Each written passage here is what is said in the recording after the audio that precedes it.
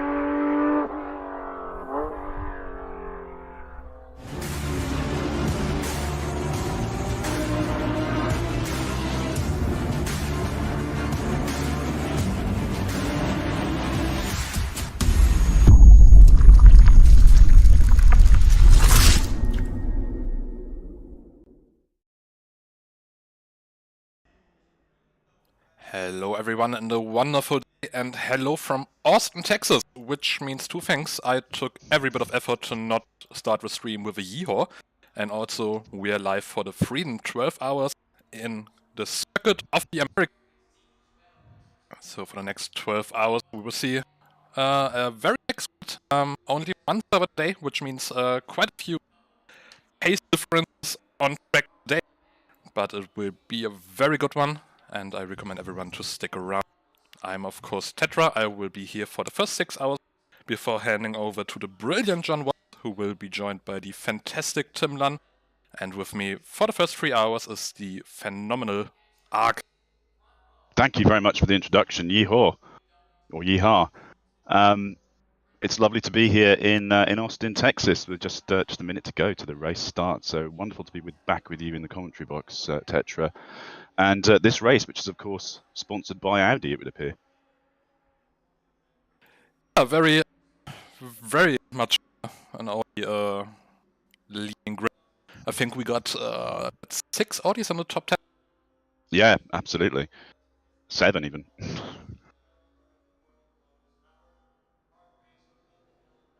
So, before we start with the information, just going down the grid for the first 10 teams starting. In P1, it's Le Mans car number 2 with an Audi, no surprises there. In the second one, we also have an Audi, that's Simulation Esport.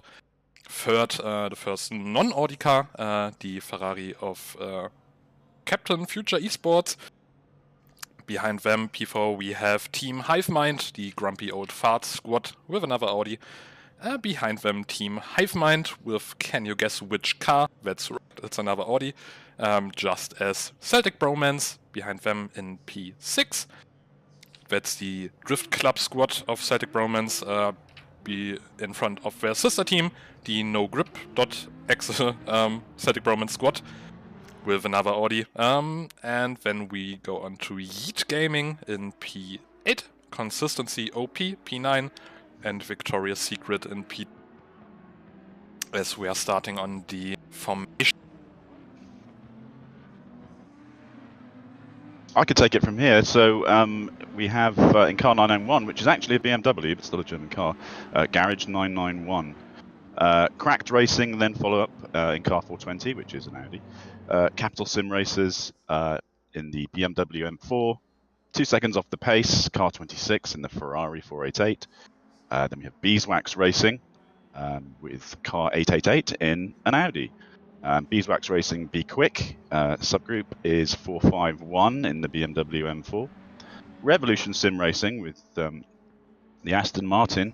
I think that's the first. Oh no, there's a Ferrari. It's the first non-German car in the top 20. Revolution Sim Racing car 33. RPMS SimSport coming in with car 707 in the Lamborghini. Indian Racing Community in the Audi Sport, car 24. Virtual Drivers Alliance in the Ferrari, car 115. Car number 1, small PP with the McLaren No Name, which I think is actually their name, in car 95 in the Porsche, the only Porsche I think we have on the grid. The Brexit Boys in the McLaren, that's Brexit Boys purple. Amino Assetto Motorhersteller in car 28 in the BMW. Another BMW with No Time to P, 340. JVM Racing with car 478, the McLaren. Hella Gewürz Ketchup Racing, which I think was a late entry, Boom and Zoom team, that's car 77 in the BMW. Castro Esports, car 25 in the Ferrari. 2 Hexagon Nation teams, black and white, in cars 114 and 10, that's BMW and McLaren. Fuzzy Llamas with a wide selection of admins is car 69, of course, in the McLaren. Karimba Bimba Motorsport then following them in the Aston.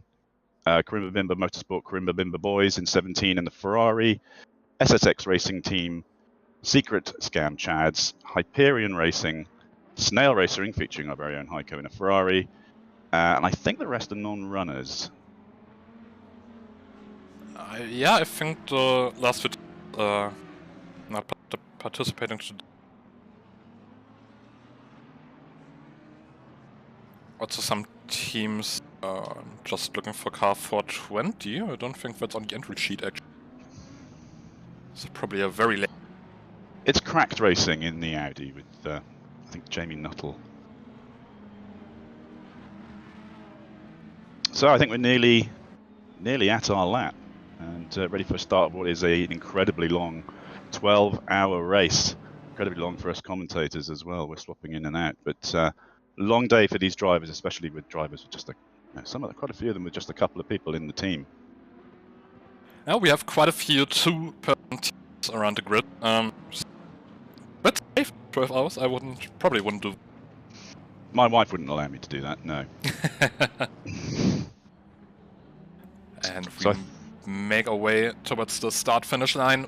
Very short straight with the run up to turn 1, which is a bit Monza-esque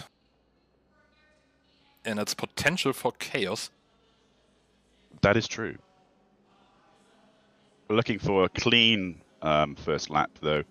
There's a long way to go, and I think in the driver's briefing that was particularly emphasised as we wait for the off. And we are off. So it's car number 2, leading lap. Just keeping an eye on the back.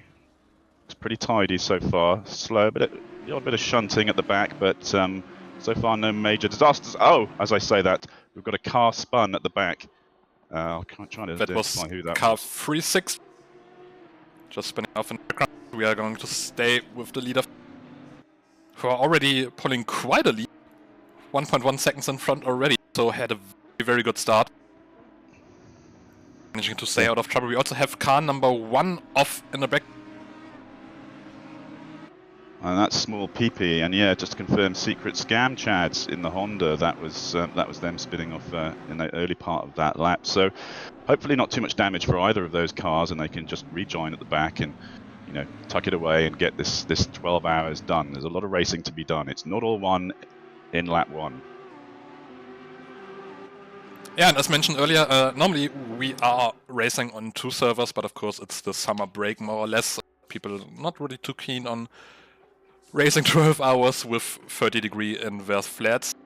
So only 1 server today, which has the effect of having quite a few different paces on the server. But so far, very clean first. Let's hope it stays. We want to see. Yeah, I think it was relatively clean. I think I've seen way worse at the beginning of endurance races, and certainly hour-long races, as Fazekas is forced out wide just a little bit there.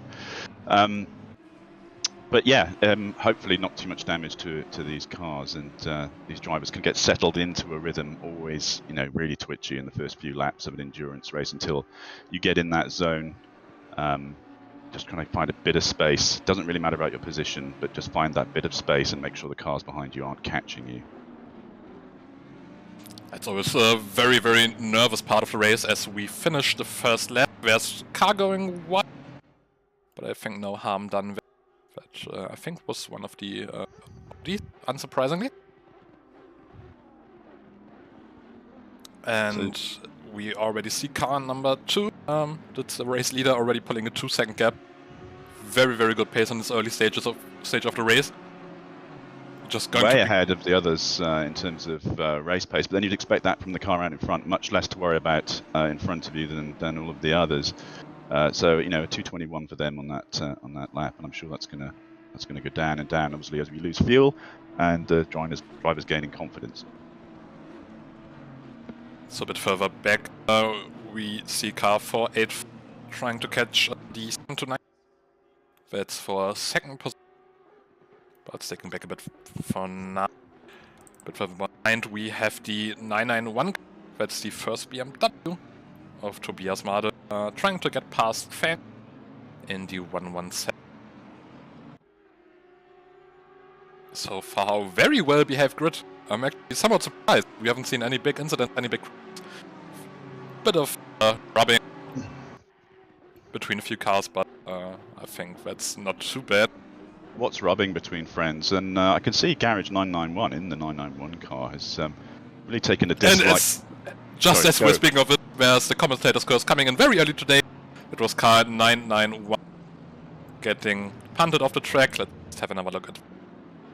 I was about to say that they'd done well to get into the Audis. They were on the grid around 10th, 11th position, and they'd made their way up to 6th. And I promise not to talk about them again.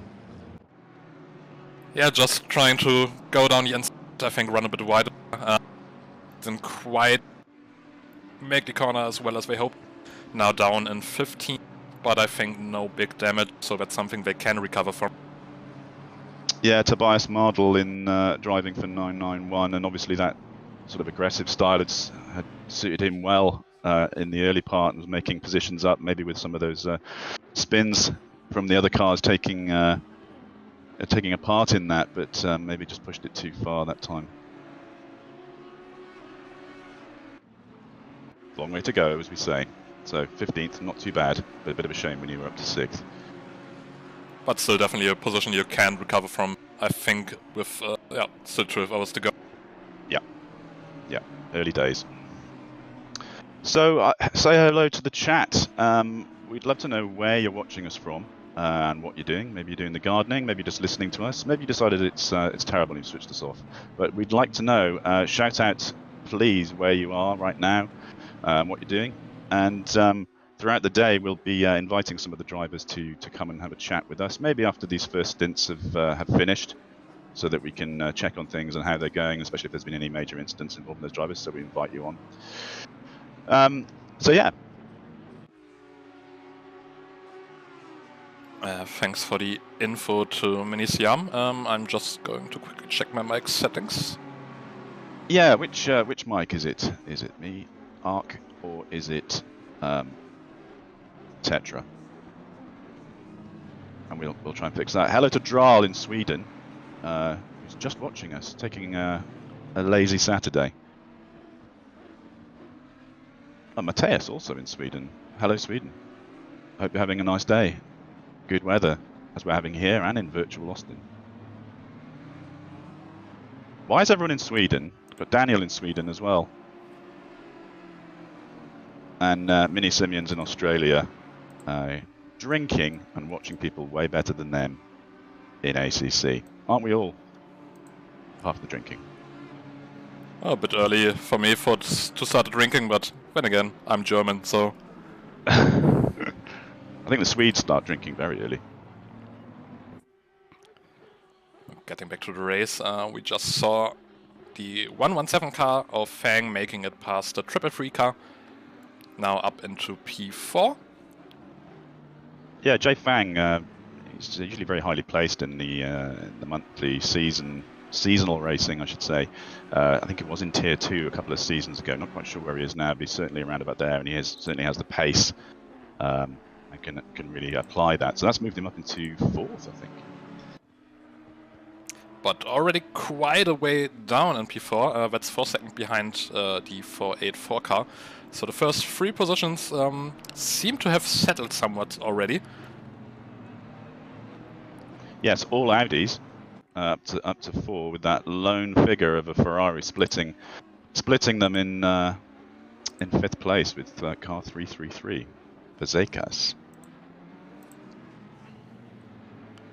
And we had just had an incident somewhere around the back.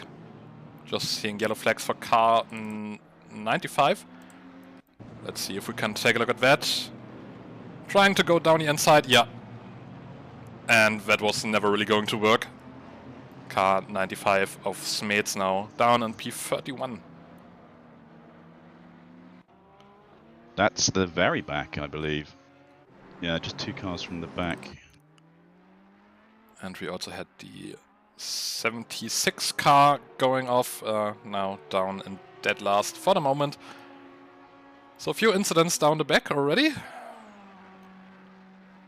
Yeah, I mean, the real thing is the damage in this situation. If you perhaps have stepped out a bit too far in a corner, lost traction, spun a bit, gone on the grass, come back on, it's not a disaster.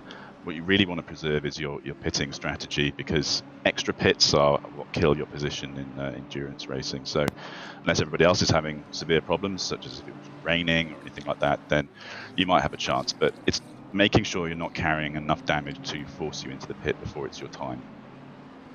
Also getting everything up to speed in case you're new to watching Apex Online Racing endurance races.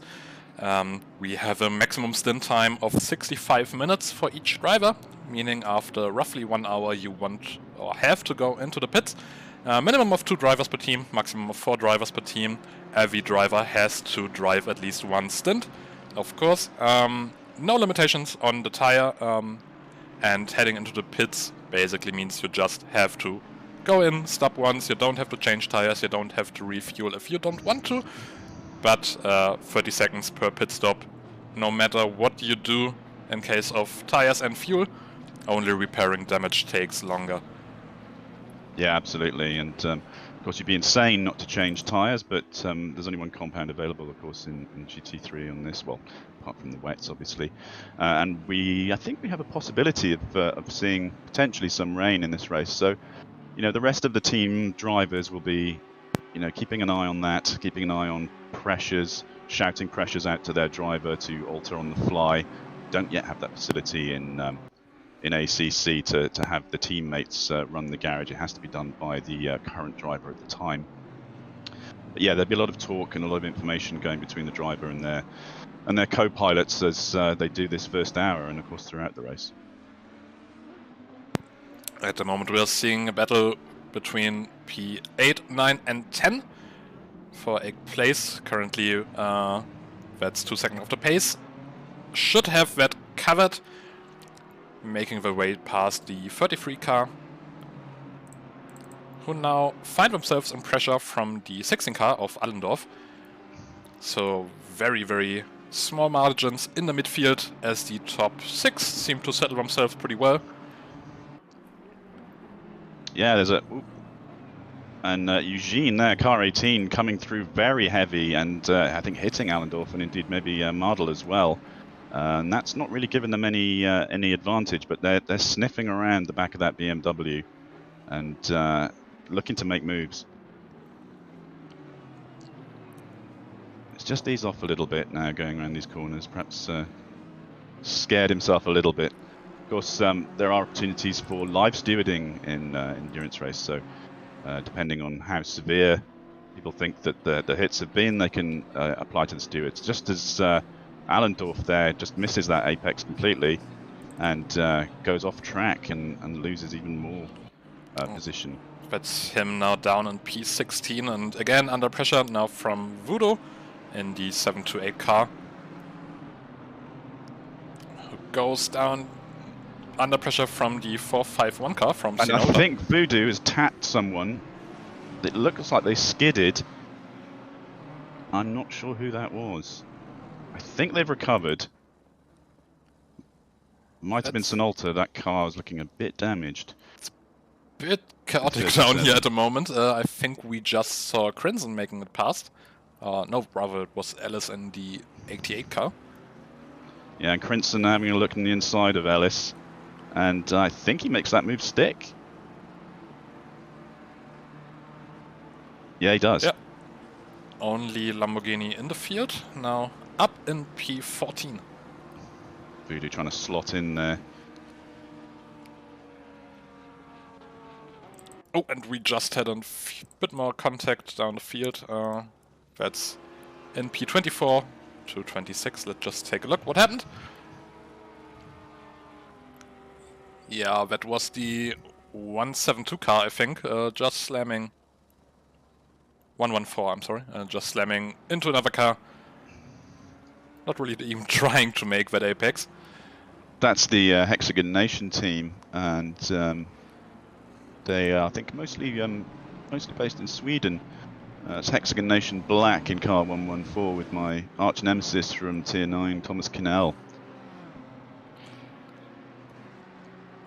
So still staying with this midfield battle for the moment.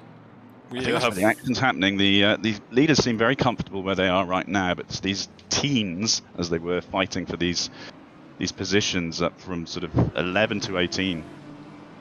At the moment we have, I think, 5 cars within 1 second of each other, so I don't think we're going to see those cars settle into their positions anytime soon.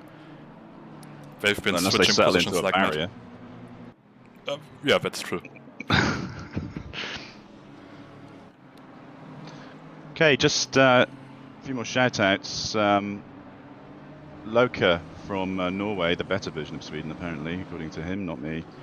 And we've got Schlumpf in Germany, cheering for Krumba Bimba. And yeah, hi to everybody. Thanks for joining us. Hope you're not too hot. It's a nice day here in the UK where I am, certainly. I hope so for you, Tetra, as well. Very, very nice 20 degrees outside after another small heat wave. But I'm on about the longitude of Scotland, so not really representative for Germany, as we see Voodoo going down the inside of Ellis, making it P17. So what better way to spend a lovely day than to strap yourselves in for 12 hours of virtual racing? Yes, Simeon also just pointing out a lot of aggressive driving for 12-hour endurance. I think we always see that, more or less. We are always saying, it's 12 hours, be calm, it's a long race. But of course, once you're in the driving seat and you have that car in front of you, and you have the chance to go one up, you quickly forget about the 12 hours in front of you. Yeah, a lot of these guys are used to 1 hour stint racing. And so, 1 hour and the race is complete rather than a stint, sorry.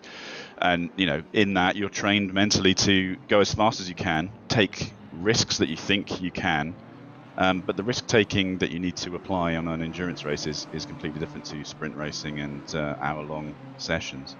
So I think it takes a lot to get out of that mindset. Speaking of which, a bit further up the field, we just saw another few aggressive moves. The 991 car now on P9, recovering after that incident a bit earlier. And getting past the 888 car and the 55 car. Eugene now on the heels of the 55 car, trying to get back into the top 10. Heading into turn 11 on the long straight. We haven't actually talked all that much about the track yet. Of course, new addition to ACC. Or we mentioned a bit earlier, I haven't actually driven it yet in this game. I've bought a DLC just this morning to commentate on this race. Have you already driven around here?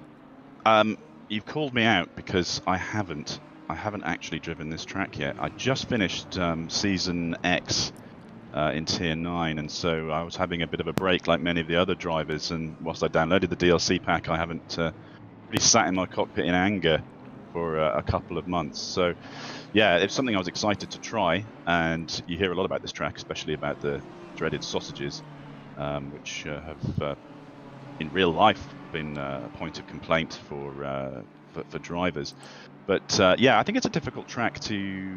If it does good things do go wrong, they do go spectacularly wrong thanks to those sausages. But it's a track that's been, I think it's only 10 years old, and it's been inspired, if you like to say that, by many other tracks around the world. I think several of the corners are modelled on certain things like Senna S's and parts of Hockenheim. And so, you know, the Americans have taken what they think are the best sections of other world racetracks and made them into one sort of melange racetrack. Which, you know, is apparently very fun to drive. But yeah, I feel underqualified, I'm afraid, coming into this, having not driven it myself, at least in anger. The thing that always strikes me about this track is just that it's one difficult corner after the other. There's no real place to actually take a breather, just relax, other than the straight after turn 11. Before that you have, of course, turn 1, really exciting corner. I think one of the best first turns in sim racing. Very, very narrow, but also a lot of room. Then you go into, yeah, basically from turn 3 into turn 10, you have Maggots and Beckett's followed by the Senna S. Just almost into whiplash territory around these corners. And then the stadium section from turn 12 up to turn 19. Also very difficult high-speed corners, difficult braking spots. So it's a true test of the endurance driver because there's no coasting allowed. You're full maximum concentration, and that's going to be particularly difficult for, well, as it is for any endurance race, for teams with not many drivers in. I think that at least if you're a team of 4, whilst you're spreading the odds or the chances of having a weaker driver, you are at least giving everyone a mental break, at least, for longer periods of times. But switching every hour must be very difficult for some of these teams. Back on track, we have the first position and the first fight in the top 10 positions in a while.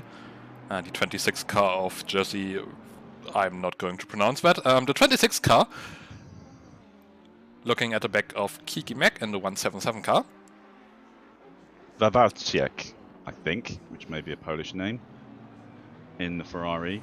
And yeah, those first few 5-6 cars really settling in with a sort of an average 3-second gap between them now, and just really trying to get this first stint done. And I think everybody would be happy to take it home in what's happening there. And it's only car number 26 that's really fighting with that with Kiki Mack for that 6th position. That's kind of the only real drama happening in this top 10. We also saw 2:10 around the last lap for Kiki Mack, so I think a small mistake somewhere in there. 2:6 up to 2:8, I think, the pace of the front runners at the moment. But of course, track conditions are changing. Ooh, I think there was a small punt from the 26 car. Yeah. I mean, we've unfairly not mentioned Tommy Lydon, who's piloting the number 2 car for the Le Mans Rennsport team. Qualified in first, leading this race by around 5 seconds right now, and that gap extending up as we go through this race. And you know, it's not exciting, but he's certainly putting down a mega pace, extending his lead and giving Rennsport a great chance. And they've got to be the hot favourites for this. So they've put the work in certainly already through qualification and these early laps. Yeah, so far I want to say a very boring race for them in the first 20 minutes of this race. Boring is good for 12 hours of an endurance race, so I'm sure they'll be happy to be bored. I would rather be bored than having too much excitement over 12 hours. Well, as Confucius said, it is a peril to live in exciting times, and if nothing's going on, that's good. One driver who has something going on right now is still Kiki Mack, under pressure from the 26 car for basically this entire lap. So let's see if Jersey is gonna try and move into turn 1, but I think he's too far back this time around. I think that's also allowed 991, the car that span earlier, the BMW, and car 888, another Audi, to come back into this as well. They're still a little bit of a way off, but they can certainly see the taillights very clearly of Mack and Vavricek. And that maybe letting the slower pace of Mack, maybe letting everybody back in and causing a bit more of a concertina at the back end of the top 10 here.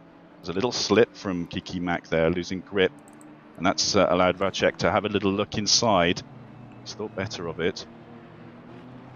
But yeah, this is something that's only going to build, and these two other cars, 18 and 32, right up there now with that lessening of pace. Good recovery from Madl so far. We saw him drop down to 15th after a small error early in the lap. Now back up to 9th and on the heels of P8 and P7. The pace doesn't lie, does it? I mean, people spin, and this is the dread, I think, when you have super fast racers who've had a bit of an accident. And you know, you're a mid-tier driver, and then they come zooming up from the back of the pack. And I think we had car 420, for example, today had to start from the pit. But they qualified well. They qualified in the low teens, and they had some connection problems, I think, and they should be charging up. I'll actually take a look where they are right now. I mean, yeah, they're up to 22. Yeah. So I think they'll be looking to make a charge. So we'll keep an eye on them as well and see how they do with that technical issue.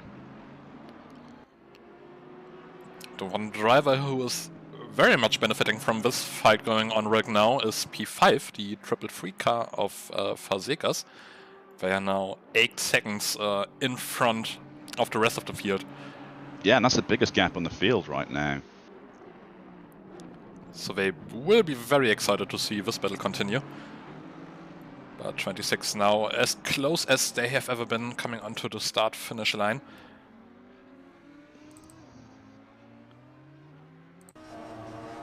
But just doesn't really have the straight line speed. Yeah. So difficult for Dyer, who's just joined this this fight in the middle here. You know, does he make a move on Varacek? Does he wait for them to try and get past Mack? Does he wait for someone to make a mistake? He's under pressure as well. These two middle cars in this quartet. You know, what do you do in these situations? It's going to be pretty difficult. He makes a mistake there actually and goes really wide. I think that's going to allow Madel to perhaps take another position back into 8th, and it has. So that's the 991 car up into P8. Let's see if he can put the pressure on the 26 car. So still struggling to get past Kiki Mack. Mack defending for his life.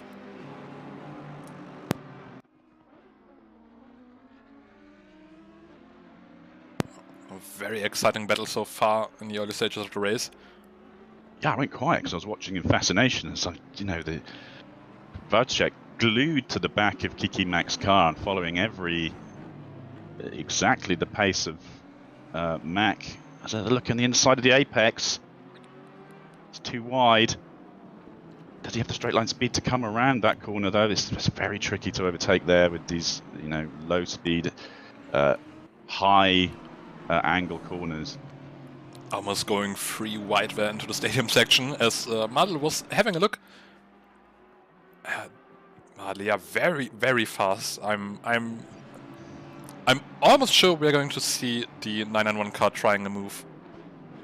Yeah, and as I say that, 26 car getting past and Madl also taking the opportunity. Yeah, I think it might have been a mistake there from Kiki Mack. Not an evident one, but maybe a bit too slow on the power, and maybe just a slightly bit too much width on that last corner, and that's dropped him 2 places. And so the 24 3 places. Oh yeah, no, just as I was speaking. So the 24 carat car 33, as it's being referred to in the chat, pure gold, gets what it wants after about 3 or 4 laps of battling, and all of those cars get to go through, and Kiki Mack has to try and stay in touch with these guys as they look to break away. He could do well by just, you know, keeping on the back of that. I think it's the Aston 33. Oh, but dropping back quite a bit so far, and also just as a side note, probably my favorite livery on the 177 car. Yeah, it's nice. It's easy to keep to spot, that's for sure. It's like someone's coloured it in with a highlighter pen. And the one car that's actually trying to keep that livery inside is the AAA car, who's now closing in. So yeah, not a good lap for Kiki Mac, losing 3 places, maybe 4 in a few laps time, but we'll see. Again, keeps his head. He's probably a bit relieved that he's actually not having to see the looming 24-carat Goldfinger car behind him, and just taking a break from that. But he can't relax. He's got Dyer up just behind him in car 33 as he makes another mistake there. He goes right off the track, and that allows Dyer to get through. So another place down in the space of a lap for Kiki Mac.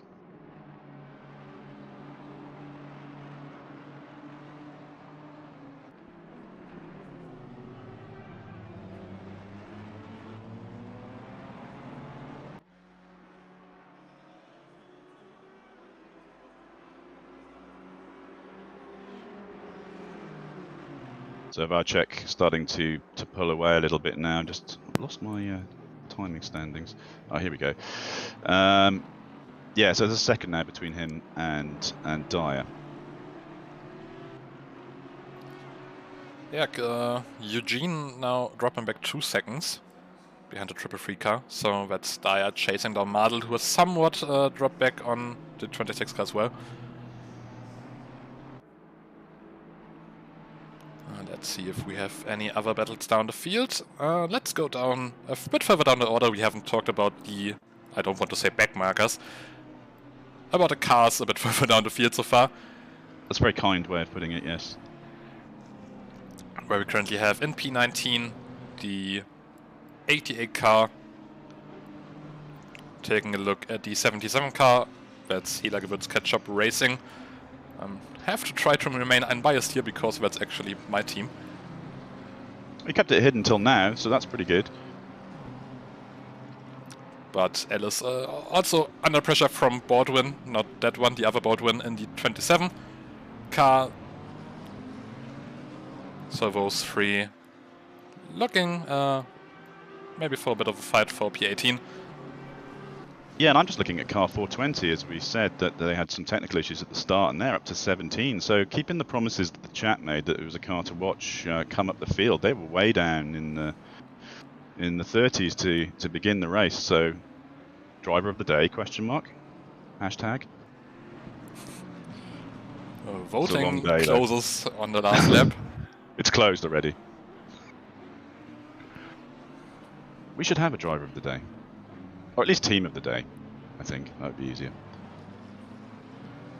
We can maybe ask the chat towards the end of the race. I think once they will have forgotten the first 10 hours of the race. An informal driver / team of the day. I just wanted to mention one driver that no doubt would be a contestant for that, is our leading driver, P2, that's Leiden, who has been leading 6 seconds in front, but now that lead dropping back to 2 seconds. Yeah, he must have had some sort of issue. I hadn't kept an eye.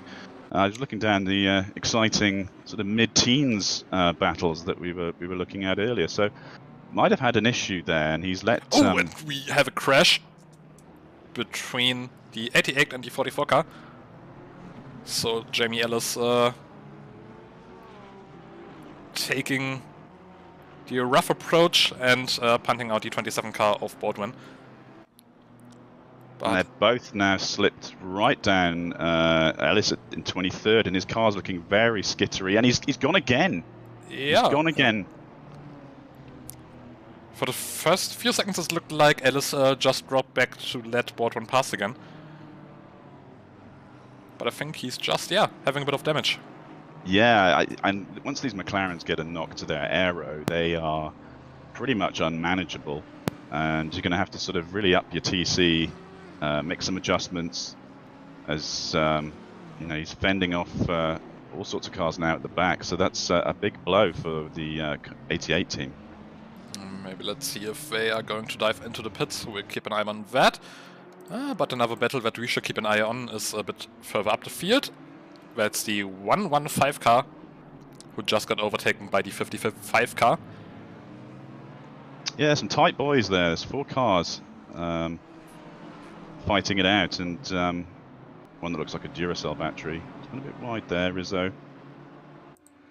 The BMW charging through the apex there, Allendorf trying to make that overtake stick, but not quite. Now has the inside coming onto the straight finish, but of course also in turn under pressure from COTA behind him. So that should be an exciting turn 1. Once again, 4 cars fighting for places, and this is where we get our money's worth in these races. No offense to the teams leading. Just looking at keeping an eye on the gap at the front, and it's down to 1.7. So Leiden might well have gone off. Maybe he can extend that back out again. So I'll keep an eye on that and let you know if anything tightens up at the front. And that was a very clean turn 1 from those cars, from P11 down into P14. Nobody really tried any moves, so keeping it clean, thankfully. That's what we want to see. Or now settling a bit. And let's just quickly jump back to Tobias Madel, who we followed for a few laps. Still on the back of the 26 car. Managed to get that gap right down to 10s now. On their way to recover from an early incident. But of course they have been starting in P11, so... Yeah. So I'm just getting a message saying that the car or the game audio might be a little low. Can I just check in with the chat if that's the case? I think you can hear us both a lot more clearly now, but let us know if the game audio is okay for you. Sorry, Tetra.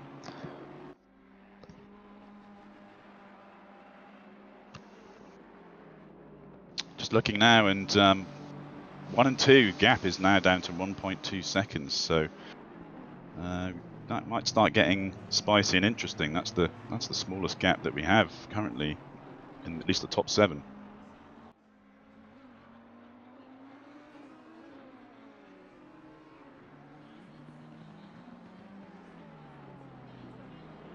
Chat seems nonplussed by my audio request, which must mean it's okay. No feedback is good feedback, I guess. So just looking at the front, I don't think there was any sort of mistake by Leiden. He just seems to have somewhat dropped the pace. So at the moment, DOR around 3 to 4 tenths faster per lap.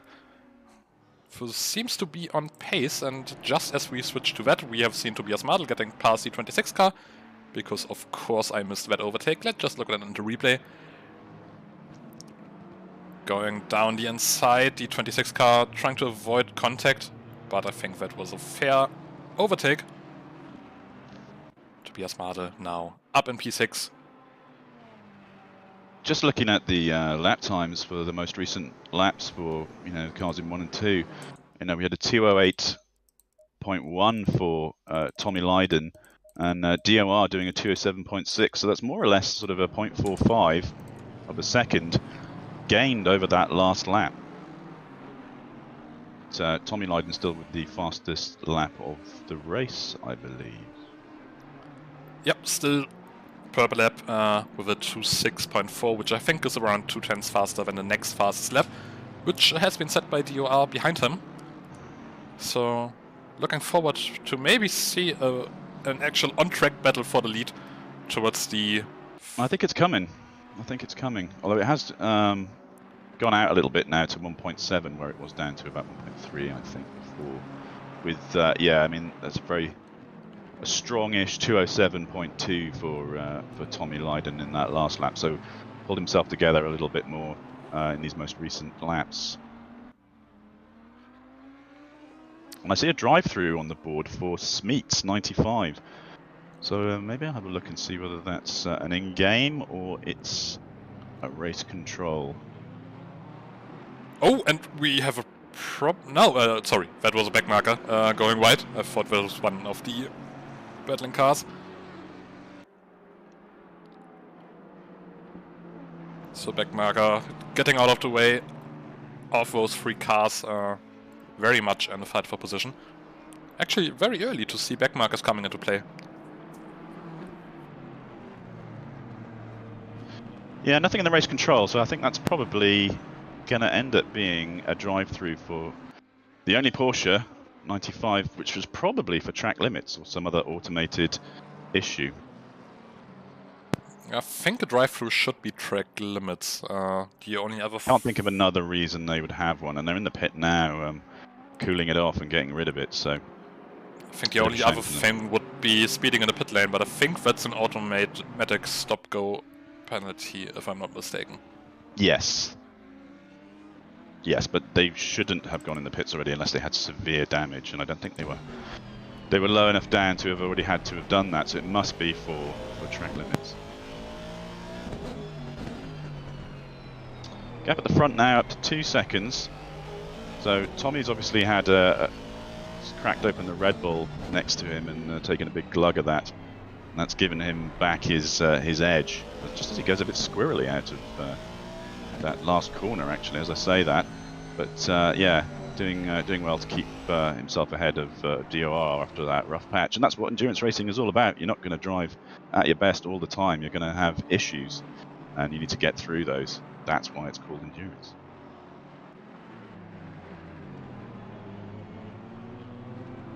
As we've just seen, the 26 car with a mistake going down into 8th position. So that enabled Jason Dyer of Revolution Sim Racing to get past.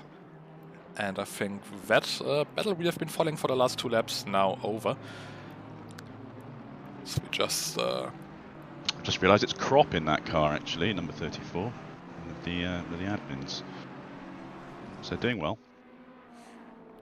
Not quite crop weather this time, but still 11 hours to go. So we've just been told the 420 car on their mission to make up positions after that those connection issues at the start, having to start from pit lane up to P15. And currently catching another train, so we'll keep an eye on that. Yeah, in that 80s livery. Oh, that's brilliant. Only It's just nice. seen that. I like it.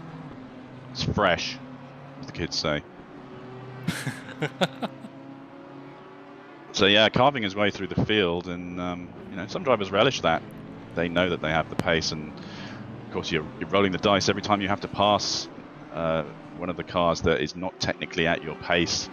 So it's always better to be in your true pace position. But you know, it's been an exciting race for car 420. Definitely. Also a contestant for the team of the day contest we just made up. Yeah, that doesn't really exist, but probably will by the end. Looking at you, Tim, to sort that out. When you come on at the end, nearly midnight, or just after midnight when this race does end, which puts into perspective how much rubber will be left on this track after those 12 hours. So interesting to see how these guys do towards the end. Certainly ones to watch. I definitely pitch them into top 10 as finishers. So let's see. We have the 95 car stationary on track. Not sure what happened there.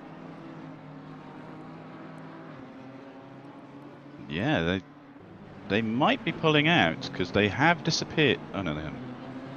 Yeah, I think they've disappeared for me, which is not a good sign. I mean, sometimes when you've got a 12-hour race and you have high hopes and you've had some issues, and you know, a lot of people pull the pin in these first sessions and say, well, you know, to hell with that, I'm going to go to Sainsbury's instead, buy a load of vodka and spend the rest of the day that way, because you know, it's a long old race to be at the back if things aren't working for you. Yeah, but looking at the way they just stopped in the middle of the S's, looked like some sort of connection issues. Yeah. Let's hope they can get back into the race if they wish to do so. Yeah, and that really is the worst, because it's totally beyond your control. I've got workmen outside now, and I'm terrified that they're going to snip something, because I know they're putting new internet in my street. Fibre optics, I'm very excited, but in the meantime, you know, if your internet connection goes, or if my internet connection goes, I can, you can fill in and I can get back in 5 minutes and it's probably all right. But when you're racing like this and your internet connection, especially for that lead driver, has to be on point for all of those 12 hours. And, it's that sort of Damocles internet-wise. It could go at any minute, and not something you have to deal with in real life. Speaking of lead drivers, the number 2 car seemed to have stabilized with the 2-second gap to the 729 car. So I think the battle at the front we had hoped for not coming, at least this stint. But will certainly be exciting after the pit stops. Yeah, and I think that'll be the first real, shuffle that we have. I mean, there's, I wonder how many of these cars, these front runners, are using the manual pit stop strategy over the automatic, which does give you a few more seconds. And of course, a few more seconds on track is a huge distance at this early stage, at least in the endurance. So, trying to get everything they can out of these stints and everything they can out of these pit stops, and maybe taking it up right to the wire in terms of the 65-minute stint might be a tactic for some of these cars, so that you're accumulating time towards the end, because that's 12 5-minute sections that you can, effectively reduce an entire stop in your strategy by. That didn't make any sense.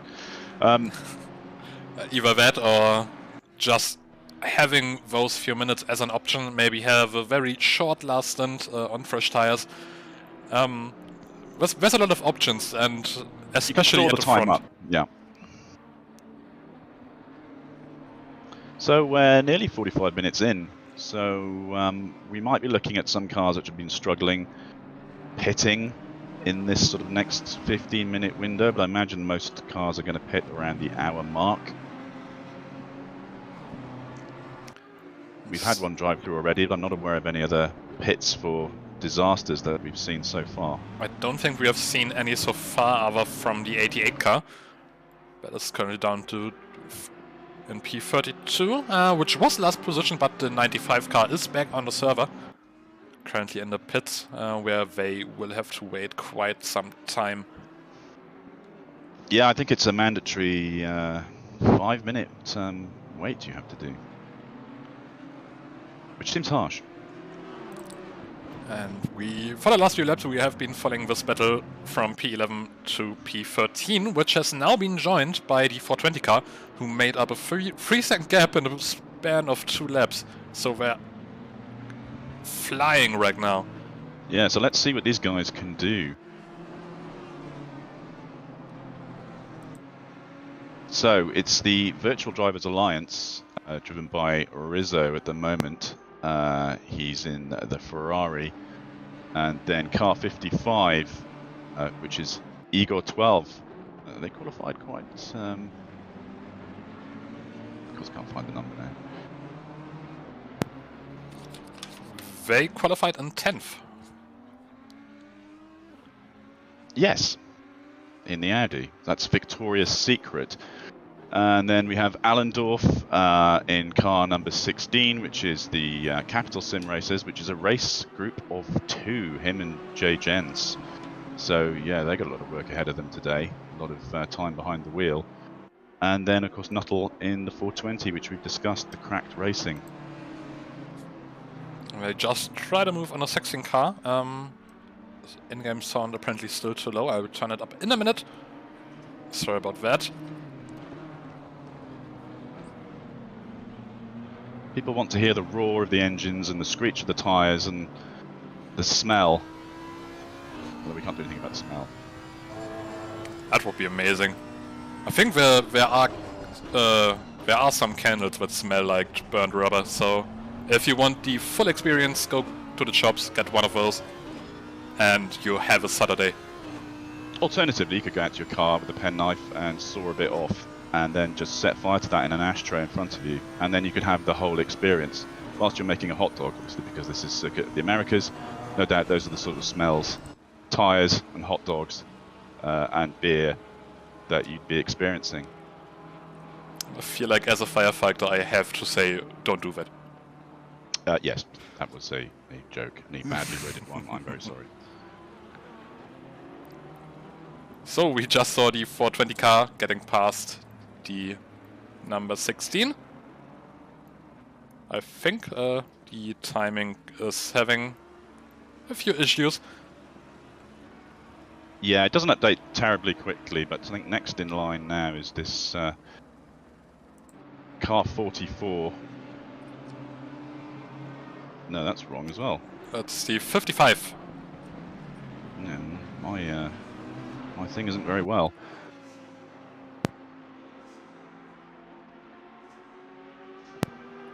So Jamie Nuttall, yeah, picking his next victim. Coming in turn 1. Has the inside line, takes the inside line. Easy job. So yeah, true colours there showing through. You know, it's pace doesn't lie, especially over the course of such a long race. Barring accidents, you are as fast as where you're supposed to be, and I find that even in hour races that sometimes you just have to accept that you are that fast and you're in the middle tier, and only accidents are gonna pull you up the order. So, you know, Nuttall obviously an experienced driver who's relishing this experience of pulling in everybody else. That explains why I mostly found myself towards the back of the grid. Yeah, I'm a solid mid to back tier driver, certainly. I feel comfortable there though. I think I'd be terrified if I was out front. I think up front isn't actually all that bad, especially if you have sort of a gap, like the gap that Leiden has at the moment, our lead driver. You're just missing all those incidents, because the midfield is always a pretty dangerous place to be. I would end up being the incident if I was in the lead.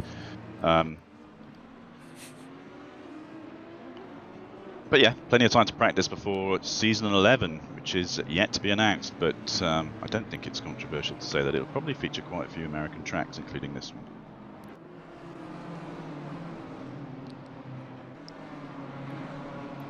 Yeah, it's not sure when it's coming, but I'm guessing it's coming quite soon after the summer's over. People's flats cool down a bit again. And of course, if you're interested in participating in an ACC league, go to apexonlineracing.com, link this down in the description. And quite soon, I'm pretty sure you will be able to sign up for the Apex Online Racing ACC leagues. Of course, also Formula 1 game leagues on that, whatever you're interested in. That starts very soon, I think, the Formula 1 league.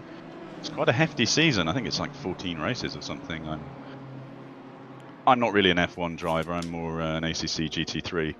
But rumours around that ACC will be hosting GT2 races with the next update, which might be the last update for ACC before Assetto Corsa 2 comes along. So that's interesting and exciting. GT2 being a whole class ahead in speed from GT3. Yeah, really looking forward to that. GT2, of course, pretty new series in real life as well.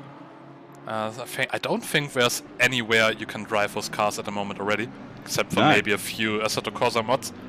So that will be very exciting. I can't wait to bin one of the GT2's high speed. Yeah, that's probably going to happen very soon. And just as soon we will see the 420 car getting past the 115 car. It looks inevitable. Make it P10. I believe there's another game which is based mostly on GT3, being manufactured in Germany, Rennsport, I think it's called.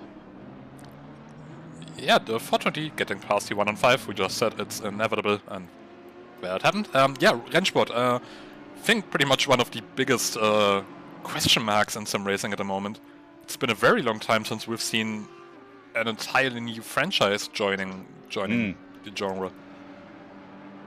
I think the initial feedback from a bunch of streamers that they had there recently in Germany was that it looked very promising. I think it was mostly unfinished and the curb physics weren't quite right, but I know that Yardia didn't get to go, but there were a few other Traxian team and all those other YouTubers went, And the feedback was very positive, but not really that playable at the moment, but plenty to be optimistic about. So I'm excited for that. Anything which gets me to use the sim cockpit that I've spent loads of money on, I can justify to my wife by spending time in it, would be great.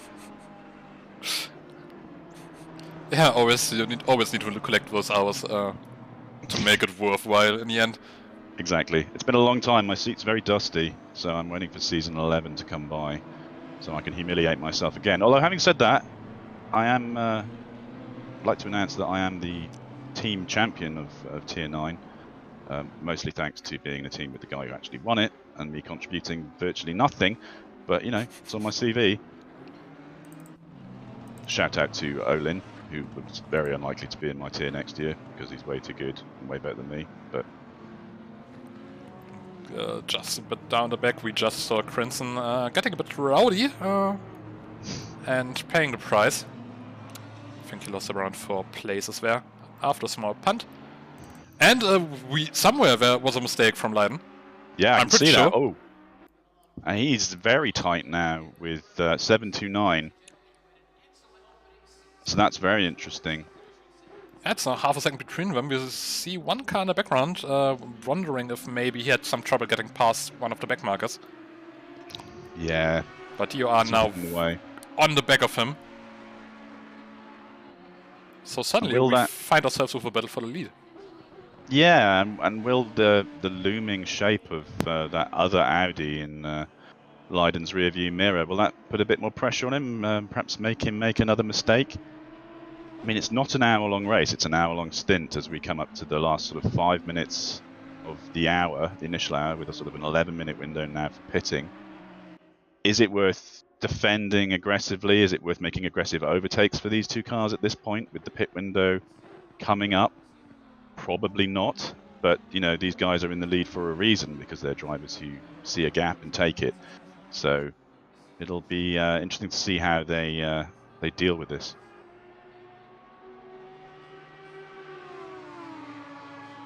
So, staying with this for the moment being... DOR still hanging back somewhat, but now very close towards the braking zone. I'm wondering if we will maybe see a move into turn 1. Also a shout out to Tobias Madl, who is in P5 right now, so got past somewhere. We missed that one. Yep, P5 already 3.5 seconds ahead. Yeah, great comeback there. They must have not had much damage or any from that initial spin, and just been able to bring that pace to get into top 5. So that's, you know, another contender for team of the day, I think, for me, the 991 team. Simeon just asking if nobody likes the Lexus. Yeah, I actually didn't even realize, but we don't have a single Lexus on the grid at the moment. Well, Also, it's not an Audi. No Bentley, I think. No, I drove the Bentley all last season, and I really liked it. And I also really like the Lexus as well. I think it just suits certain people's driving styles. I think this Audi is too meta and too tantalizing for people to put down. And, you know, why should they? If it's one of the better cars out there. I think it's taken a bit of a hammering in terms of the custom BOP, because the Audi is up to a plus 30 kilograms in this event, and all the other cars don't even go up to above 15, with the Porsche 991 being the next down with a plus 15. But yeah, even then the Audi is obviously showing itself. But even then, just looking at the top 10 with 7 Audis out of 10, the top 10 cars, maybe that should have been even a bit more. Yeah, I mean, what do you do? I mean, you nerf it out of existence, or do you just trim a bit off? But yeah, it's difficult. Yeah, I say buff all the other cars. It's one of those issues that I think most ACC leagues face. ACC has the tendency to always have one car that's somewhat above the rest. We saw the new BMW, of course, a few months ago. I think during the Endurance League, more than half of all cars were the new BMW. Now is the new Audi. And I struggled a bit with that, I have to confess. I am an Aston driver all the way. I will drive that car until it's not possible anymore. Yeah, the Aston is a great car, and it's forgiving, but at the same time you can feel like you get a bit of grunt out of it. And once you master it, the traction control is superb in both wet and dry. So speaking of which, 30 minutes on the radar says no rain. It's time to come in for, I think, first of our drivers. It's interesting to see no one's come in yet for an early one. I think everyone's waiting for the hour mark.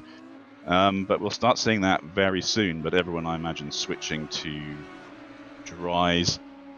And the only thing they really need to look at, and I think the the air temperature hasn't really changed from the start of the race. I think it was 25 when we started and 25 now. So those pressures should be good, unless they weren't calculated properly at the start. So probably just some mild tweaking being done on the MFD by some of these drivers now. Yeah, around 22 degrees average for the race conditions today. We have a bit of weather randomness, and we've seen it become a bit more cloudy. Not sure if we will see rain today, though. So we have the 95 car stationary again. They're having a bit of a connection issue. I mean, to have to eat. Yeah, they're parked up. That's very, very annoying. I hope they can figure it out. Yeah, it's heartbreaking. It's just no one's fault. And another yellow flag we just saw for the 707 car again. That's the lone Lamborghini on the grid. Let's see what happened with them. There was one of the McLarens in front, I think it was the 69 car, stationary on track, having to rejoin. That's Nins driving there, one of our coordinators. In the McLaren. And Leiden's going into the pits, I can report. He is pitting. Yeah, number 2 car pitting, so that promotes the 729 into the lead for now. They'll probably do another one, try and get a time trial in.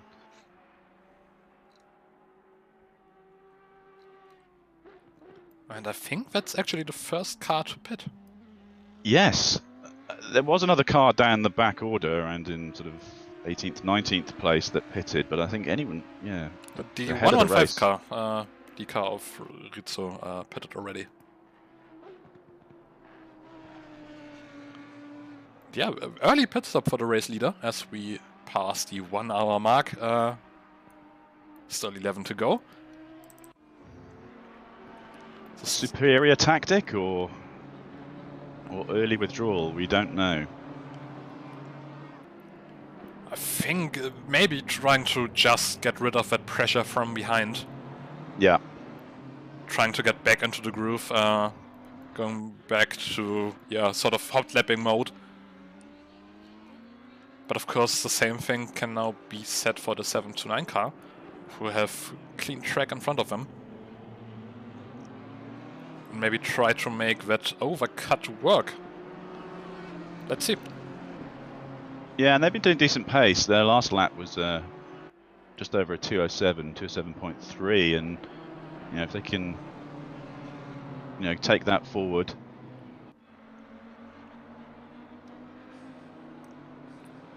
Track temperature is decreasing, as an eagle-eyed viewer just pointed out in the chat. Thanks.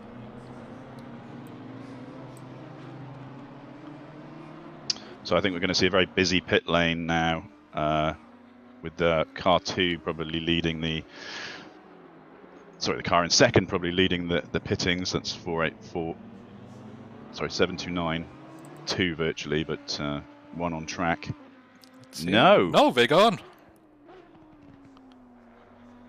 No, they're having another one. Well, I guess there's time for it. They must be feeling good about their pace. Last lap was a 2.8.1. It's actually not all that fast. No, I don't think that's really getting them any advantage, other than maybe they're just feeling okay. Also, that's the point where I would always get really nervous as a driver. Because if they have one mistake now, they will go over that stint time. Exactly, yeah, and I think having a cushion of time is something I'd be keen to have, but I've never led an endurance race, so That's also very true, yes. it's a position that they probably have considered in the gamble. Some other of the front-running drivers pitting: the 117 car, the 888 car, the 484 car, the 16 car, and the 54 car. The 991 of Tobias Madl also going on for another lap, as is the Aston Martin of Dyer, and the Ferrari of the car 26, that I'm still not going to pronounce. I'm just going to ignore the running order now for the next couple of laps or so until it all shakes out. As Leiden, I'm watching on my screen, is pursuing Voodoo at the moment, who I think is yet to pit, will probably come in this lap. Yeah, Voodoo still to pit. Leiden now the front-running driver of those cars that haven't pitted yet. But that's not going to help him, being held up by cars on a different strategy. Yeah, absolutely, and you know, they can only do so much to get past. It's not really their fault as long as they're being mindful of the car behind. It's still going to slow you down, though. Simeon, if by pit window you mean when they have to pit, 65 minutes is the maximum stint time.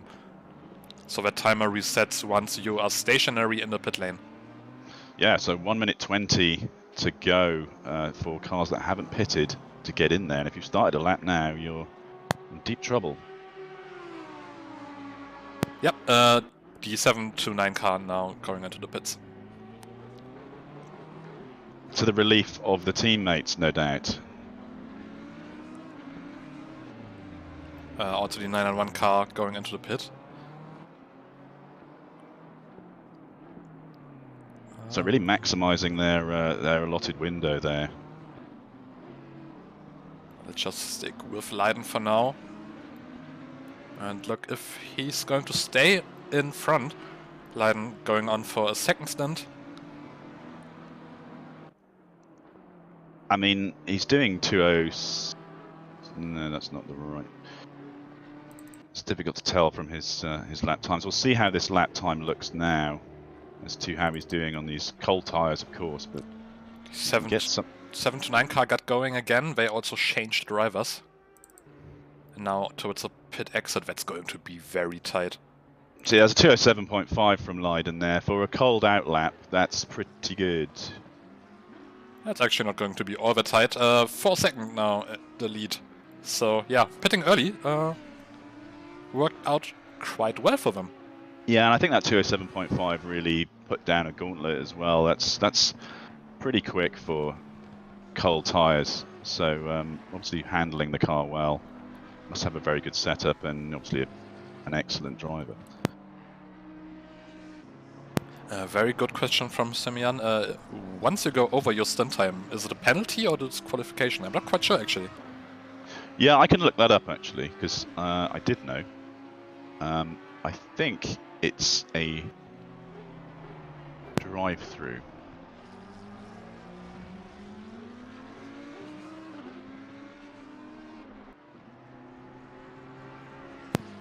So now that most cars have been into the pits, the order, I think pretty much the same as before. Tommy Leiden, of course, extending his advantage by quite a bit, gained around 4 seconds by pitting early. Still the 7 to 9 car after driver change. Tim Moore's now in the car in second. We have the 484 car of Philip Slosky, who I think drove the last stint as well. Followed by the 117 car of Ida Wilspin. Hopefully that name not going to be prophetic. And the 420 car had an incident. Oh no.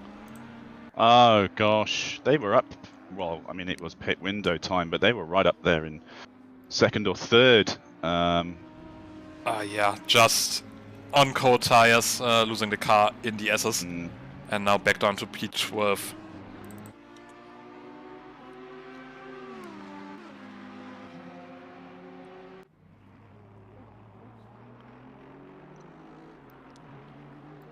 888 car benefiting from that in a fight for P10 with the 115 car.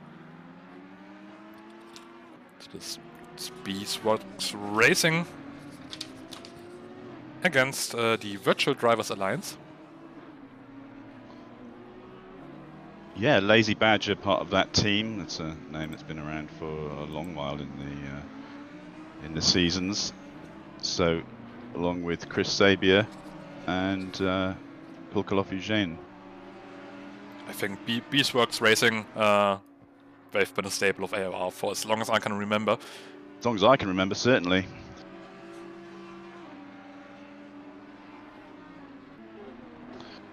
So shout out as well to Viking Rap, who's I take special attention on, who's another Welsh driver, such as myself, in car 69 in the McLaren. So the names have all changed, apart from Leiden and maybe a couple of others. Rizzo still out there, I see, doing a second stint. I think Lautenschlager as well was also the lead driver for 77. So a few people not changing, and maybe that's a tactic for some of the teams with lower numbers of drivers. If you can manage a 2-hour stint, then that's a 2-hour stint for the next driver if you're sharing equally. So the 420 car spinning again. Sorry to interrupt you. Again. Another accident now down into P15. I think it was the same part of the track as the last one. To get back to you, the 77 car, only 2 drivers in that team. So yeah, I agree. Switching every hour in a 2-person team, not really worth it, I think. You only have 1 hour to come down, relax, once you're out of the car. I mean, even simple stuff, like you have to eat at some point. It's gonna be tight. Yeah, there are you bodily only have 1 hour that need to be taken care of. I mean, no one worries about us commentators, but then we're not. We're lightly concentrating compared to these guys.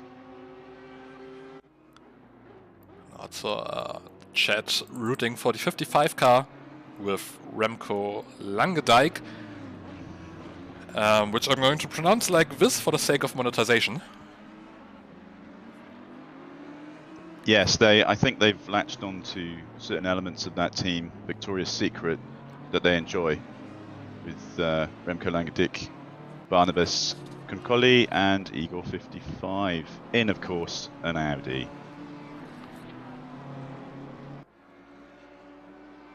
What else could it be? Although surprisingly, we have 4 Ferraris on the field, and 3 of those are in the top 10 right now. Yeah, that's a good showing, and we've got car 991 up there as well. Obviously, we've been keeping an eye on in the BMW. So, you know, it's not all Audi, it's not all Volkswagen. At least some sort of variety in the top 10. Actually, yeah, only 5 Audis remaining in the top 10. So 2 of them drop back. Your favourite car up into 6th place with car 33, which is the Revolution Sim Racing team, another 2-man team with Korn Borsches and Jason Dyer. So they've been quietly creeping up the order. Must have had a great switch over. Yeah, they have started in 17th, I think. Yeah, good showing. As at the moment, no cars really close on track, except for the car number 10 down in 29th, chasing after the car number 1. So we're going to stick with them for a while. Yeah, and just news from the front while you're looking at that is that the gap now that Leiden has put in front of car 729 is now 9 seconds. Oh wow, yeah. So that early pit, and certainly I think that fast outlap really paying off. And we may have seen 729. I didn't keep a close eye on them. They may have had perhaps a slightly slower pit, maybe an automated pit. I know that when I've been doing endurance and handing over, sometimes the game hangs up and glitches.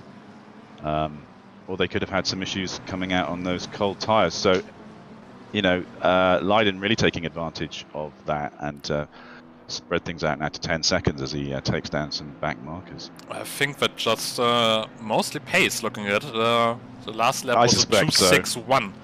I suspect so. Also sometime before that, they improved on the best lap of the race to a 2.6.0. That's over half a second quicker than the next fastest lap. So yeah, fastest driver on the track at the moment by a lot. Yeah. That is a lot. A 0.6 of a second is a lot. A few issues there for car number 1 and car 114. Both of them spinning out at the same time, I think. I don't think there was any contact. Yeah. Oh no, there was. The BMW 114 not staying on the brakes after they spun and collecting the number 1 car. That's rule number 1, and that might be something the stewards might have to look into. Yeah, always one of the most annoying things when you see someone spinning in front of you and you just know they're not going to hold onto the brakes. Yeah.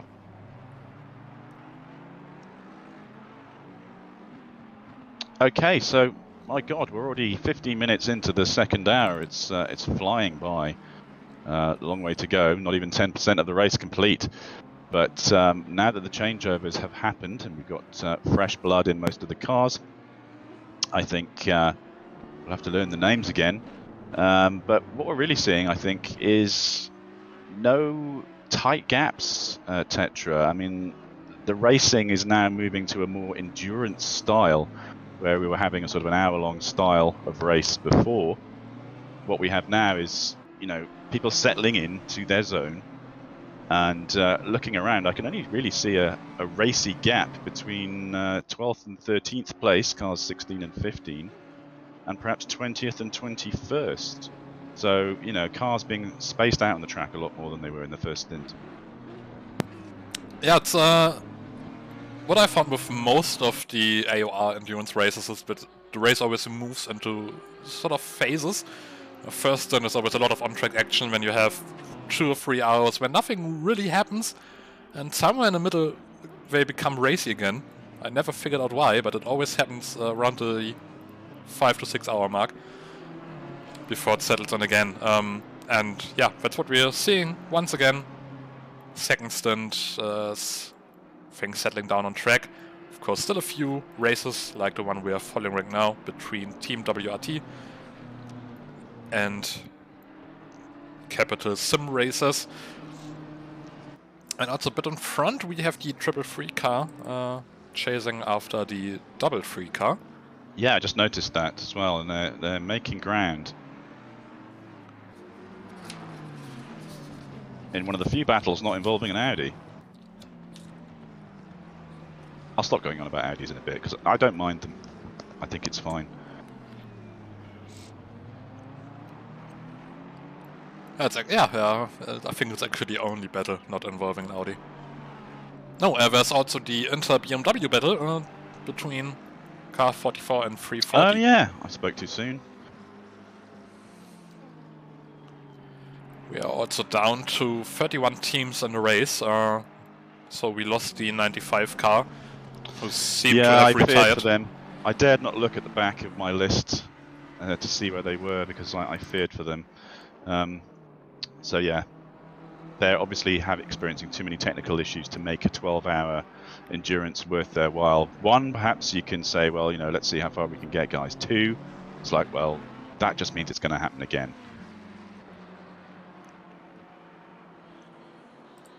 Yeah, maybe taking a look if we have any info about them on Discord, but we don't, apparently.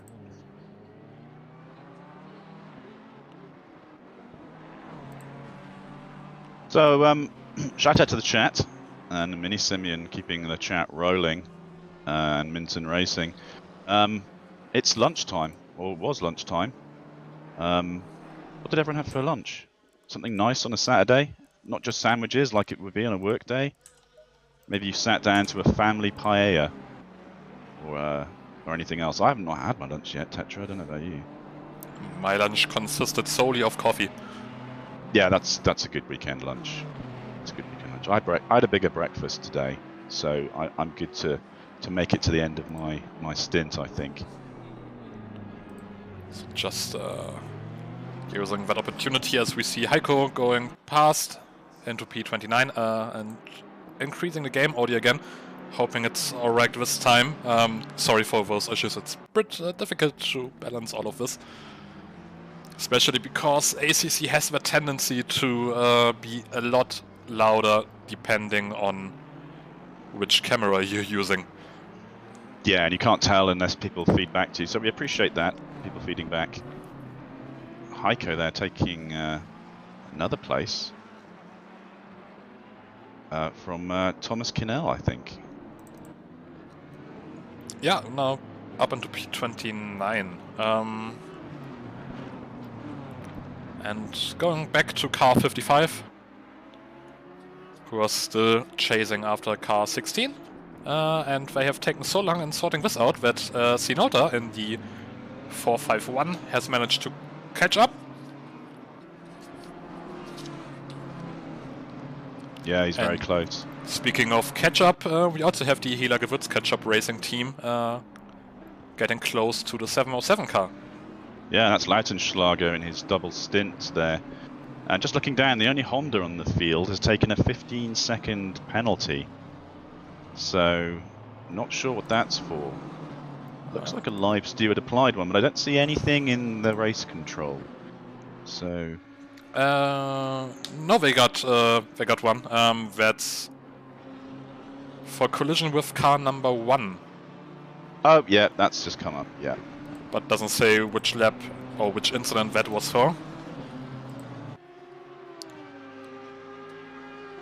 Must have been a long time ago, because car number 1 is quite a little down the order. Yeah, definitely pre the pit stop. I think that's really shuffled everyone around.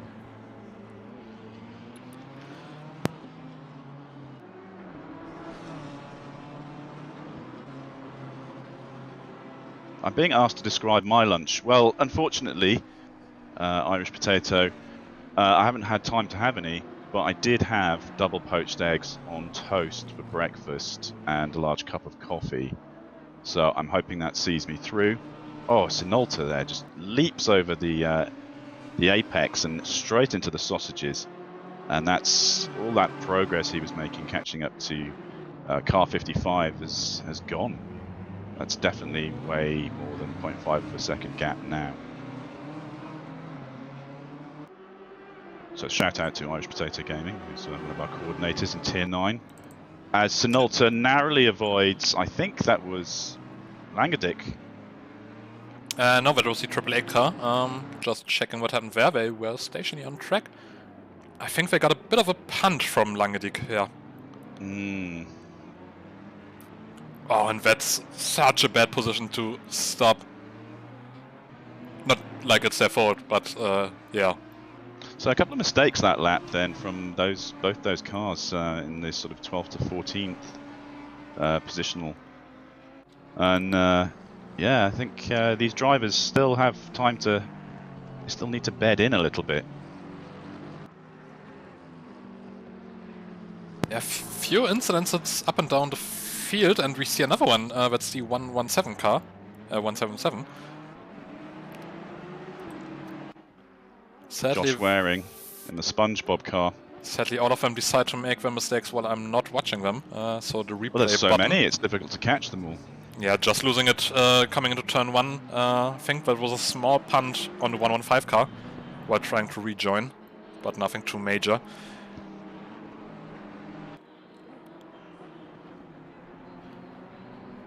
This is the time when these tyres should be coming into peak as well, so it may be issues that, you know, they've dialed in slightly wrong pressures and it's making the cars a bit slidey when they should be more optimal at this point of the race.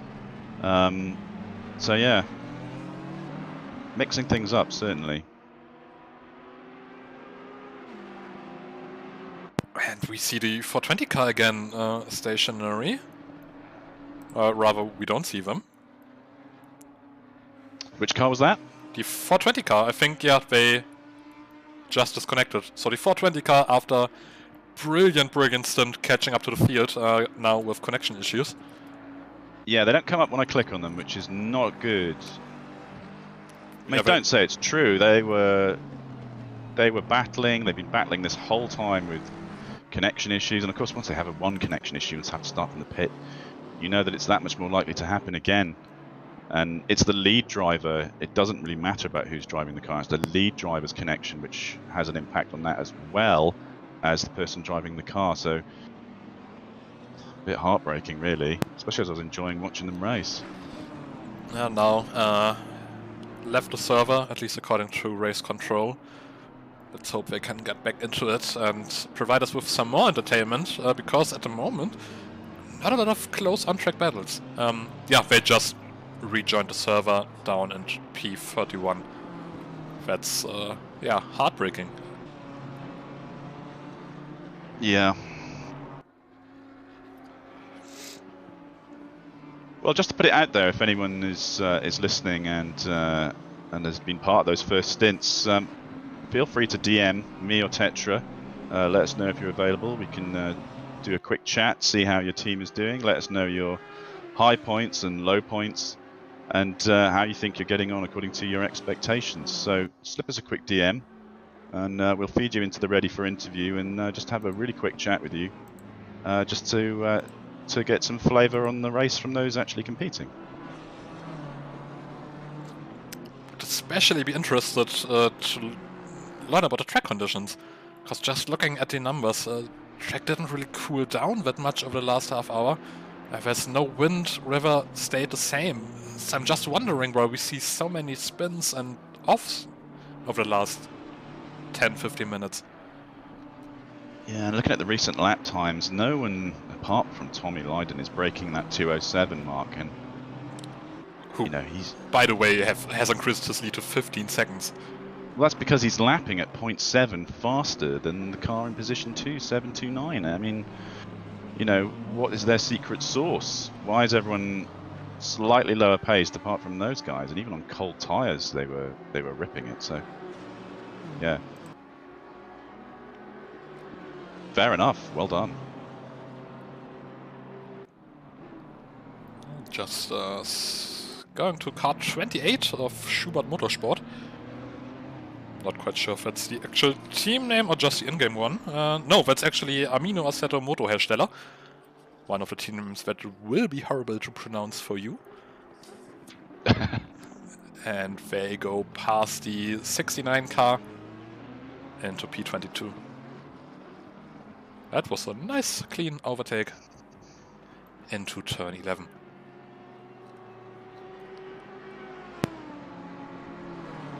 Ich kann sprechen Deutsch ein bisschen. So the fact that you didn't answer that means that it wasn't good. So no, it was alright. Yeah. 69 car going a bit wide. I think it's mostly the other guys who always struggle a lot with those German team names. Yeah, and there's a lot of Polish and Slavic type names as well that struggle a bit on.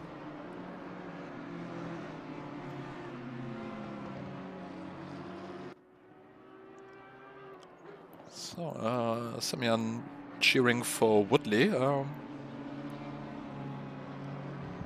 Not quite sure which car that is actually. So it looks like car 420 are back, showing some spunk in continuing with the race as Jamie Nuttall tries to recover from that disconnect. I suspect that one more disconnect will be that for them, much like car 95, who F in chat disconnected out of the race. So yeah, Nuttall, we saw them fight all the way back from the back in the previous session, and they've got to do it all over again this session. We also have a bit of action at the front again. The 991 car, who we have seen with a brilliant recovery drive earlier this race, trying to chase down P4. have quite a lot of pace. I think we might see them challenge for the podium positions later on this race if they keep this up. I mean, they've been consistent. They've been one of the more consistent barring spins of all the race teams so far, and that gap down to 0.8 now, and it's Willspin ahead in the team car number 117, which is the Yeet Gaming. Just two guys, him and Jay Fang, who did a great first stint. Very solid. I think kept that 4th place for really much most of that first stint. And yeah, a bit under threat now from Schröer. The gap seems to stabilize at around 1 second. At least last time around, Schröer was faster.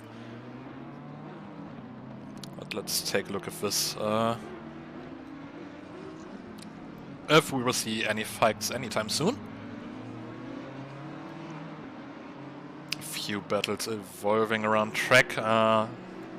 We have been following the 77 car, chasing on the 707 car. That's still happening. We also have Sinota again after that mistake earlier on the back of the 55 car. That's for 12th position.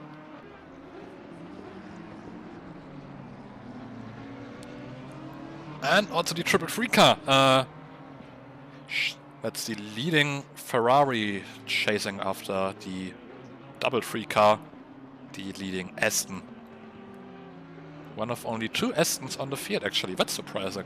I just realized that. Yeah, it's such a reliable car, especially for something like an endurance race. And I guess I don't know if people really know what the best suited car to this track is. Well, I'll probably guess it's the Audi, but I'm surprised to see no Bentleys.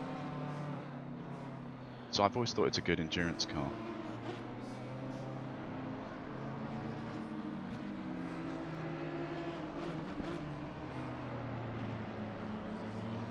Schröer getting closer, ever so slightly. Now down to half a second, that gap. It's that Audi pulls away though in the straights, doesn't it? It's, you can see in the corners the later braking on the BMW, and then for them, heartbreakingly, the Audi just tears off after the apex has been hit, and the gap extends out again. Yeah, even with the slipstream, it's very difficult for the BMW to keep up. See now as they come into this corner, the slightly later braking, and just tries to get on the accelerator to make the most of which was a tidy corner from the BMW, but the Audi just really holds itself.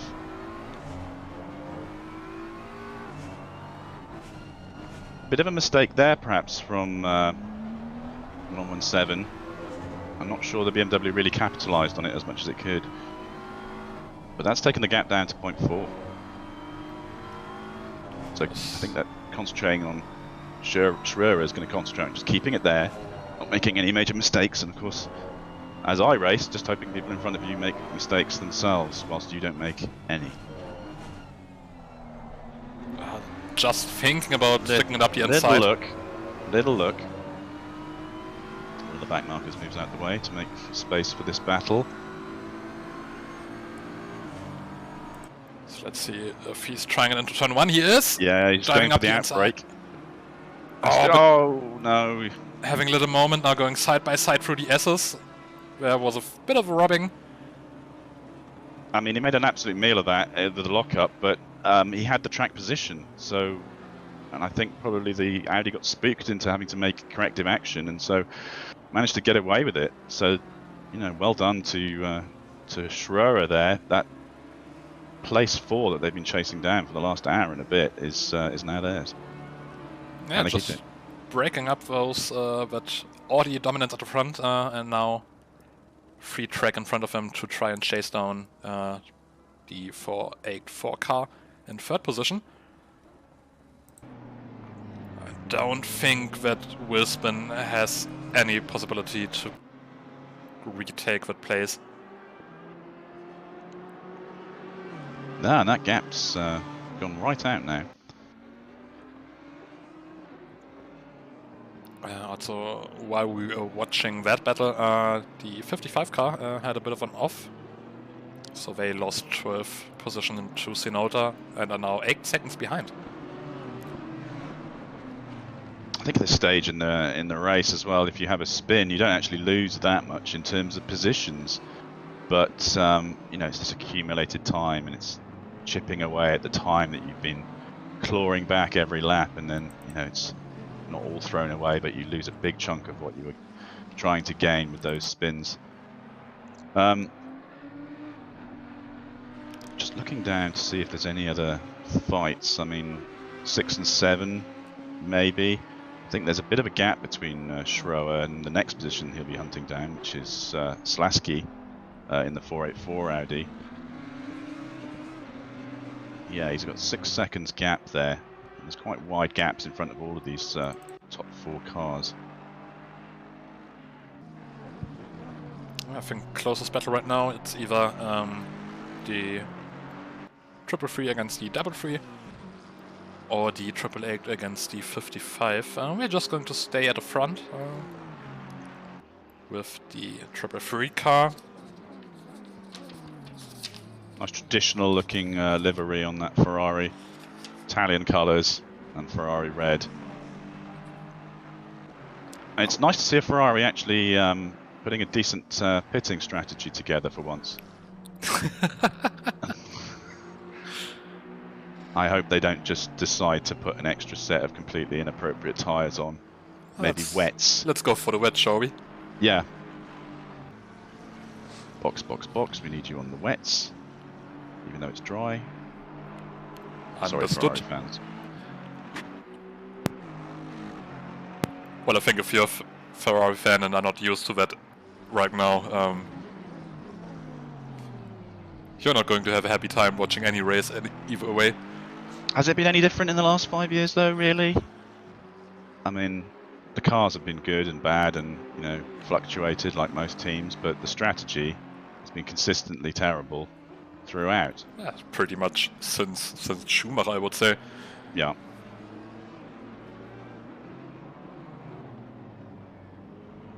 Oh, so big time. Oh! And 333 hits the back of 33, which is an aggressive come across from 33 in the first place. But he goes flying, and the 333 Mazzofi is away. Only the lightest of contact. Looking at the replay, I'm not sure that was actually the fault of the 333. No, I don't think it was either. 333 was being very... Sorry, threes. So no, even better. Borchers was being, I think, very aggressive in defending that, and I think, yeah, the fault really has to lie there. But I'm not a steward. But that's that battle over. 333 car already pulling a 2-second lead. So we are going to jump to the 888 car. And yeah, Semyon agrees that's going to be a paddling.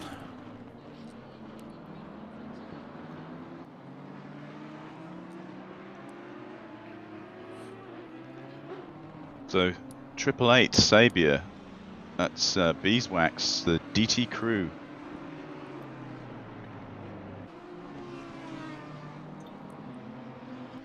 They qualified reasonably well in the low teens, and they're kind of round about where they qualified.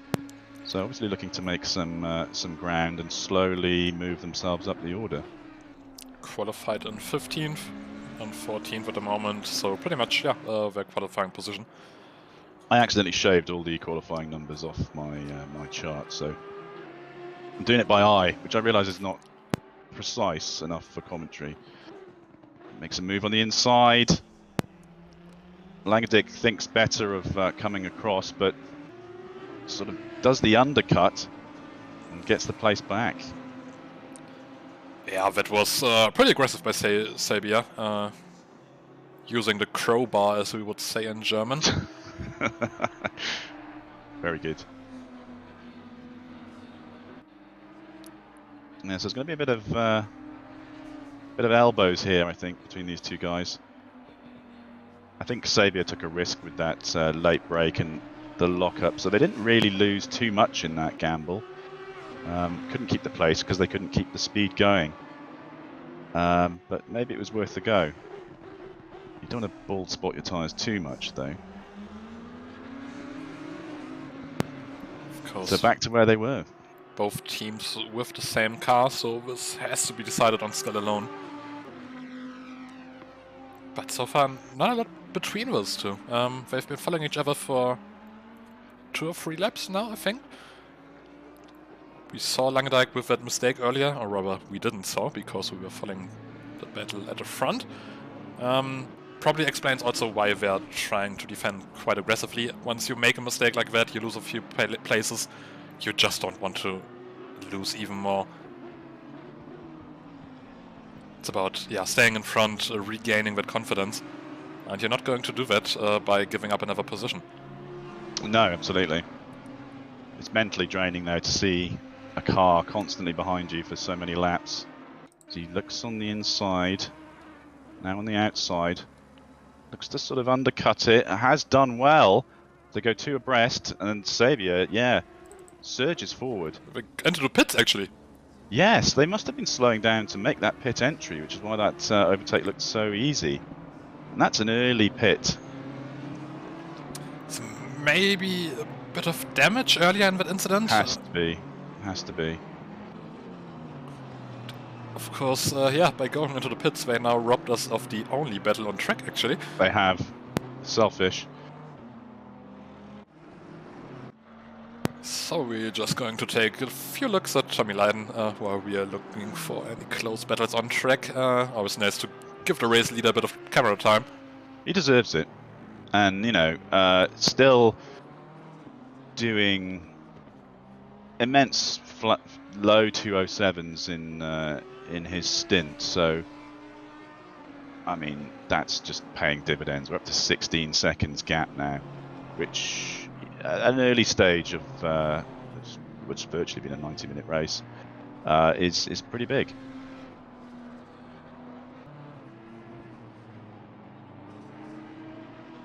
Also gives me a chance to quickly close the blinds, because it's difficult to see the race with the sun in my eye. So the 55 cars still in the pits, just now leaving the pit lane, so they were definitely repairing some damage. It was quite a long pit stop. And sees them down into P23, I think. Their pace didn't seem to be that bad, though, because Lydon was... Not Lydon, sorry. The other Audi, I'm going to call it for now, was, you know, battling with them, and they were holding them off, and they may have been slightly struggling for pace, but I don't think enough that it was really affecting their position. So they must have had to make a decision to pit just because maybe they needed to swap a driver, or I don't know why the damage would be so bad that they felt they had to do it out of sync.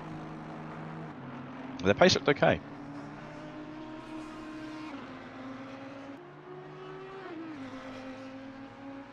Well, yeah, let's see if they can maybe get back into it. The annoying thing about pitting this early is now that their pit strategy is becoming very complicated. Also changed drivers, by the way. Barnabas Concoli now in the car. It could be a personal issue as well. You know, racing drivers don't usually have to deal with a child who's trapped their finger in a door, but sometimes these guys do. It's happened to me in races, and you know, real life things have to take priority. So it could be something as simple as that. It could be anything. I mean, that's a sort of DNF you just don't get in real life racing. Yeah, yeah.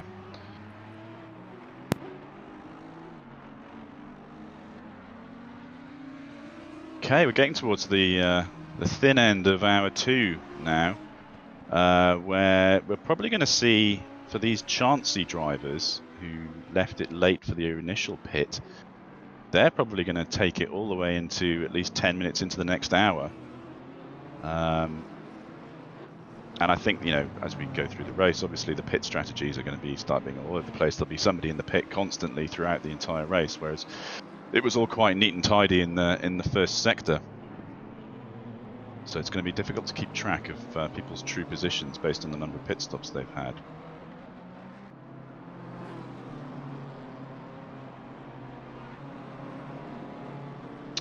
So just hearing from Igor55, shout out in the chat, they had to pit earlier because the damage was too big. Yeah, that explains it. So pretty much as we suspected. I also quickly want to shout out the fastest driver on track at the moment, by over a second actually, is the 420 of Jamie Nettle. So after their connection issues, still find themselves in last position, but they are trying to catch up. Wow. It's a shame as well when you've obviously got, you know, a decent team like that and they just keep getting setback after setback. Shout out to Ferrari. And, you know, doing their best to race through, but hopefully they're just enjoying the experience, and hopefully that's why they're still in the race, even though they've had to suffer being pushed back into 31st through no fault of their own. Yeah, it's I often found when you have something going wrong early on, it just keeps coming and it just keeps coming. Something hit the ground running. You can't see me, but I'm nodding appreciatively. It looks like we finally have an on-track battle developing again. That's Liam Young of the 44 car chasing after the 21 Aston of Harald Klöppelmann, which is my favorite name on the grid.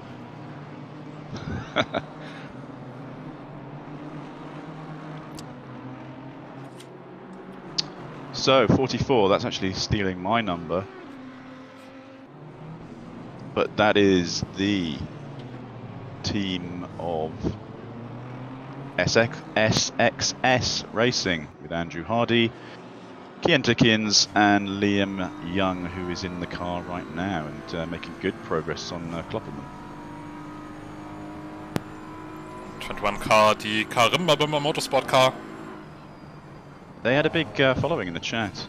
Only 2 of those guys there. Yeah, also one of the long-term teams of AOR. I think usually start with 3 or 4 teams in the normal endurance races. Yeah, they've got 2 in this race. There's the Karimba Bimba Original Vanilla with the Rika Tanashi and Klöppelmann, and the Karimba Bimba Motorsports Karimba Bimba Boys with Doggo, Ryan McIntosh and Mario Bernardis. And also with US-themed liveries today, so appropriate. Just looking at the sponsors, we see Wendy's, we see McDonald's, we see Taco Bell. Would Wendy's and McDonald's ever sponsor the same car? I'm not quite sure. It seems like they wouldn't want to be on the same car, but I get the idea. I get the theme, and that theme being food, which reminds me of not having had lunch. That's nice to see that we are not promoting any stereotypes at all in this race. No, absolutely not. We would never.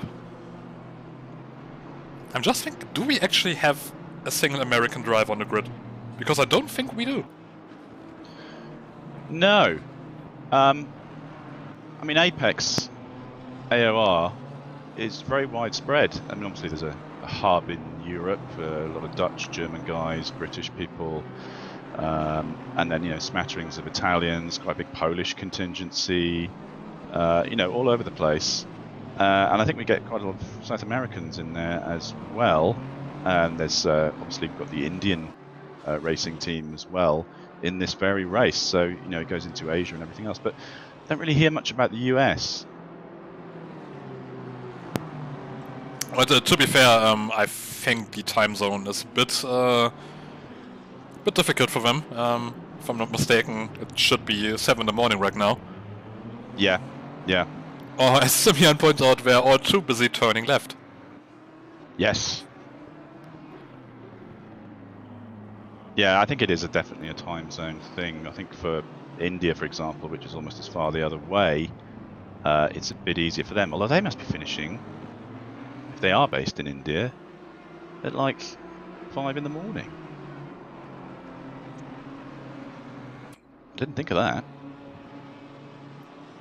Yeah, I think that's 4 or 5 in the morning, if I'm not mistaken. Yeah, that's commitment. It is.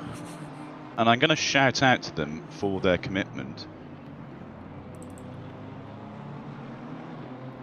How are they actually doing, the Indian team? It's car 24, I think they're actually not in the race anymore. Oh.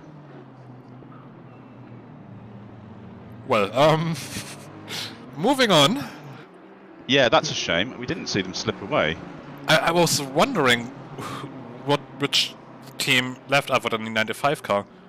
Because we are down to 31 and we started with 33. So that must have been them. Well, I'm going to shout them out anyway because they were in my thoughts, the Indian racing community, and I guess for them as well, there's even more pressure if they experience any problems or anything like that. So, well, to hell with staying up to 5 in the morning if we're going to be last. I'm putting thoughts in their mouths now, but that aren't their own. But shout out to Raj Deepak and Gaurav Aurora and Richie Gayan in the Indian racing community, car 24. But F in the chat. They're out. Yeah, they usually pretty much always participating at least with one team. Yeah, I always see that team in these races. And yeah, shout out to the commitment. Sorry it didn't go so well, guys. But hope to see you back next time.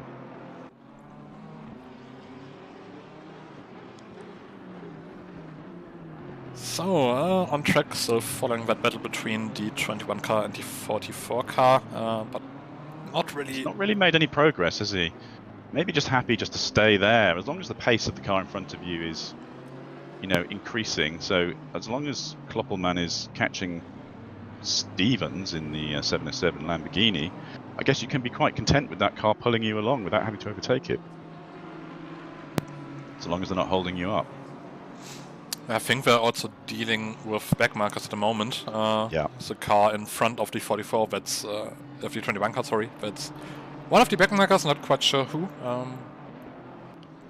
But actually pulling away. No, that's actually our race leader. Sorry, that's the number 2 car.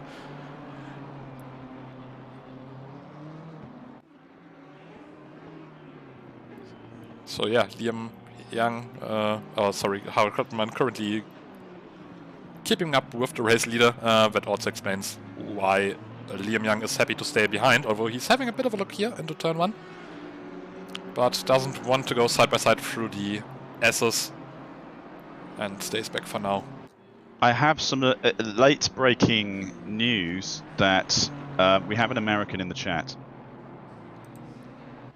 And they are confirming that the time zone is a bit tricky.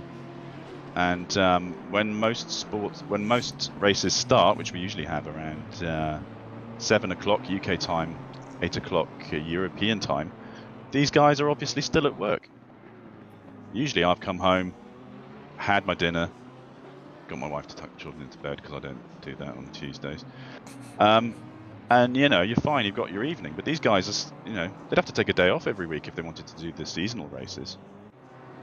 So that makes total sense. Yeah, that's true, yeah. And also for those endurance races, we usually start at 12 British time. Yep. So that's around 6 or 7 in the morning. So shout out to Mad Scientist Caster for that. Good to see you watching, at least from the US. Although it's not that early in the morning now. It's sort of getting up time now, 9 o'clock I think. East Coast anyway. 9 o'clock is not getting up time. Yeah, not really on a Saturday, no, you're right. I was up at 3 AM this morning, putting my wife on an aeroplane, so that explains why I have the time to commentate today, because my wife is taking the children to Spain, and I'm here on my own. So I'm just going to settle into this this commentary spot in this comfy chair, in this lovely air-conditioned booth that we have sharing with you, Tetra, and you know, try and pick out some of the fights that we have here today. That's also quite a lot of commitment. I don't think I would be commentating at 12 when I had to get up at 3. Yeah. Yeah. Although I have nothing else to do except maybe walk the dog. I haven't checked the dog for quite a while. I hope it's all right. It hasn't made any noise for ages. It'll be fine. It'll be fine. That's a usually good sign. I really want to go and check the dog now. I'll go in a bit. I'll take a 5-minute comfort break and I'll go in a bit. She's fine. Probably. That's someone who maybe isn't all that fine is the number 16 car of Jay Jans, who just got overtaken by the 451 of COTA. Now down into P16. Isn't Sinolta doing a double stint? I think he is, yeah. In the 451.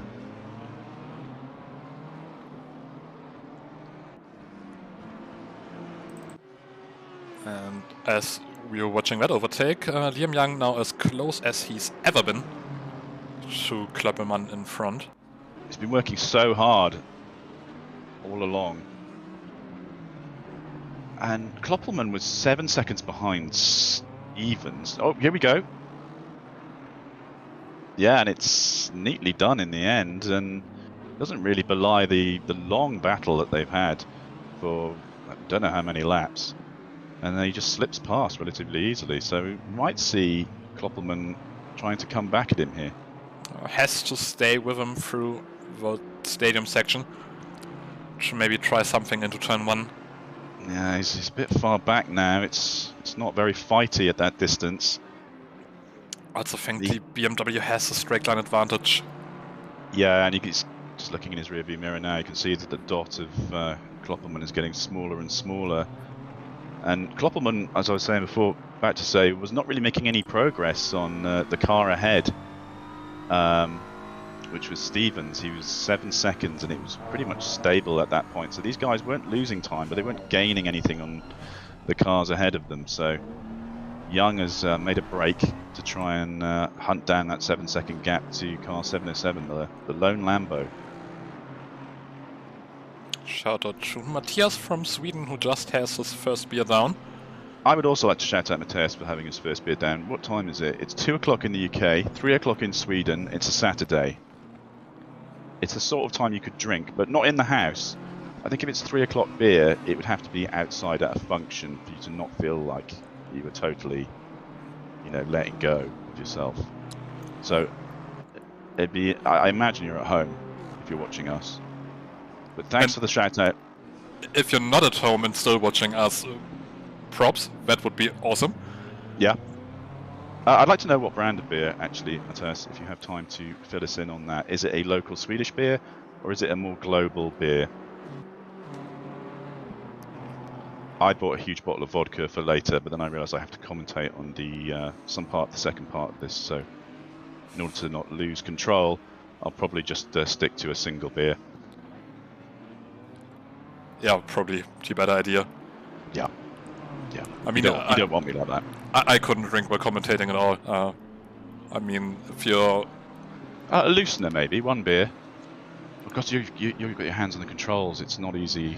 For those who don't know, Tetra is actually running the stream and the cameras, so whilst I just waffle on and look through, he's the one who has to actually do the camera work and be the presenter. You can imagine Gary Lineker directing the cameras at the same time as commenting on football. It's a bit like that, so props to TetraDax for that. Well, it's for one, it's that, but also after a few beers, that accent doesn't get better, let me tell you that. It gets more German. Well, at some point, so I would just sound like Henning Wehn. I know what you mean. Britain's funniest German. Also, probably Germany's funniest German. I don't know how big he is in Germany. I only know him from Radio 4. Nobody knows him here. I know him. He's on the British stuff. Yeah, but nobody knows him in Germany. Oh, yeah, sorry. Yeah, exactly. I think pretty much because he's just too funny for Germany. That's why he went to the UK. I think he's really popular because everyone assumes this is not my stereotype. This is a disclaimer that Germans traditionally weren't very funny, and so to have someone like Henning Wehn who's funny and German is kind of the joke. Oh yeah, I think that there's also some truth to Germans not being all that funny. Yeah, well, I don't know. I haven't spent enough time in Germany. Just going back to the on-track action, we just see the 55 car making up another position, getting past the 28 car. Very clean move through turn 1. They of course have to catch up after having to pit early, repairing some damage. Also, we saw the 333 car already pitting a few minutes ago. So they were in the top 10 somewhere, now down to P12. Oh, our Italian friends. Yeah. We should start seeing like standard pittings coming from about now. It's a little early if you're following a true good strategy, but I don't think there's any harm in it. So maybe not the top running teams, but depending on how your pace is going, now is the window. The next sort of 12 minutes you'd expect to see most cars have done a pit by, unless they of course were forced to go in early. Shout out to Mateus as well. It's a Norrlands Guld Swedish beer, so I'd like to know from other Swedish participants in the chat whether that is a posh beer or not, because it could be literally the equivalent of Carling Black Label in this country. So I want to know how posh your beer has gone. And of course, anyone else who's started opening alcoholic beverages, then we'd like to know as well. So, speaking of pit strategies, of course one team who has to pit quite soon, because we've pitted early on the first lap, is the number 2 car. That's the leading team, who have extended their lead to 22 seconds by now. Wow. They have been motoring. I say they, there's only been one of them so far. And that's Leiden, who's put in a monster 2-hour stint with, I think he had a couple of issues in the first stint, didn't he? Because we were seeing 729 creeping back up, but he's not really put a foot wrong outside of that. The 115 odds are now pitting. I would imagine that they are now opening pit stop season. But so far, the only ones. But of course, we have seen the early pit stop working quite well for team number 2. Maybe some teams secretly watching us stealing strategies. Yes. You imagine Leiden would have to come in pretty much this lap. I'm not sure how much money I'm going to put on that. The 360 car just having a bit of an off.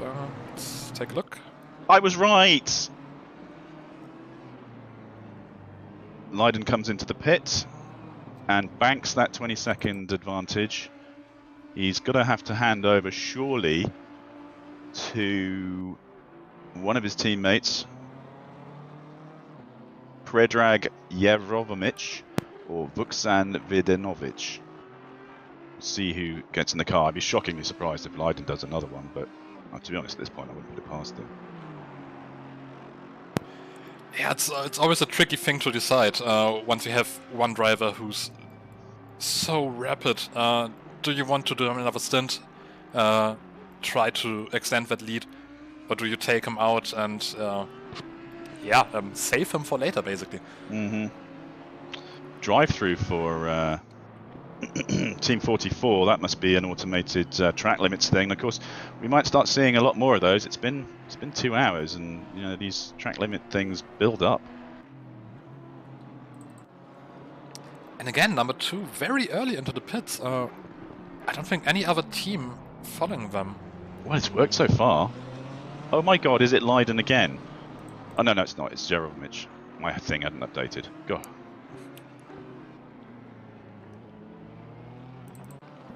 Yeah, so Predrag Jevrovic, icy looking tyres at the moment, so just watching Leiden as they, the Le Mans Rennsport team as they come out. And yeah, having to deal with those first lap tyres. So it'd be interesting to see what sort of pace this new driver, Leiden being obviously one of the best drivers on the course at the moment, so how good the other teammates are. think, if I'm not mistaken, Leiden also set the fastest individual time in the qualifying. Also, of course, they are the pole sitters in general, with a 2.4 average time between the three of them. For those not aware, qualifying in Apex Online Racing endurance races is done decentralized, so all drivers have I suspect 1 everyone week is time. probably pretty good.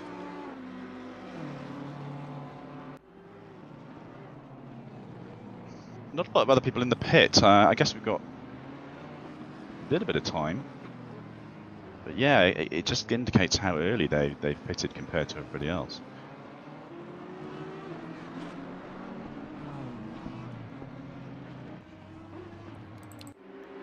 Seven to 9, definitely going on for another lap. But of course, they still have around 5 minutes remaining in the stint time, I think. Yeah, about that, yeah. 7 minutes, actually. So maybe we will actually see them going on for one more lap after this one. I would imagine they try to use up all of those 65 minutes consistently throughout the race. I think that's going to be their strategy going forward. I mean, it all falls down as soon as you have a bit of damage or anything like that, but, you know, the battle plan doesn't survive the first contact with the enemy, but just keep it going as long as you can. So, yeah, we'll see probably Moors coming in as tightly as possible as the previous driver did. And I just noticed, I don't know if you've seen that, the gap to P2, or rather P3, that's the 484 car, has come down by quite a lot. So only 2 seconds now separating currently our race leaders, but of course both of them still have to go. That'll be very interesting, because that's an amount that can be easily swapped around depending on a good or bad pit stop or pit entry. So keep that in mind. 2.5 seconds between those two.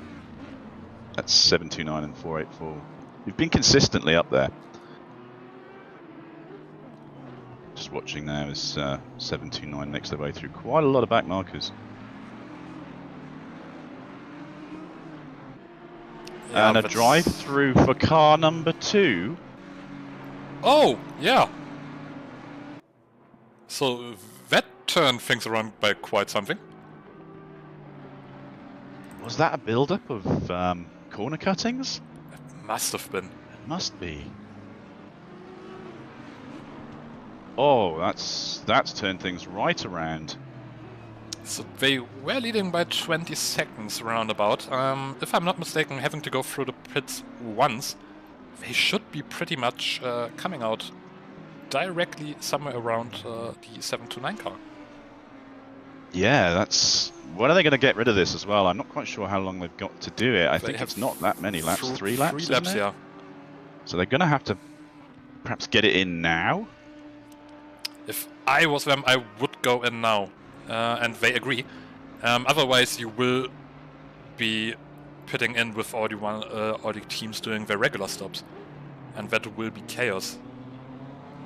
But of course, going in now, they are going to be stuck behind some cars they are not actually fighting with. For another lap or 2. That's really thrown a spanner in the works. Well, obviously, and the drive-through is not what you want. But again, not being that experienced with this track, certain tracks are very, very strict with the corner cutting. So this may be one of those. Although we've not seen too many other drive-throughs in 2 hours of racing. I think only one other, and I think they've cleared it now.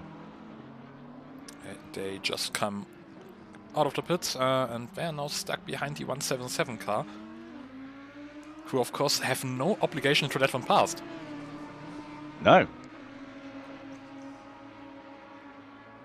But they might have to.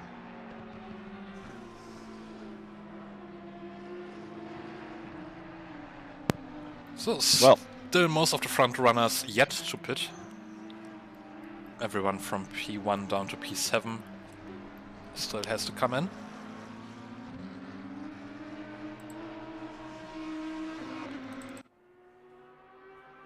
Let's see if the race leader, the 729, is coming in this time. They're not. Oh, no, how? very How late are decision. they still going to stay out? That's very tight. I'm just going to try and see if I can summon Tommy Lydon to the booth to explain himself and his team.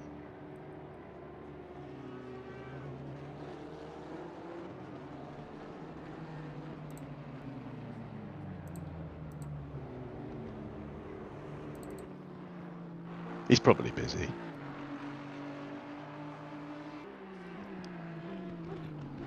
Probably profoundly apologizing for racking up 3 track limit warnings. Yeah, it was probably something like that, wasn't it? That it wasn't Jerokovic putting in, 3 in a row on the first lap. He probably built up a few, and then that one more just took them over. And I guess it was always going to happen. They knew as a team that it was always going to happen, that there'd be a track cut at some point that took them over if they were already on 3. Yeah, I think a single drive-through isn't too big of a problem over a 12-hour endurance race. We will actually see now car number 2 making their way past the pit lane, and they are going to stay ahead. 729 car coming out. They also changed drivers again, so that's now Dakusa in the car. Okay, so it's not all over then for them. It's just they've bled away quite a bit of advantage with that, but I guess they're hoping that their overall team pace can help it out. I was just watching as Jerokovic dealing with Jenkins' back marker, who's sliding all over the place a little bit. Hello to Kiki Mac in the chat, and also thank you for the kind words. Oh, hi Kiki. Good stint. Hope you were satisfied with it and that things are going well, but thank you.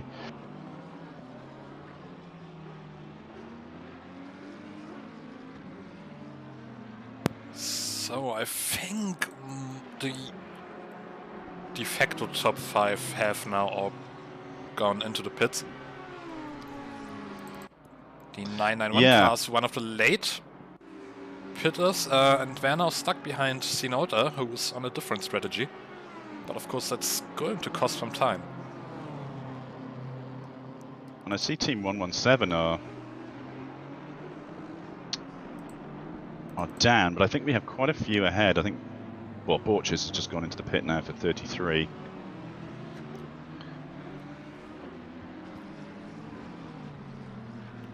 But interesting that 729 and 177. Has 177 gone in? Not yet, no, but they have exactly 1 minute remaining on the stint timer, so they definitely have to come in now. Yeah, that's Kiki's team. And I'd like Kiki to explain in the chat this brinkmanship with the handover. Oh, there they are. They've gone in. So just in time as well, I'd have thought. Yeah, they have 30 seconds remaining on the timer, so that's a very last minute stop. I don't like that. It's too much for me.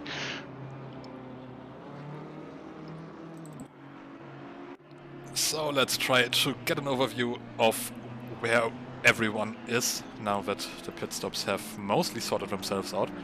We definitely can announce the new top 5, or rather the old top 5, because I don't think anything has changed.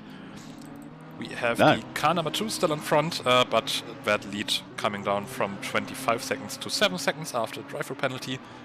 The 729 car now with Dakusa at the wheel, chasing down that lead position.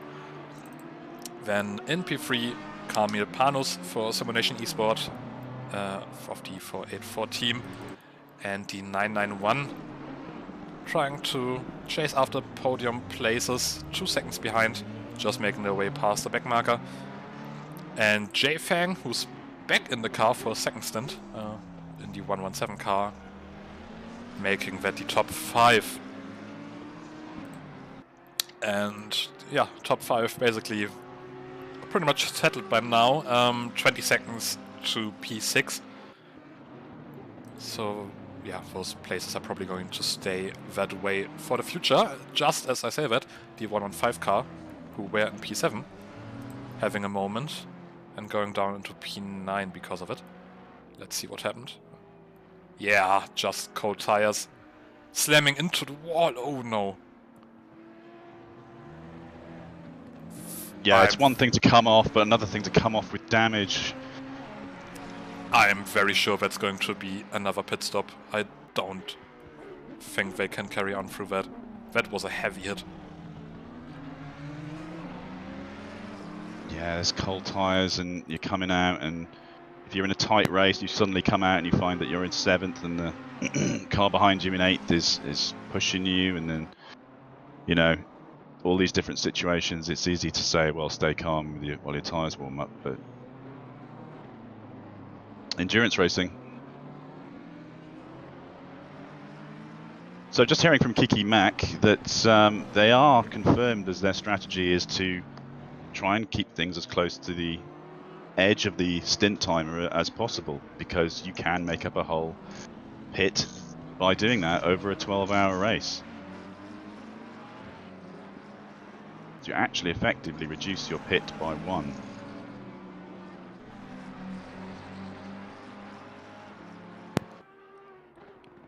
Just looking down the order, that battle's still going on. We have watched the 707 car fighting the 77 car quite a lot, and that battle's still going on after the pits. 77 car currently in front. They changed drivers. It's now Alfred Lubitsch in the car, and I think the 707 car also switched drivers with Richard Phillips now piloting the Soul Lamborghini on the grid, but they went over the sausage curbs a bit aggressively. Lost around half a second. Oh no, we have the bots back in chat. Yeah. Let's just pretend that those don't happen. Actually, can I do anything about these?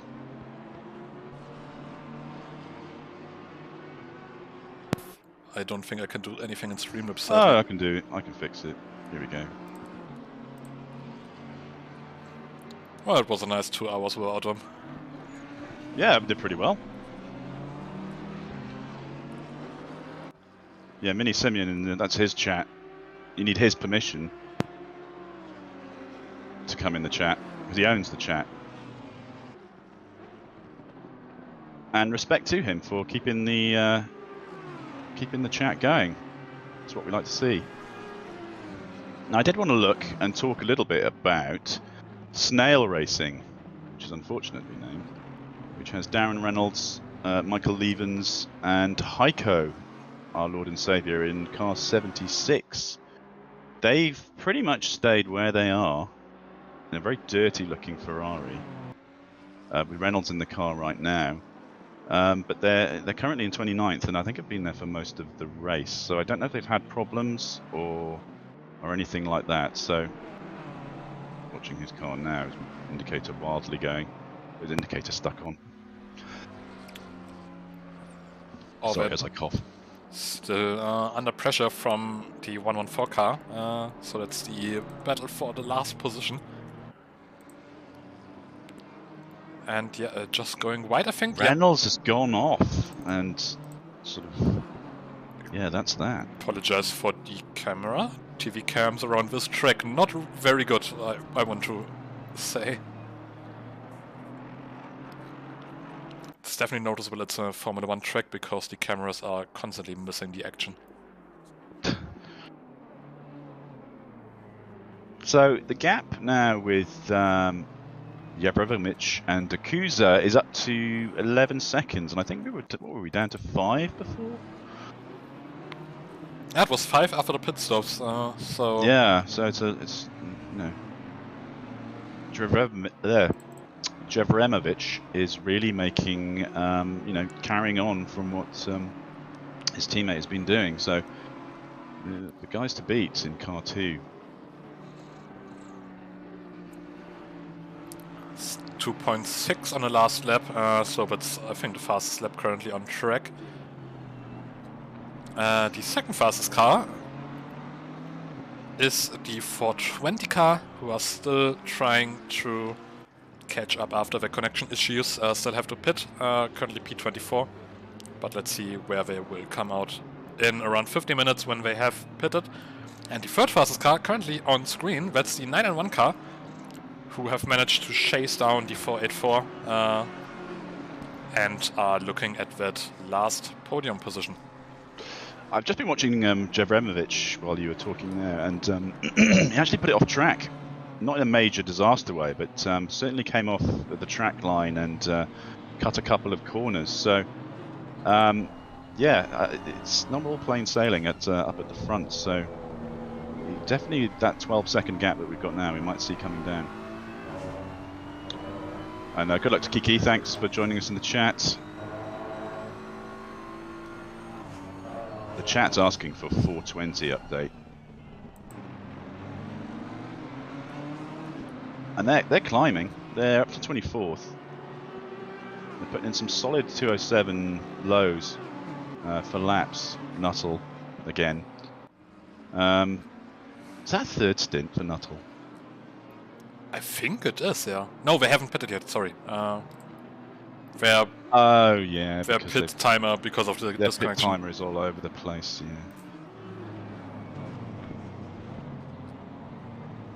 Yeah. Another car that's actually flying at the moment with a 2.6.9 is the AAA car. Eugene back in the cockpit. So well, also, yeah, running pretty fast.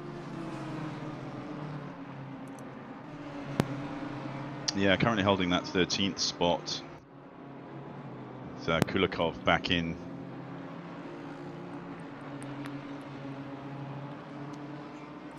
Track temperature still slowly decreasing, down to 29 degrees now. But it's also, yeah, I just realized it's also getting towards the evening on track. Drivers will be opening a beer then.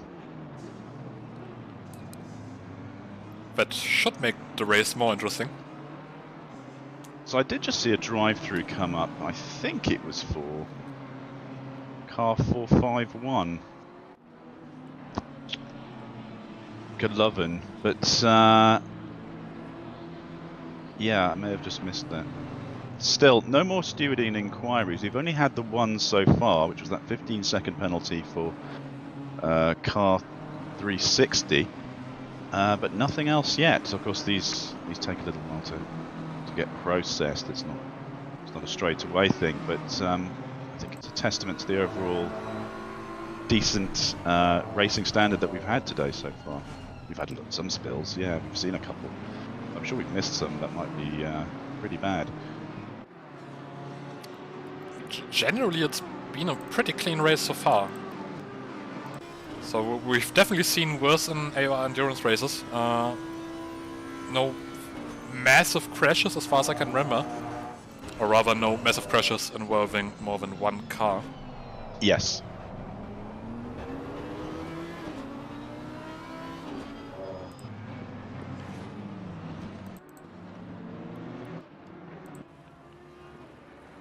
And as I say that, there was an off for Reynolds, I think.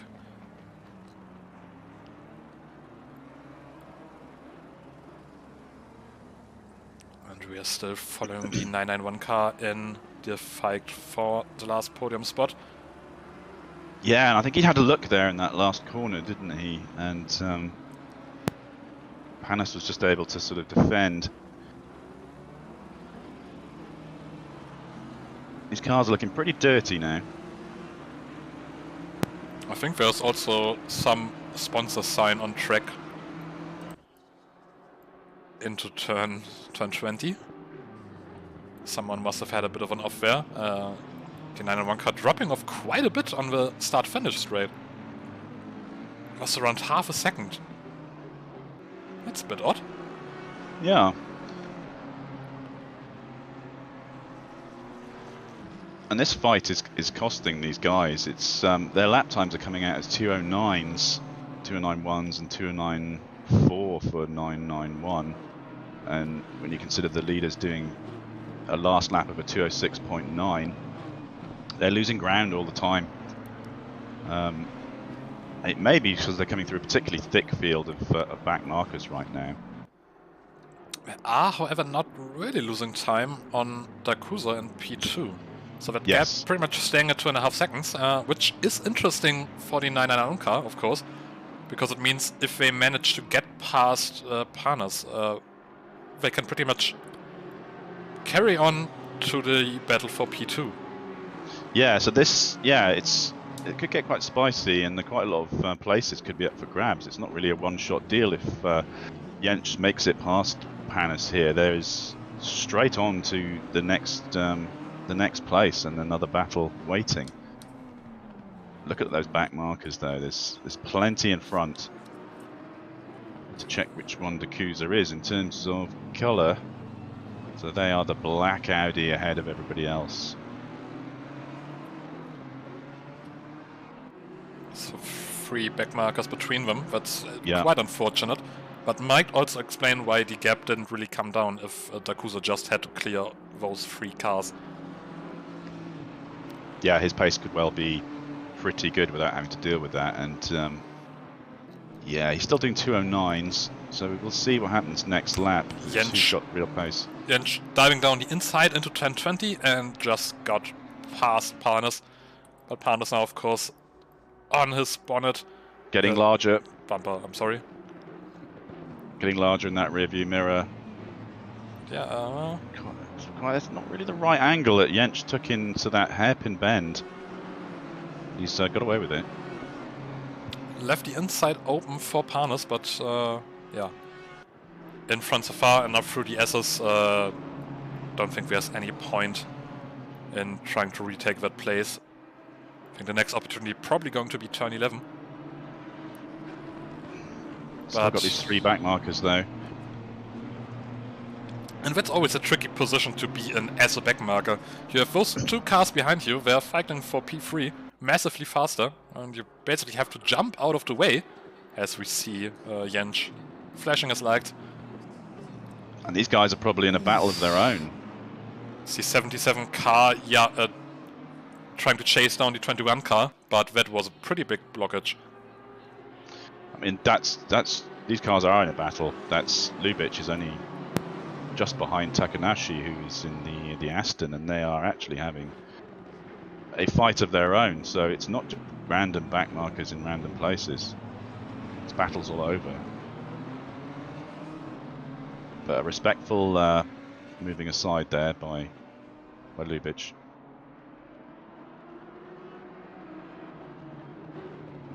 And I don't know where it happened, but Dakusa has lost quite a bit of time. Only 1 second ahead. So as mentioned previously, Jentsch now in the fight for 2nd place, basically straight after claiming 3rd place. Panos getting held up a lot, I think. Lost 2 seconds behind the 77 car. So that might be something the stewards will look at if they decide to report it. You can really see now the detail in the livery of Dakusa's car from Jentsch's car. There's still 2 back markers between them, but that time coming down all the time. Yeah, that's the 21 and the 707 car between them, who are in a direct fight. And they won't want to give up easily. Not when they're fighting each other like that.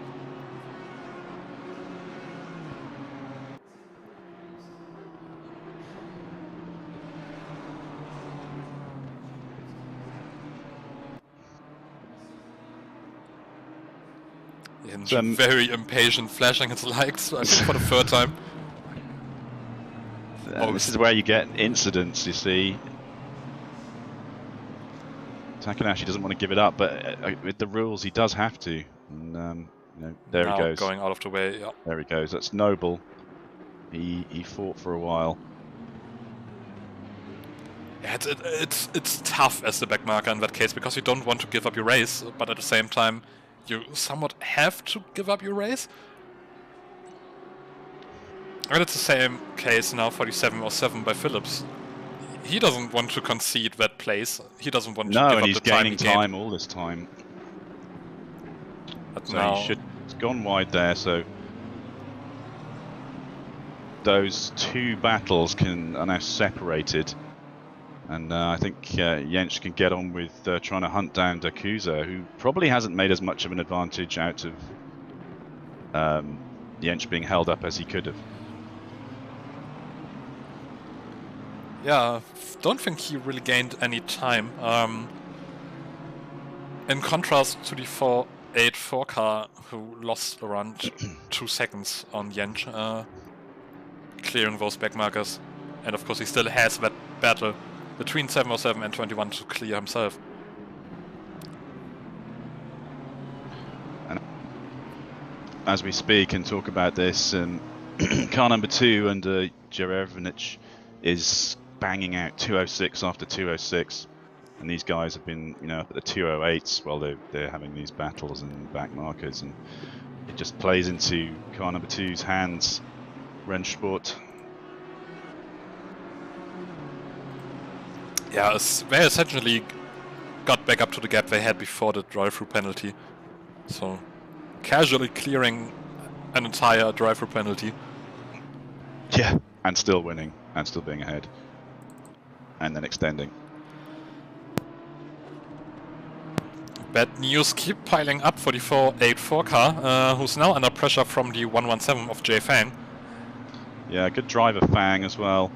Been a bit unlucky in past seasons with crashes that weren't necessarily his fault. But yeah, really consistent driver. And goes up the inside into turn 11. Ahead on the longest straight on track, trying to break the slipstream.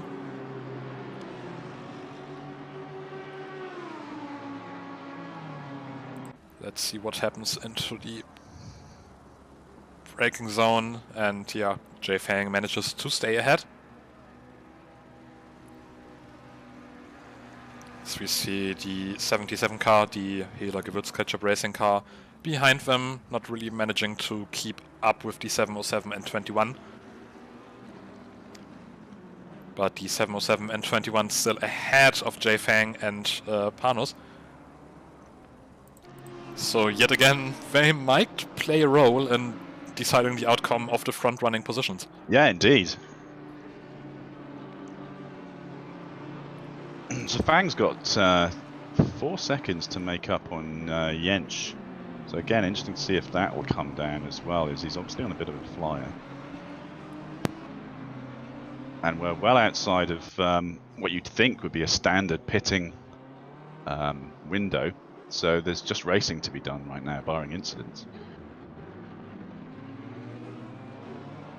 Yeah, it's over half an hour until the next pit stop, so they have to clear those back markers on pace. But at the moment, not really gaining all that much, because Takanashi and Phillips are flying themselves, trying to decide 15th position. Yeah, they're not slouches as well. So again, it's this battle that has to be overcome by these front runners, these two guys who, at least they're close. At least they didn't lose out to having to move over. I think they both lost an equal amount of time after they let Jens through. Jens still 1 second behind the 729 car. We keep an eye on that. And it's better, but it's hard to miss while trying to follow this battle. I think I'm going to check if my dog is still alive. So I'll leave you for a moment. That's a very good idea. Thank you. See Takanashi now trying to gain the inside line into turn 12. Almost pushing the 707, but Whitewell getting past for now. But the 707 is still on the bumper of the 21 car. So we see behind them now Jay Fang coming into play. Oh, and there's contact between the two. The 707 trying to go down the inside the 21 car, to the benefit of the 77 car, who now gained that position on the 707 car. So drama happening in the midfield while trying to get out of the way of the front runners. 707 car now trying to keep up with the BMW of the Hela Gewürzketchup Racing team. Hello. Welcome back. Dog still alive? Dog is alive, can confirm. She was just sleeping and seems absolutely fine. Although probably starved of attention, but she won't die of that, so that's fine. Even Simeon in chat was pointing out that you finally remembered the dog. I was thinking of my dog the whole time, but then, you know, overtakings happened. And, you know, we actually got some fights up at the front, and... Well, yeah, I sort of forgot about my dog. We also have the bots back. Okay. Dealing with it. Yeah, as Simeon put on, I think there was some frustration playing a part. You just missed a bit of a punt between the 21 and 707 car.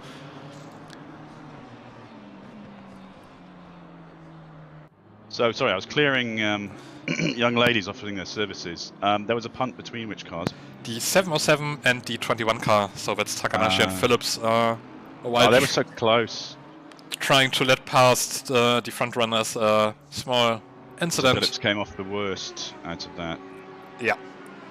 I think there might be a bit of damage because he is losing ground to Lubitsch in front of him.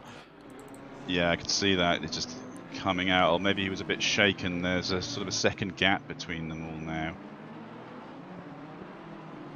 Greetings to Kalemazu Racing in the chat from Car 27. Hello. It's the Celtic Bromance team. Who are currently in 23rd. With the SpongeBob liveried, you guessed it, Audi. What else could it be? But the Audi we want to keep in focus right now is the 729 car, who is now very much under pressure from Jentsch. Not trying to show any favoritism, but I do like that we have a BMW fighting at the front between all those Audis. I mean, one thing you can say is that it's German superiority. Yeah, that's true. Shout out to Dan Crinson as well from Car 21. He's obviously confused himself with his regular day-to-day car. In Car 21, which is the... Talking slowly whilst I scroll the screen. Nope, lost it. Oh, you are Car 707. You're confusing me, Dan. The only Lamborghini in the RPMS SimSport team.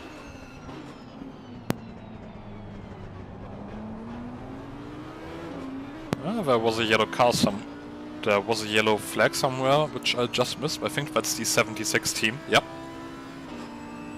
So that's Reynolds again, having an off, stationary right now.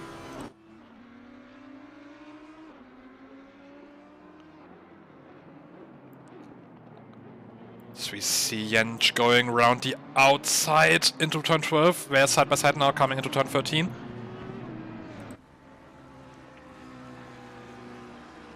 Dakusa with the inside line trying to get back, but gets cut off a bit there by Jentsch, who now seems to be ahead. Let's see if Dakusa can keep up to try anything into turn 1. It's been a great drive from Jentsch. I think he has made up 4 places so far in his stint. Yeah. So very good performance. I think there's one of the back markers in front of him right now, but that's rather to the advantage of Jentsch, who has a bit of slipstream to play with.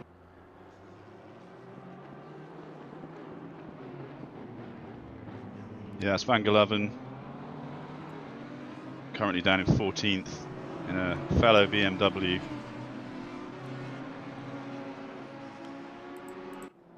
It's the BMW Solidarity helping Jentsch for now. Give way, he has. That's quite neat, and he wouldn't have lost much time on that, Golovin, so all good.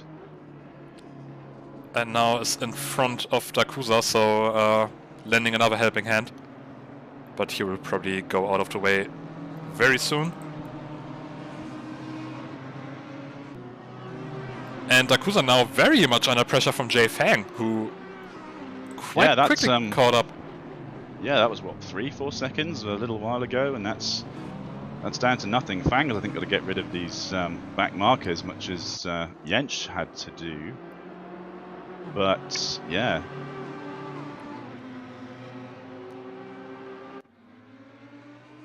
Fang on a flyer. And still the 451 car in front of him. I'm pretty sure there won't be any nice words in either voice chat at the moment. Because I think that's really costing Dakusa. Already lost 1.5 seconds onto Jensch. And stuck behind the 451 car for almost 1 lap, who now goes wide. Finds out about the sausage curbs. The hard way. And that now released both Dakusa and Fang to do their thing. Shout out to Voodoo in the chat. Impressive first stint. And also hello to Gerardo. But I have to apologize, I don't speak Spanish, I'm afraid. No. I'm assuming it's just well wishes. But Voodoo's team, just having a quick look at them, 728. Car number 728, Team Hivemind, with fellow coordinator Morphe doing a very respectable 13th. And that's a tidy position to be in. Yeah, pretty much doing their thing right now, 10 seconds ahead, half a minute behind. So they can concentrate on just putting in good laps. Time trialing, but then of course, you know, it's difficult, and there's back markers strewn everywhere, and of course they're back markers to everybody else who's a lap ahead as well. So really got to keep an eye on that MFD, see who's in the fight, who isn't, and move or block accordingly. And we will just quickly keep an eye on the 888 car of Eugene, chasing after the 555 car. I'm pretty sure we have seen that battle before. But we are back at it again, now for P11. Having a look down the inside onto turn 19. Not trying anything this time. Now, of course, coming onto the start-finish. Best thing to do is just staying behind and having good slipstream on the start-finish. Go down the inside onto turn 1. Car 55 with a 10-second penalty. Oh, yeah. Don't know what that's for. There's nothing in the... Oh, there is. Yeah. So there was an investigation involving cars 55 and 888. 10-second time penalty for car 55 for causing the collision. We also have a penalty for car 114 for causing an accident with car number 1 again, who were involved in that earlier penalty that was given to car 360. 114 is the Hexagon Nation with my arch nemesis Thomas Kinnell on tier 9.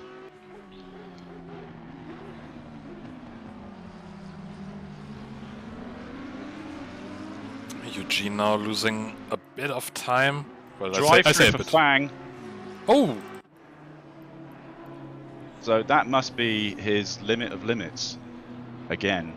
Yeah, they just came through the S's, so probably cut a bit of time. Cut a bit of the corner in there. While chasing down Dakusa. It was 210 separating them. But that battle now all but decided. I mean, drive-throughs, it's a 12-hour race. I think every team is going to get at least one. It's just really about how many you get compared to everybody else, not that you don't have any at all. It's a new track, as people have pointed out in the chat. People might not be so familiar with it, especially the limits that are applied to it by KUNOS.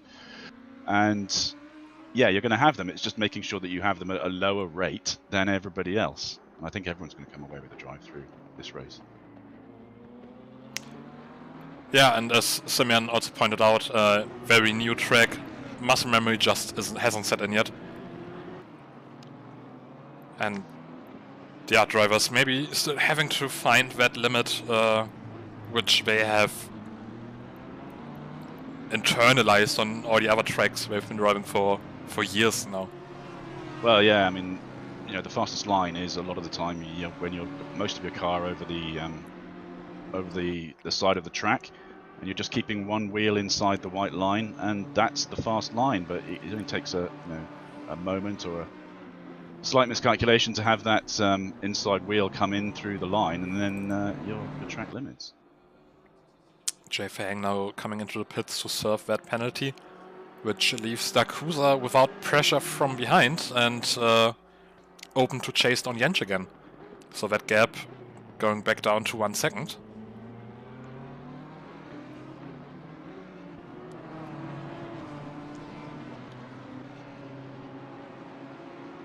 Meanwhile, car number 2 extending their lead to half a minute. Still pumping out 2.75s, over 1 second faster than the cars behind them.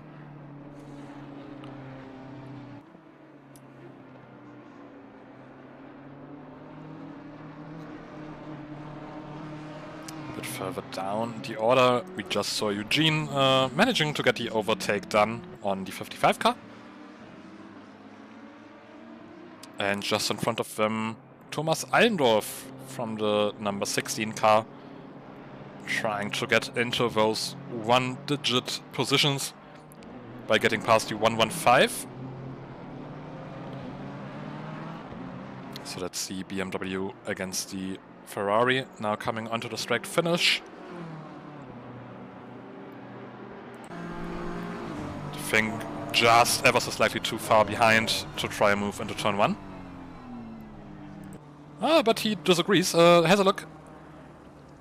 But the 115 with the better exit coming into the SS.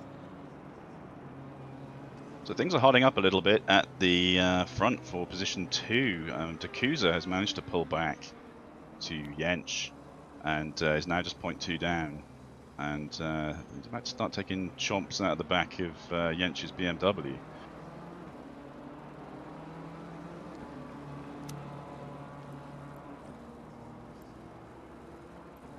So they yeah, just coming onto the straight finish as well. Seem to be pretty much a prime overtaking spot so far this race. Turn 1, turn 11, the 2 hairpins. But this time around, Dakusa definitely too far back. Oh, and a mistake from Jensch as he slides it round that first corner. Still manages to stay ahead, but of course now Dakusa is on the back of the BMW in front. Carrying that speed as well that Jensch wasn't able to build up around that, admittedly a hairpin, but it all makes a difference. So blood in the water here, with Dakusa sensing it from Jensch, who's made a couple of mistakes. Tyres are getting a bit worn now, probably. Jensch has been in fights pretty much all of his stint, so that's going to destroy the tires much more than just being able to put on your laps.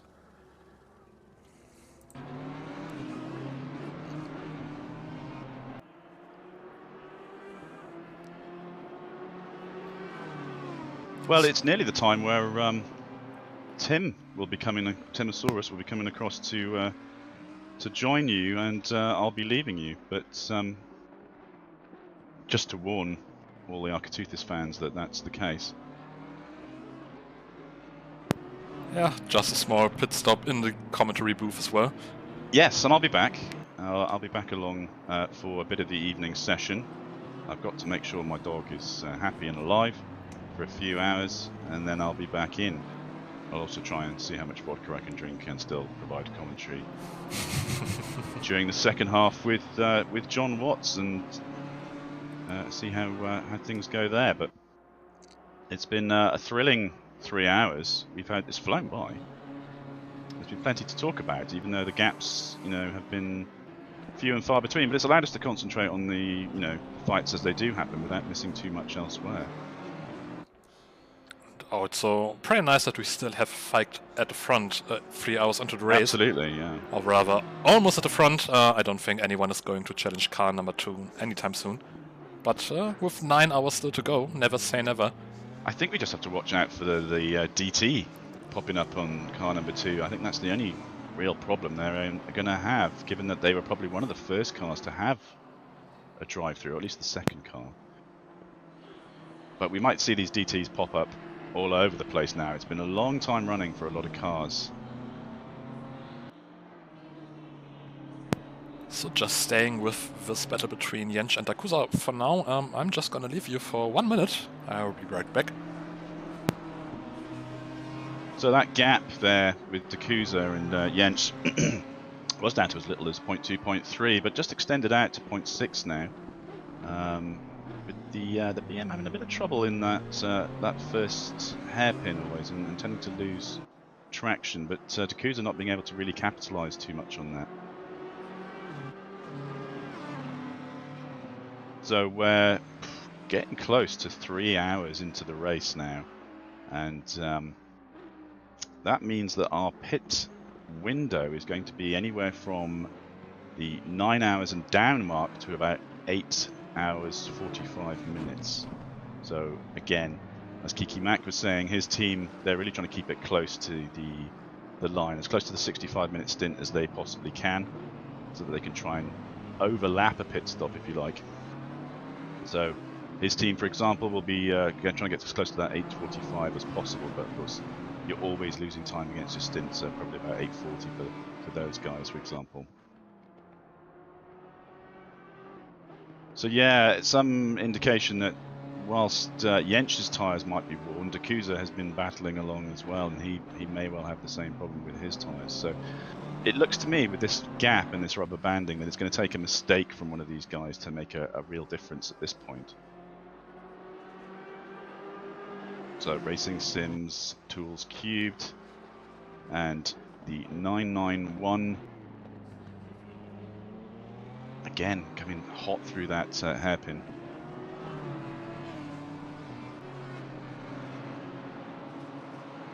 Just fresh news in the chat.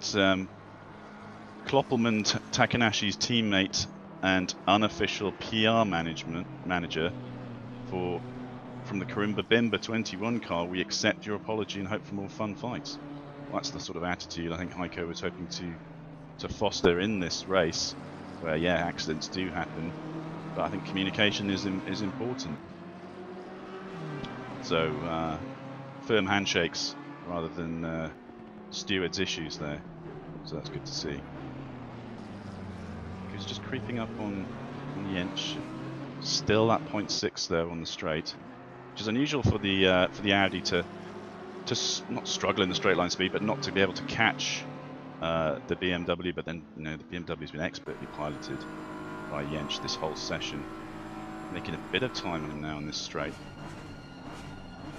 Doesn't try and outbrake him, goes for the undercut almost. And they're kind of back to parity, still with this gap as they come up to what looks like a back marker, who may well hold up Jens and provide an opportunity for Dakusa just to get closer, as the back marker again hits the sausages, or the hot dogs as they're called in Circuit of the Americas.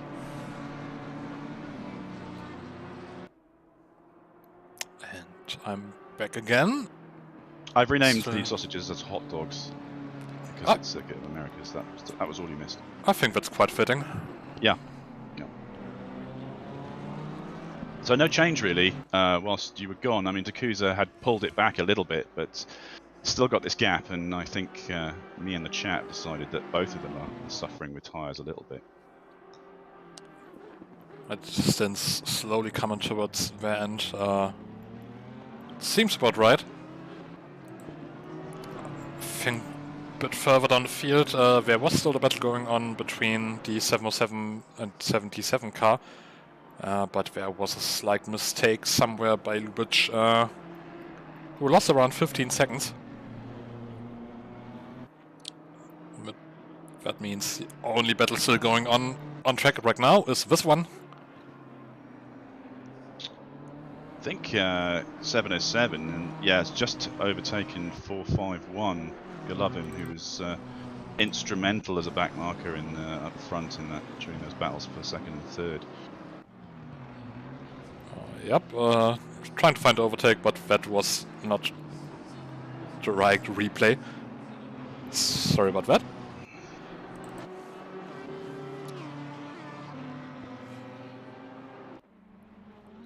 Yeah, I think this might be it for battles between second and third until the pit. I don't think Dakusa has the grip to really make an impact. And these guys might just be happy to see out the rest of this stint without any major incidents. Although, having said that, now that we're 65 minutes and it's hour on hour, we still got another 20 minutes to the pit. Over. Yeah, it's about 20 minutes for Jens and Dakusa, about 10 minutes for Jevremovic and P2. Yeah, but with our early strategy, because once you've started that's nailed on, isn't it? Doesn't seem to be hurting them much. Well, quite weirdly, the race leader is not really important for this race at the moment. No, and they just keep slamming down these 207s while everyone else is doing 208s. And just extending away. And it's not going to be long before they're a lap ahead. In endurance terms.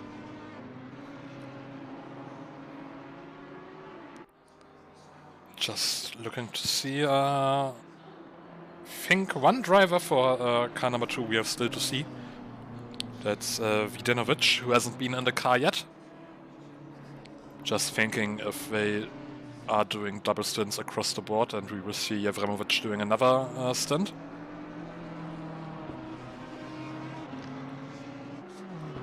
I'd guess he was going to do one, but this is a guess.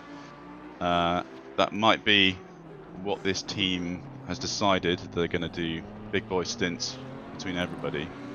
Well, there are 3 of them, so they don't necessarily have to do that, but it could be 2 hours each, and that's only 4 sessions each then.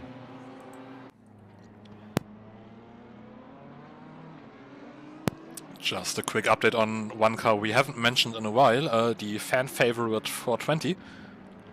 They are currently up in P24, so doing a nice job of beating... They're pulling it slowly forward. They were 25th a little while back, and they've only got 4 seconds between them and the next car, but then there's a huge 45-second gap between them and 22nd place, so I think they'll be focusing on that car ahead of the McLaren, the 88. Oh yeah, that's actually very big gap between those cars. 45 seconds between 22 and 23. Just wondering... No, everyone on the same pit strategy, so... It's almost as if they had some massive catastrophe at the start, middle, and recently in the race.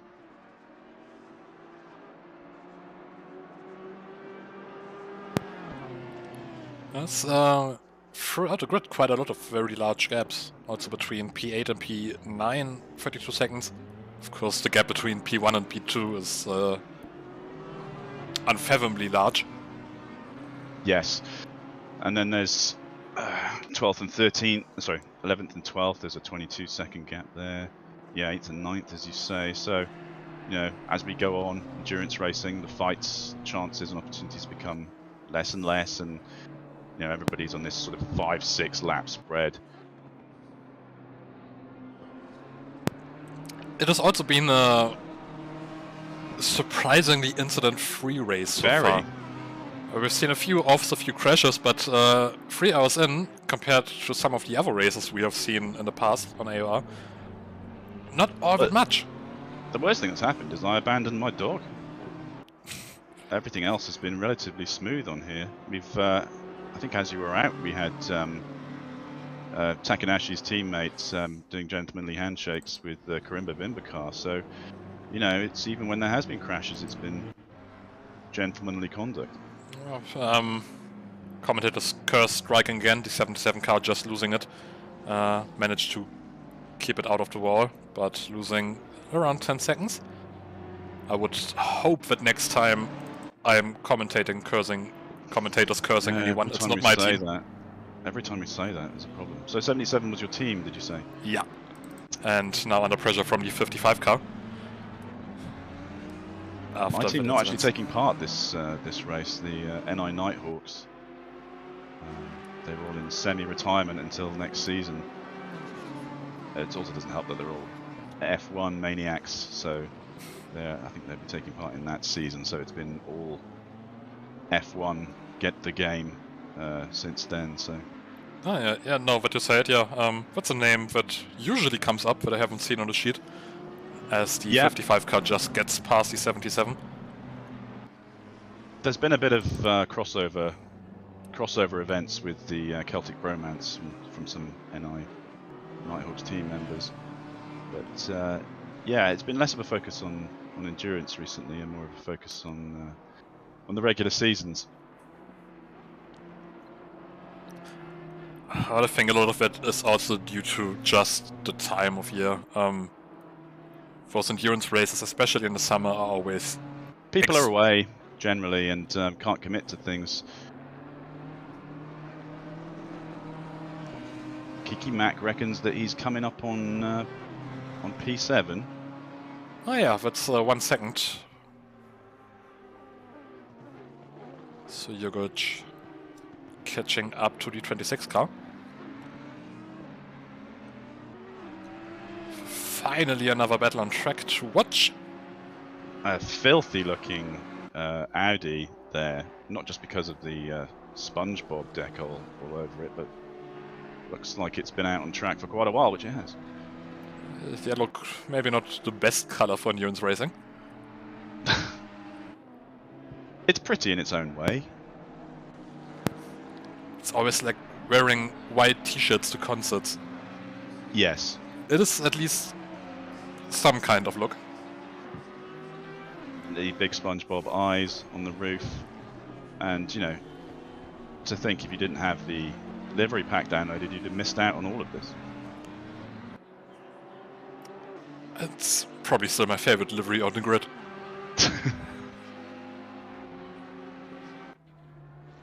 Did we not lose the golden Lamborghini? Or the golden Ferrari? I'm not quite sure, but that's what was the 26, wasn't it? So that's the car currently still in front of the 177. Oh yeah. Yeah, I've commentator cursed myself, really, there.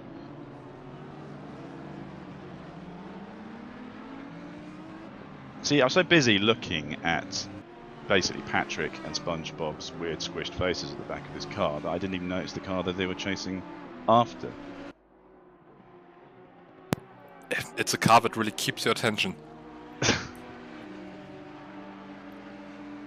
So I think it's a slow burn from Podens, and getting there, slowly chipping away at that gap. Back marker ahead of Jarosbowski. I think it's a back marker. They've moved aside. Yep, moved aside for both cars. Very well done. That was nicely done, and very thematic of this endurance race, which has been, you know, pretty gentlemanly. 7 to 8 car with an incident. I think they're stationary on track.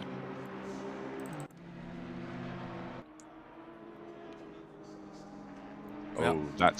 That's not great. That looks like some sort of disconnect or hardware issue. At least they are easily visible from a distance, like not on the apex of a blind turn or something. So there's that, but yeah, that's not magic. Good afternoon, gentlemen. Tim, hello. Pleasure to have you with us. I'm here to do a little bit of an afternoon stint. Lovely. Been doing my best to keep an eye on what's been going on. Yeah, around. enjoyed you in the chat.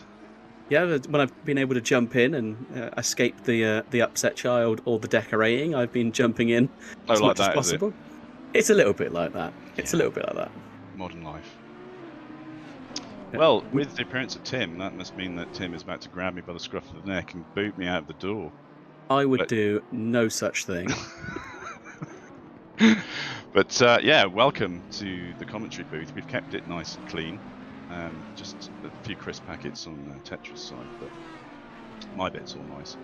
But yeah, we leave you with a race that's forming up, and you know there's even some battles at the front. So it's been a pleasure, Tetra, to be with you. I'll be back again a bit later.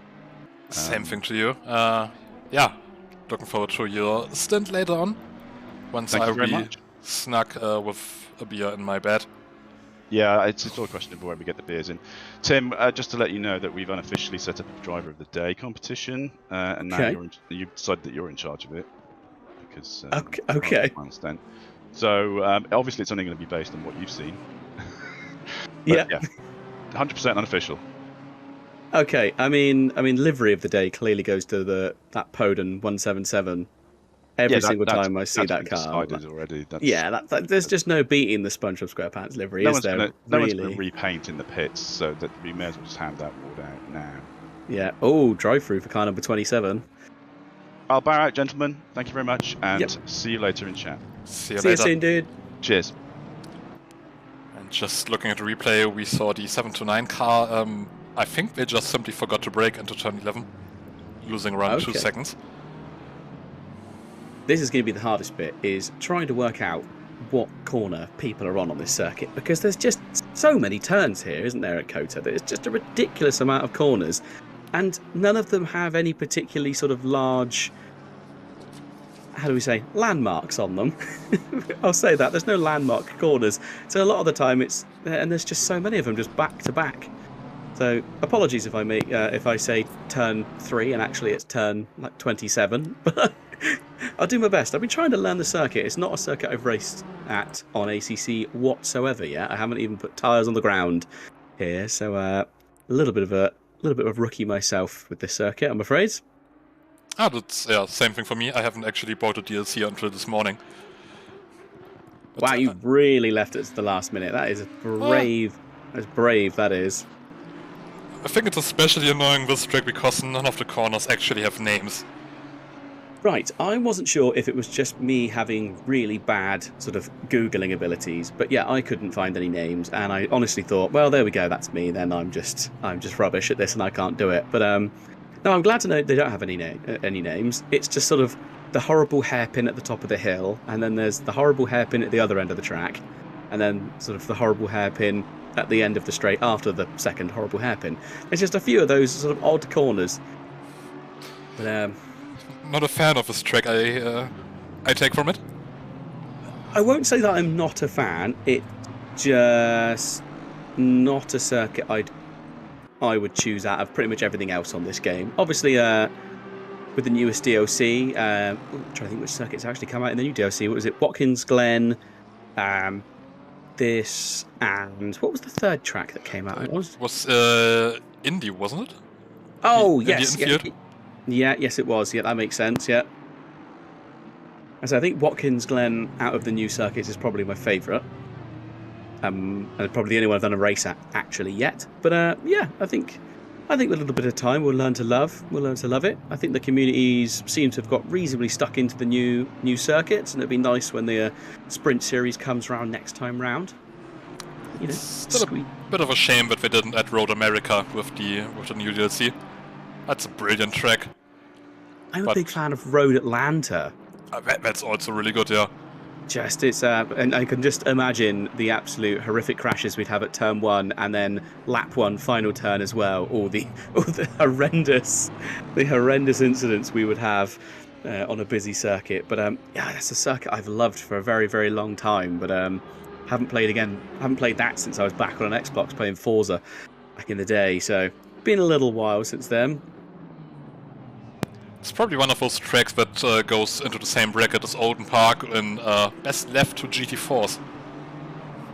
Yeah, to be fair, quite a few of the newer circuits I think have gone that way on the game, haven't they? I mean, even if you watch, obviously, real-life British GT racing, it's they're incredibly tight on the circuit, and there's not the same amount of manoeuvres and massive overtakes that you're seeing actually when you watch like the GT World Challenge, obviously all the way across Europe. Just did Spa last weekend, obviously, with the 24 hours. But yeah, the English circuits especially, I'd say they're a little bit smaller, and I think they're a bit more old school. And you even see it with some of the touring cars there now. The circuits are just getting quite small for how big modern race cars are. So something like this, where it's a purpose-built, pretty modern circuit here at COTA, there's at least plenty of room for everyone on track. I mean, I reckon you could get 4 wide around most of the circuit here. If they were nice. If they were nice to each other, they could go 4 wide. 2 cars we just saw going 2 wide is the 33 and the 484. The 33 car of Jason Dyer, Revolution Sim Racing, making it past the 484 into P3, or rather P4 after the pit stops. Speaking of pit stops, we already saw car number 2, that's our race leader, going into the pits. They already came back out in P5, even though no one in front of them has pitted so far, which just goes to show how big their lead actually was. They also changed drivers, so the third driver we haven't seen so far, Vidanovic, now in the car. Oh, I think we might be about to see another move, aren't we here? Oh, if that is the Audi, is it? Oh no, I'm being absolutely blind, or is my screens might have messed up a little bit here. I was just trying to work out which.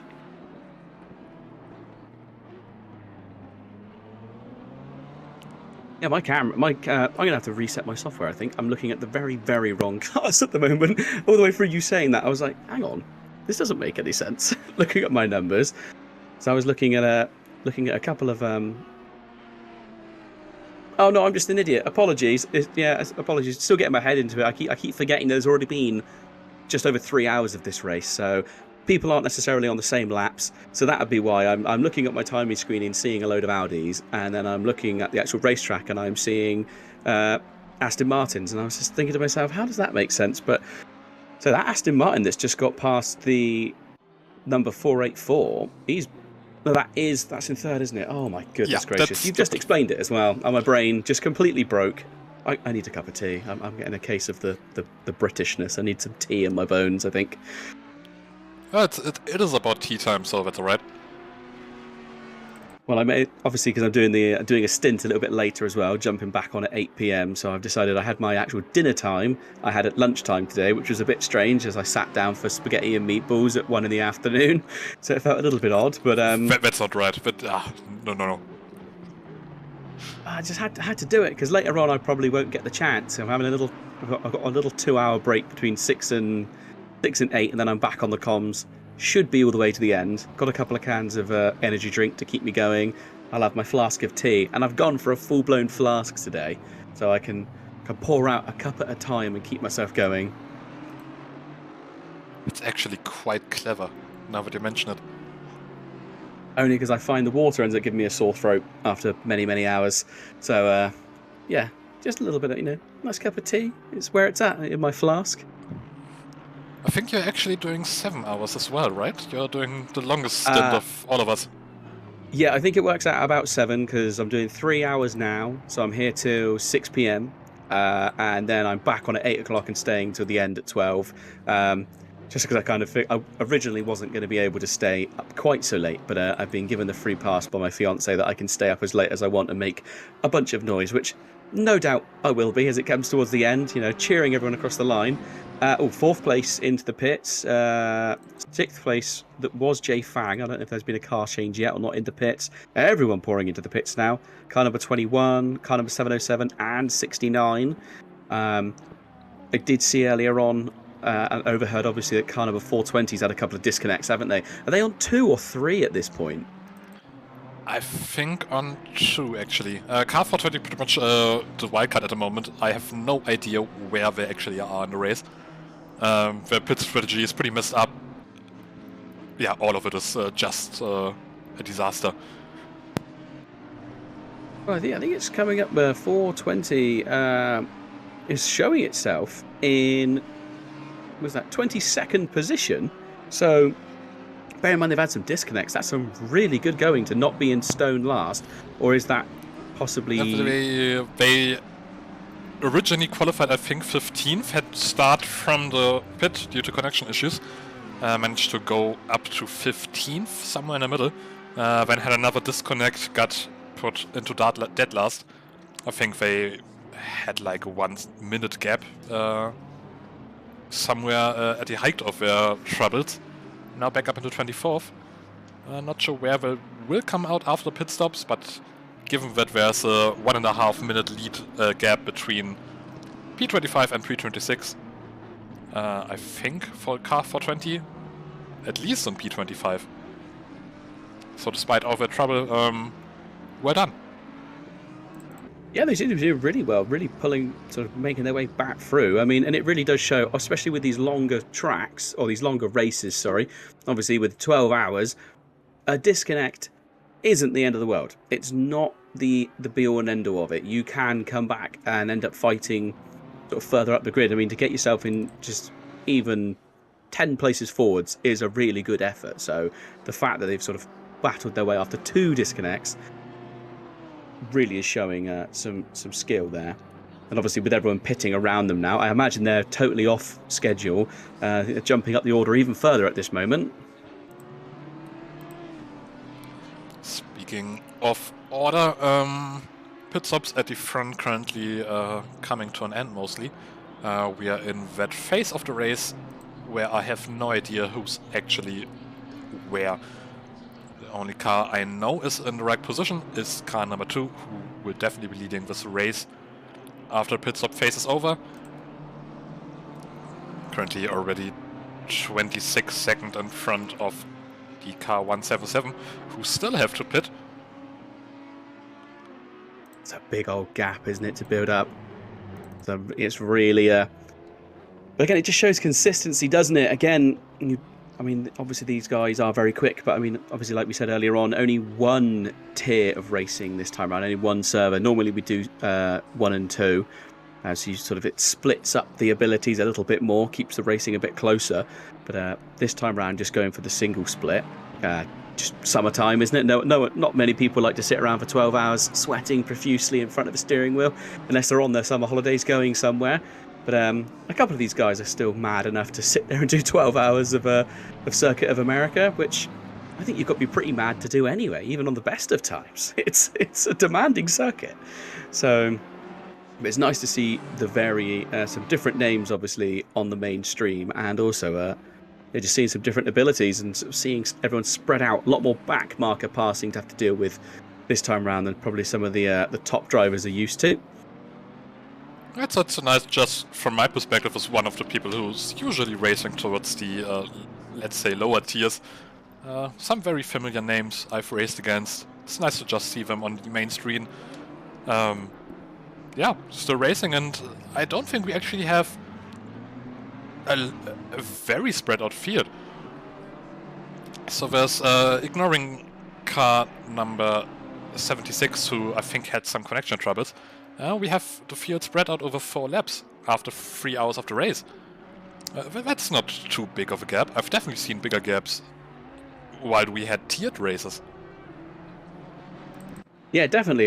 Yeah, 4 laps really isn't a great deal, is it? I mean, yeah, I was, in my mind, for some reason, I was expecting it to be much larger than that. But it's, God, yeah, the Audi already back up in first place in that car number 2. On the SpongeBob car number 177 just stopped in its pit stops. Oh, 90 laps completed as well.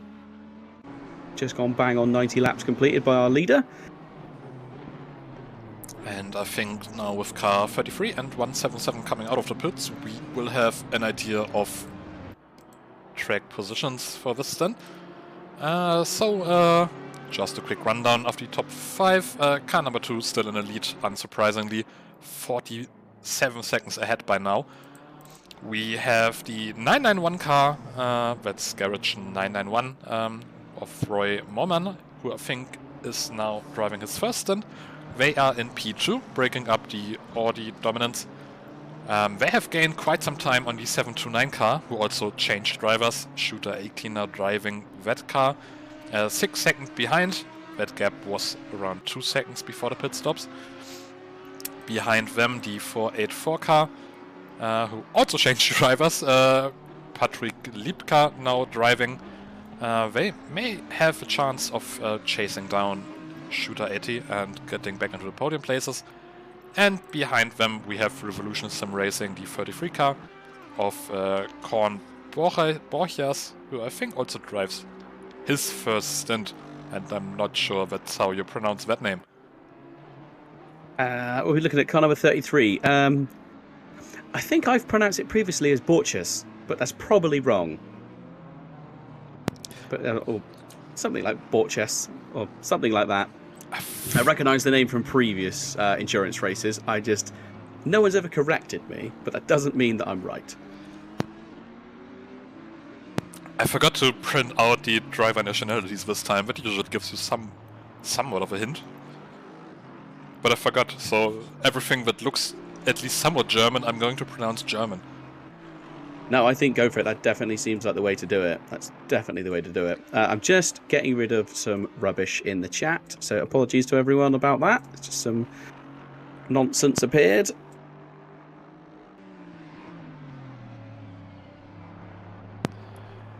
So, just looking at the timing sheet, I think we're still in that phase of the race where positions have settled. No cars within 1 second of each other at the moment. I think people just towards the middle of the race just trying to survive, basically. I was just about to say that car 360, which is the little Honda, looked like it was trying to unlap itself on car number 340, but actually has just picked up a drive-through penalty as well. So it was all over the back of number 340, that BMW, and then suddenly up pops the drive-through. So obviously trying to unlap themselves, pushing very hard. I mean, there is still time to do it, but a drive-through is not going to help them. Obviously, a difficulty that sim racers face that sort of, I would say, that real-life racers don't face is that you don't get things like full course yellows or safety car periods, obviously, in-game. And so what a lot of teams you'd see in real-life racing would be, if they had a penalty, be that sort of, especially on the endurance races, they've been doing the whole thing of adding 30 seconds to your next pit stop. They could take that penalty during a safety car period or during a full course yellow where everyone's driving slowly, and even though they spend more time in the pits doing the penalty, they don't lose as much track position because everyone's stuck rolling around at like 50 miles an hour. So yeah, when it comes to sim racing, obviously we don't have full course yellows or safety car periods. And so if you get a drive-through penalty or any kind of time penalty, it is a whopping great hit. Oh, good moves going on there, I see. Audi versus Audi. Yeah, I think the 729 car made a mistake somewhere on the last lap, and that enabled Lipka to close up quite heavily. So they were going side by side through turn, I think that was 13. And now onto the straight finish. So suddenly the battle for the last podium spot heating up again. But I think Lipka too far back this lap to try something into turn 1. Well, could have had a chance, but decided against it. Now very close through fake maggots and baggots. They Shooter 80, a well-known name here at Apex Online Racing, and I doubt he'll be too shaken by having the pressure put on him by number 484, but fair play for keeping it clean into turn 1. As I saw some interesting passes going on when I've dipped in and out of the coverage. We'll say interesting, to say the least, and some maybe slightly sort of uncouth manoeuvres, but no, it definitely looks like that 484 car showing more pace at the moment. It's really a case of, does Shooter let him past and just concentrate on staying clean, maybe not over push the tyres and just try and stretch this stint out and just stay within striking range, or does he defend wildly and obviously risk contact? Oh, little move up the inside, under brakes, here we go. And yeah, I'd say Shooter kind of left the door open. Oh, actually goes for the switchback. It's going to be close. A bit of a contact there, but nothing too major. I think Lipka manages to get past for now. I think, yeah, that was pretty fair between those guys. They both gave each other just enough room to avoid any major contact, but just enough of a little rub to sort of make the move stick. And again, as Ark said earlier, what's a little bit of rubbing between friends? It's all fine. But actually, now looking at it, 484. Now he's released from the back of Shooter 80's Audi. He appears to be trying to pull away towards the end of Sector 3. Definitely looked like he was the faster driver. But we'll see if Shooter can come back. He is maybe looking a little bit up the inside. No. There we go, 484 now pushing forward. So is there any chance he can chase after that BMW, that number 991 at BMW? I think he's best part of 50 seconds behind it. Oh no, sorry, 5.5 seconds behind him. Apologies. That's the 50-second lead that car number 2's picked up. And still extending that lead as well. It's a very, very good performance so far from the car number 2. Very, very good, seeming like a bit of an understatement actually. But yeah, as you mentioned before, at 4 car, pulling away pretty much 1.5 seconds now. Which gives us time to look at the 26 car, who just got past the 177, I think, yep.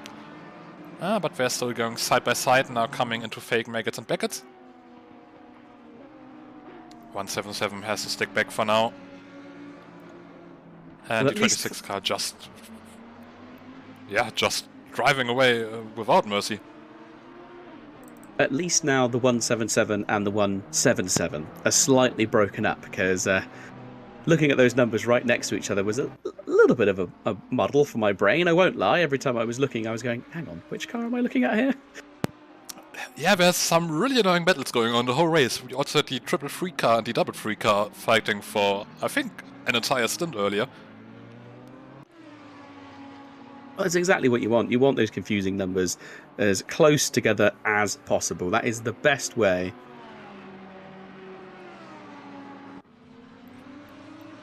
Just taking a look, actually, I think we lost the 333 car somewhere. Can't find them anymore on the timing sheet. When did that happen? Well, that's completely gone, hasn't it? Oh no, wait, did it appear for me a moment ago?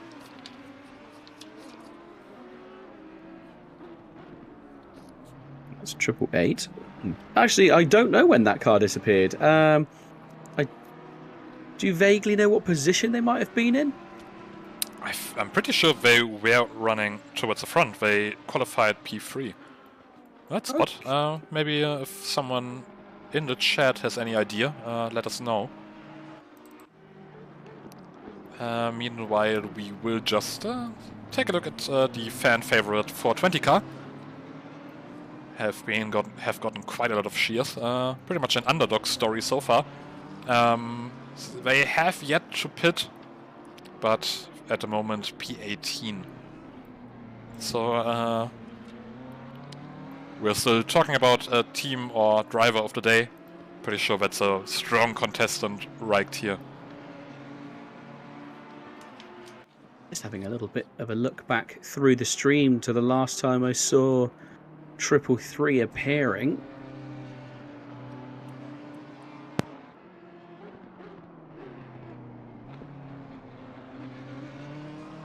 To be fair, I think it might have been before I joined in the comms box. So yeah, with 2 hours 10 minutes of the race done, they were still there and they were running in 10th. So what happened in that little window that disappeared? So yeah, it would have been before I was at the comms. So sadly, I can't actually look back on my in-game replay that far. But yeah, somewhere around the 10 hours left mark, they disappeared.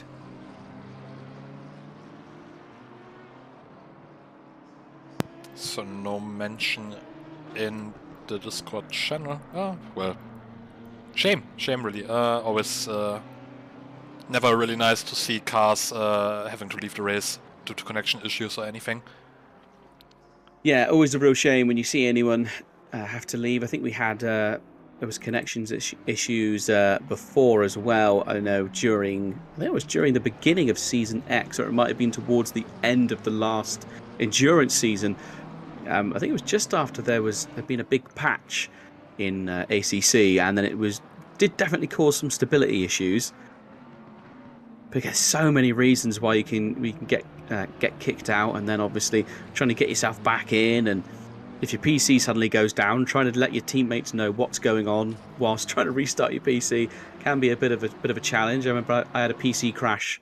Well, it would have been maybe last year. I was in the middle of a race at Silverstone doing a team race there, and my PC just black screened on me, just totally went. As it turns out, I'd half pulled out my headphone socket, and it just, somehow randomly decided that my PC crashed, just spiked the game or something. Don't know. So it took me about 20 minutes to get my PC back on. So it wasn't the best. Who have we got here? Ark in the chat again. Yes, we are blaming you, Ark, for losing car number 333.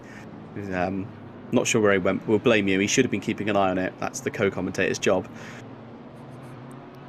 Where else have we got here? I think Mini Simeon is off to bed now as well, I believe, who has been running the chat pretty much the entire time. I think he said he's off to bed.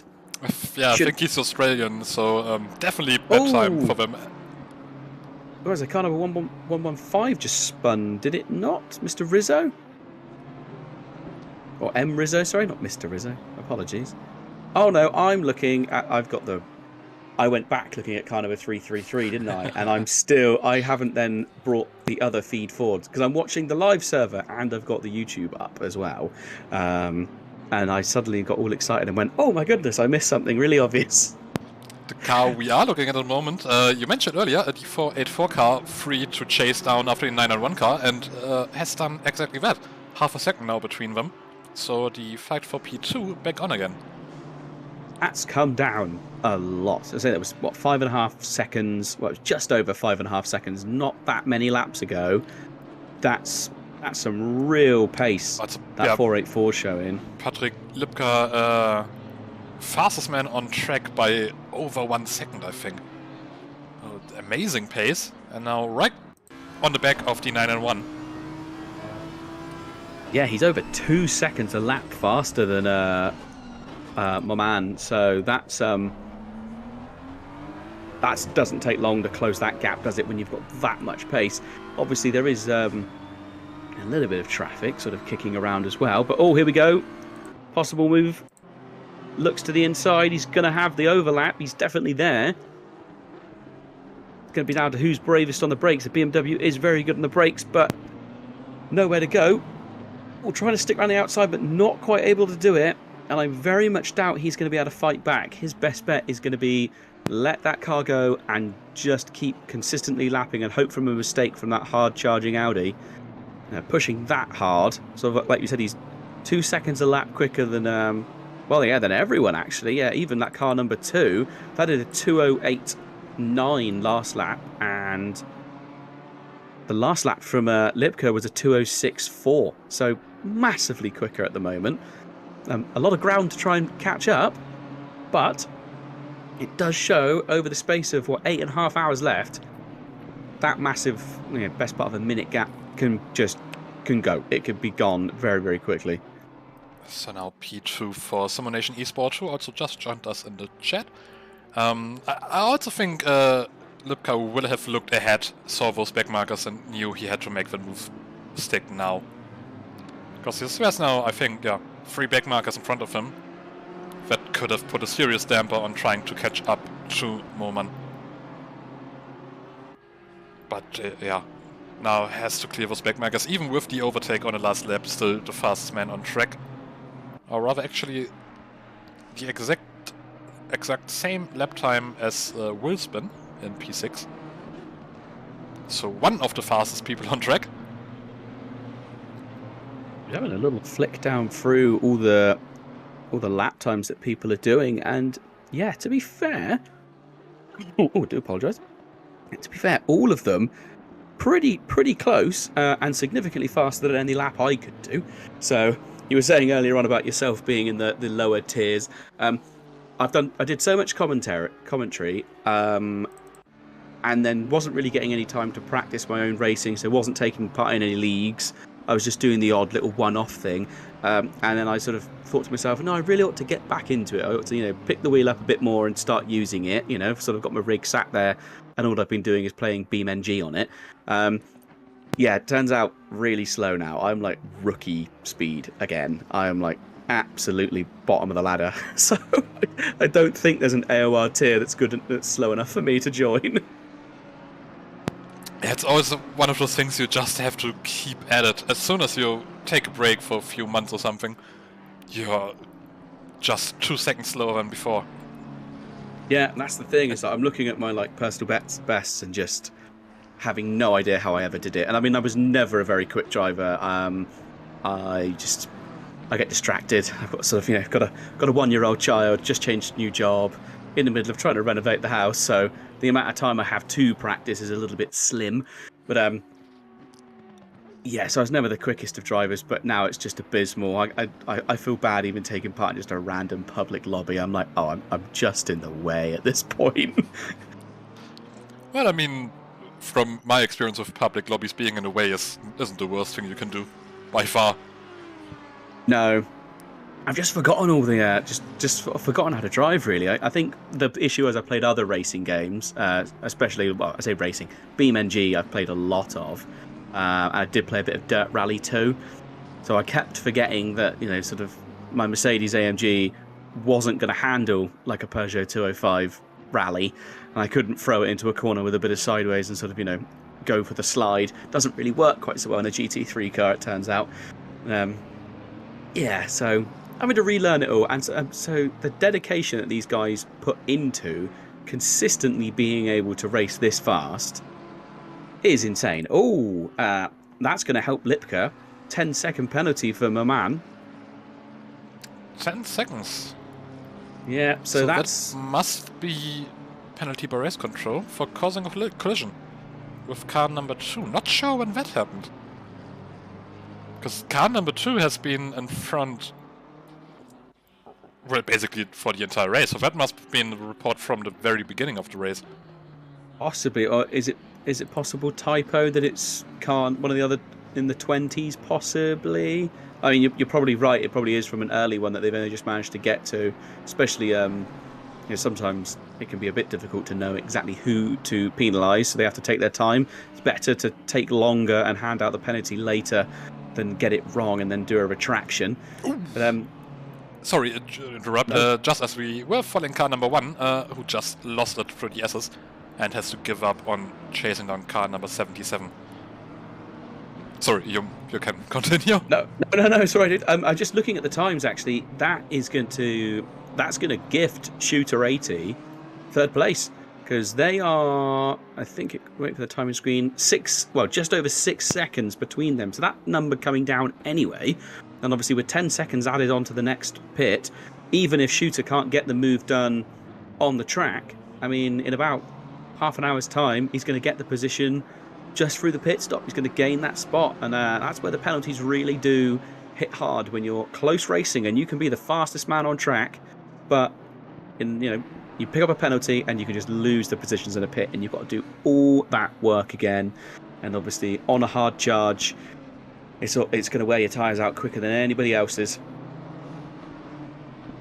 I have just noticed, where did I see all 20? Well, they're in 20th place on my timing screen, so getting themselves up into the top 20 is a pretty decent push.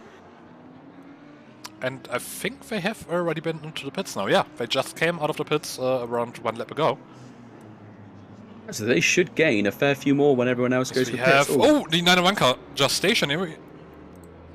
Not sure what happened there. Just take a look at the replay. Yeah, they just stopped on the side of the road. So maybe some sort of technical issue. I think they're going again. Yeah, they are. So yeah, and they've lost the position. They're down to 4th now as well with that stop. And now, given the 10-second penalty, they probably will also lose P4 and P5. Because both Borchers, who I have been informed is actually Dutch, and Wilsman are now within 10 seconds. Very odd. A bit of an odd one. I'm watching back just the sort of the lap leading up to that moment to see if I can spot kind of what caused the issue. I could understand if it was after a pit stop. I know sometimes it can be that weird error where it sort of, I think you lose your HUD unless you cycle through your chosen view or whatever. But yeah, he seems to be completely free running. Seems all fine. Gets on the brakes into turn 1.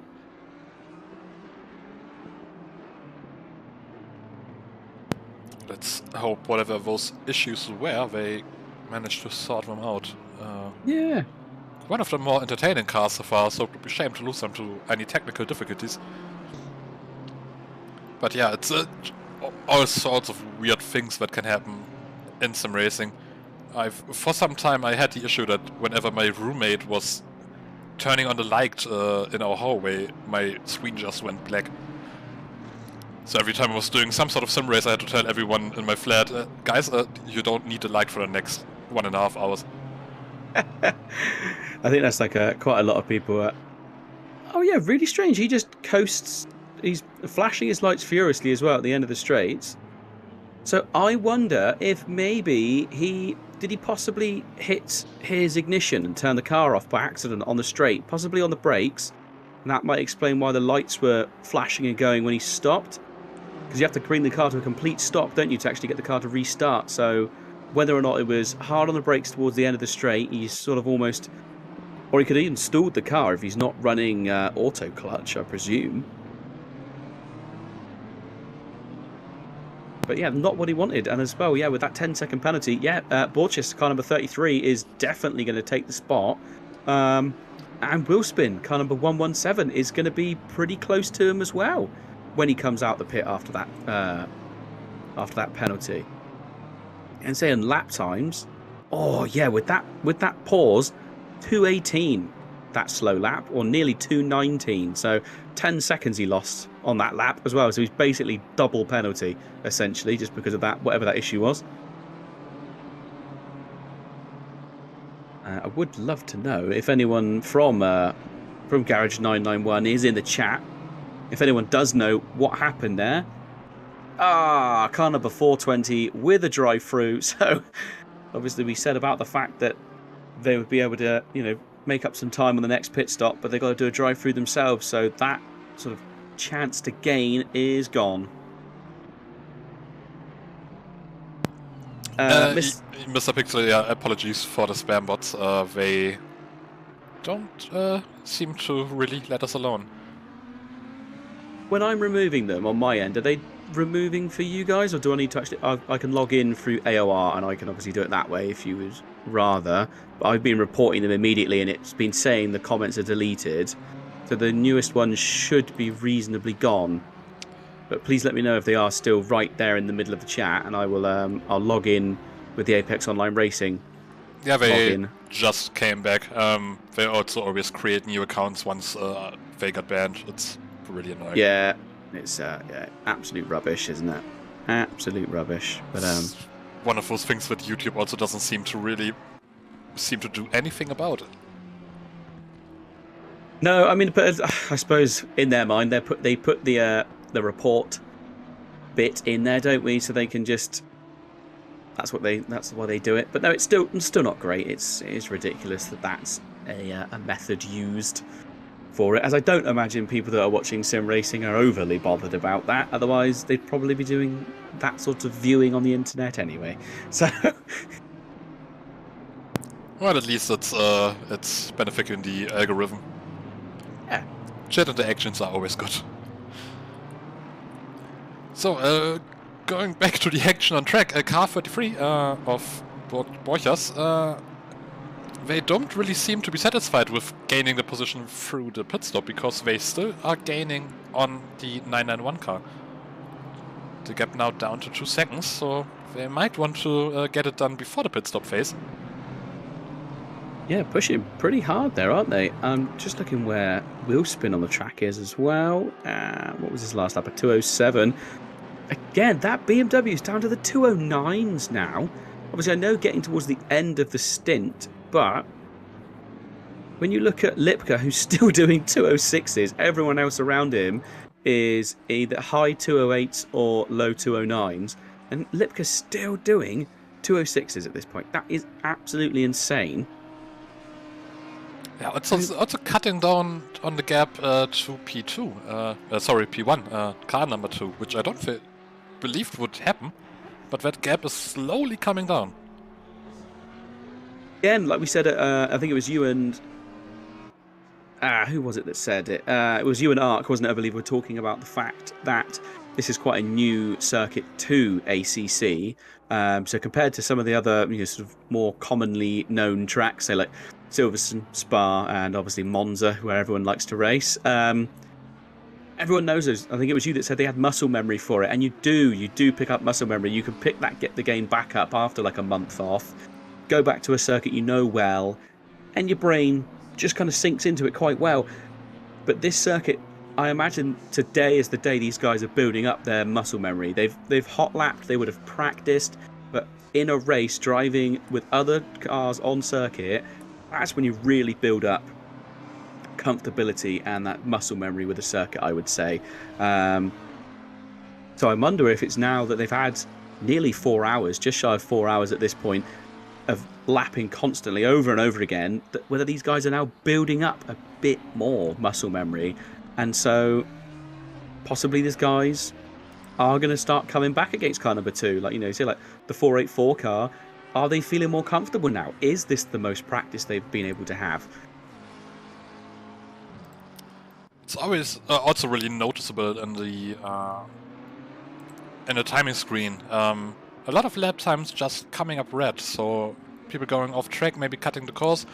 Of course, we don't know if they get a warning or not, but I would also imagine we're going to see a few more drive-through penalties here. So, for instance, Vidanovic on that last lap has invalidated it.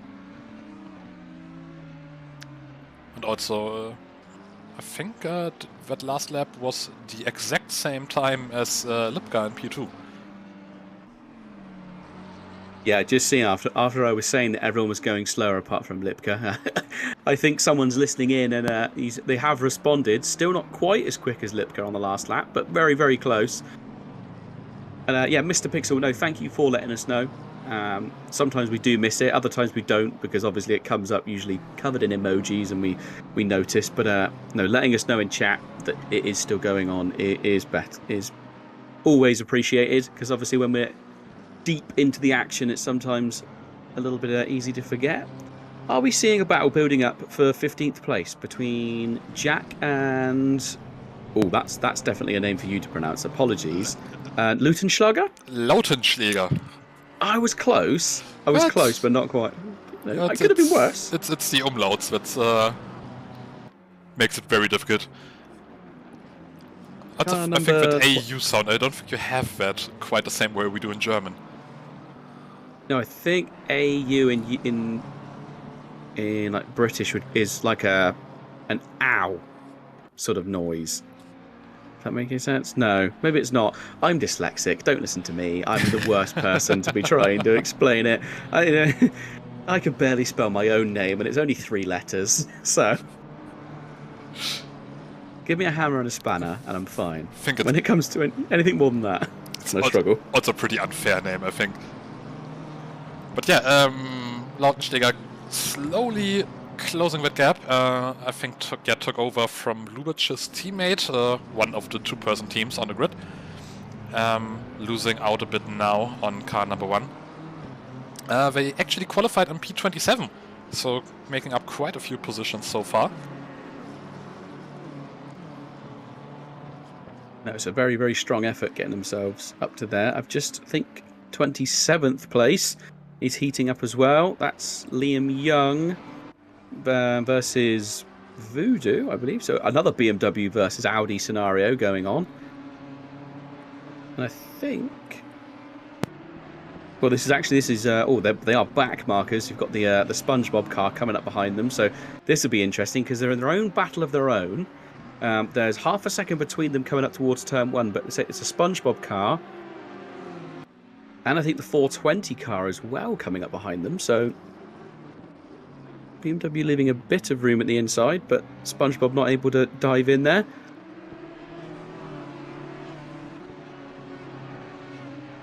I do wish the Bikini Bottom racers had more cars, because I'd love to see the whole lot. I know I think it might have been in the Sprint Cup that there was a Patrick Starr car as well, but I'd love to see it if there was a Squidward, a Gary, and Mr. Krabs, and all the different things. I think it'd be quite good to see the whole gang out on track.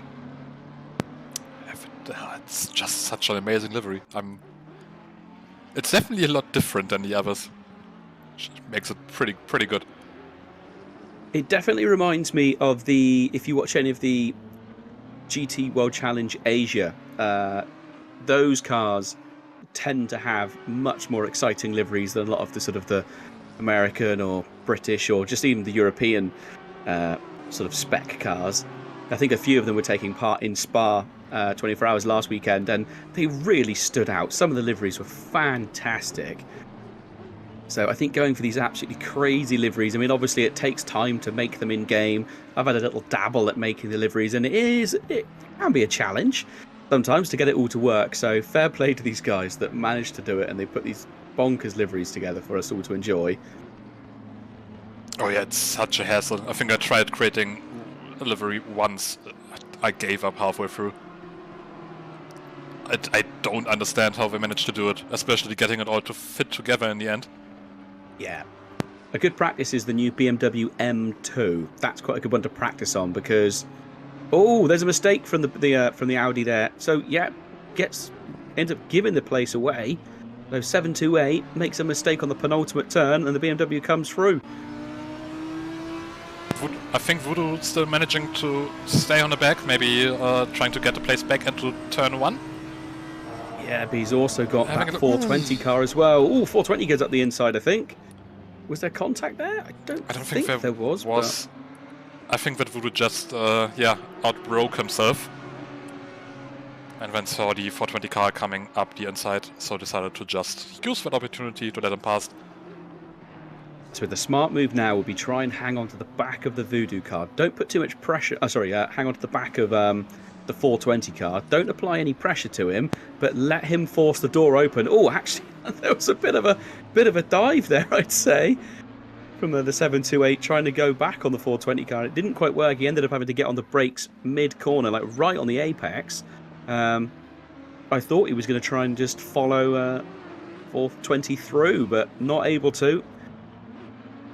Just behind them, we saw the 177 car trying to follow them, having a bit of a moment, but nothing too big. I did notice he dropped back a little bit, but I wonder, now it's coming towards the end of the stint, is that 7 well, it's about 15, maybe 20 minutes left of the stint, I'd say.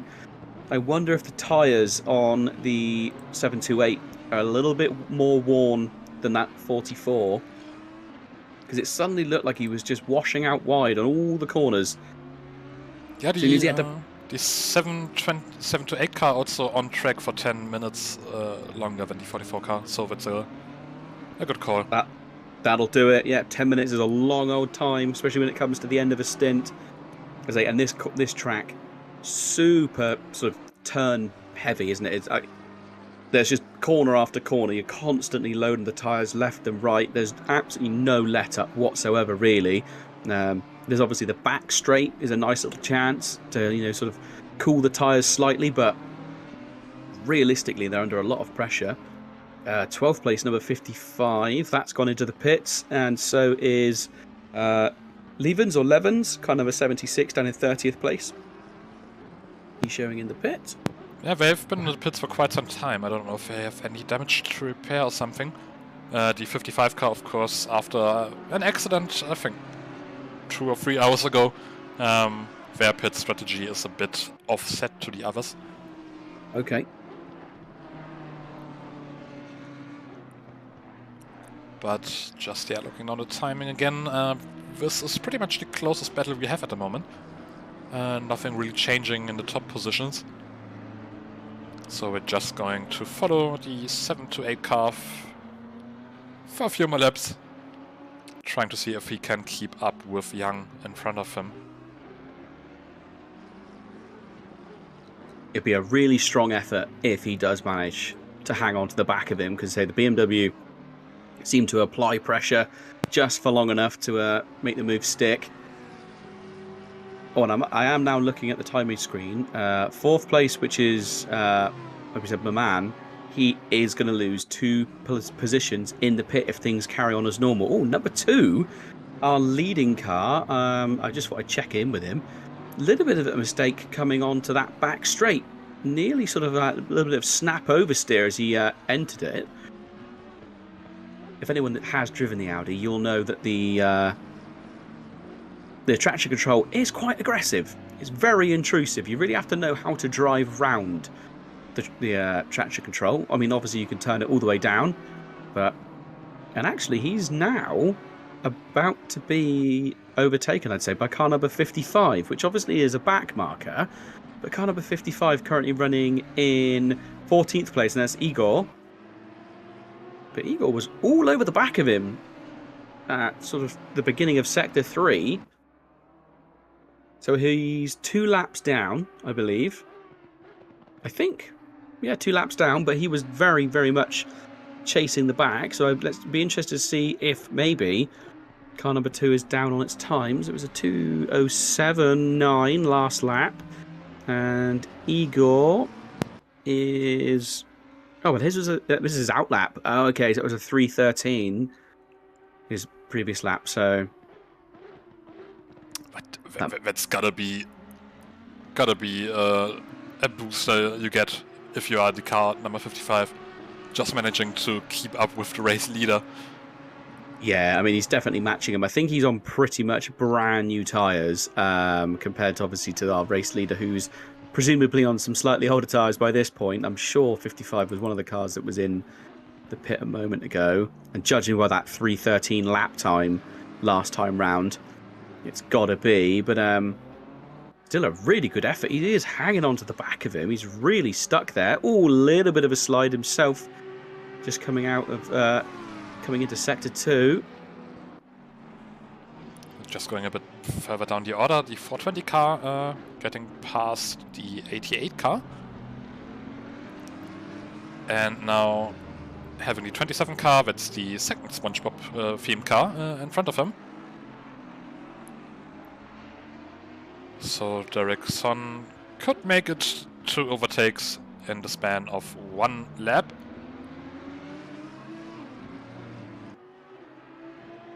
A really good effort if you can. Oh, he definitely looked, but possibly here in the final 2. Gonna try and go around the long way. Probably taking the inside, coming onto the straight. Yeah. There it was. Nicely Getting past done. even before that. Just a lot braver on the brakes, wasn't he? Obviously just felt more comfortable in his car at this point in the race. And just managed to slide it on through. Blakeman trying to come back, has a look. Son covering the inside, driving the widest Audi on track.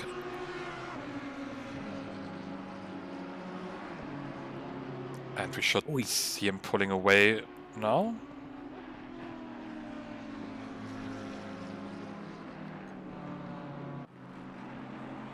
I will say, having obviously the live server in front of me on one monitor, and then the other monitor I've got all kinds of ubbins and gubbins on the go all at once, so I can have a bit of a look at like live timings. I've also got the actual stream that everyone else is seeing. I've got that up there.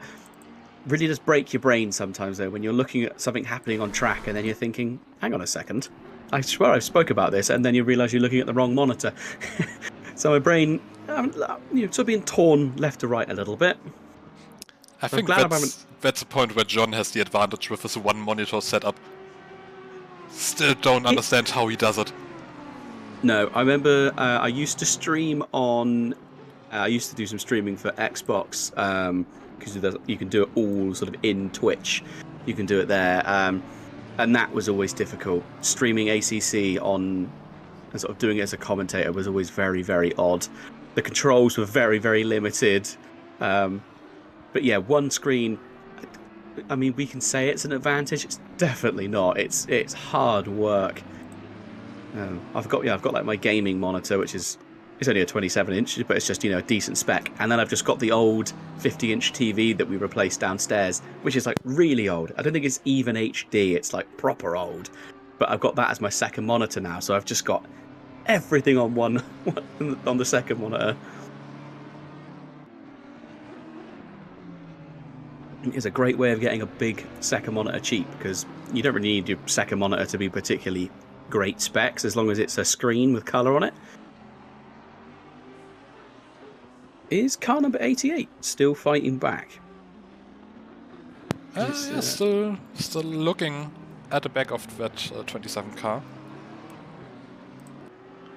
And we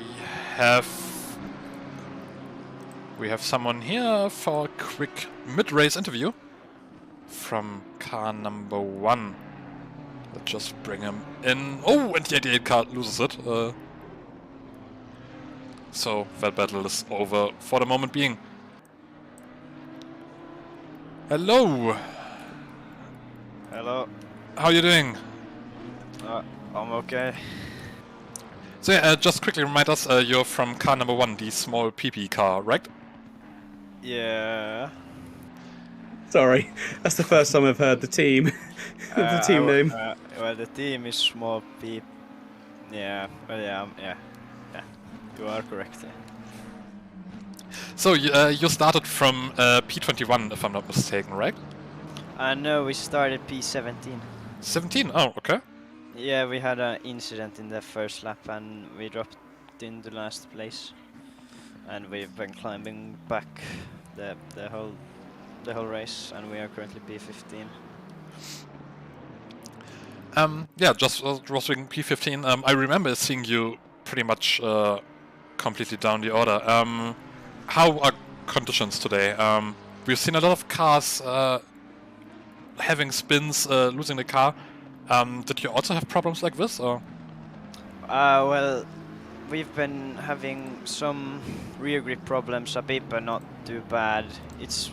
Conditions are pretty fine. The track condition is optimum. Not too much wind, and the track is now much cooler than we had in the practice sessions.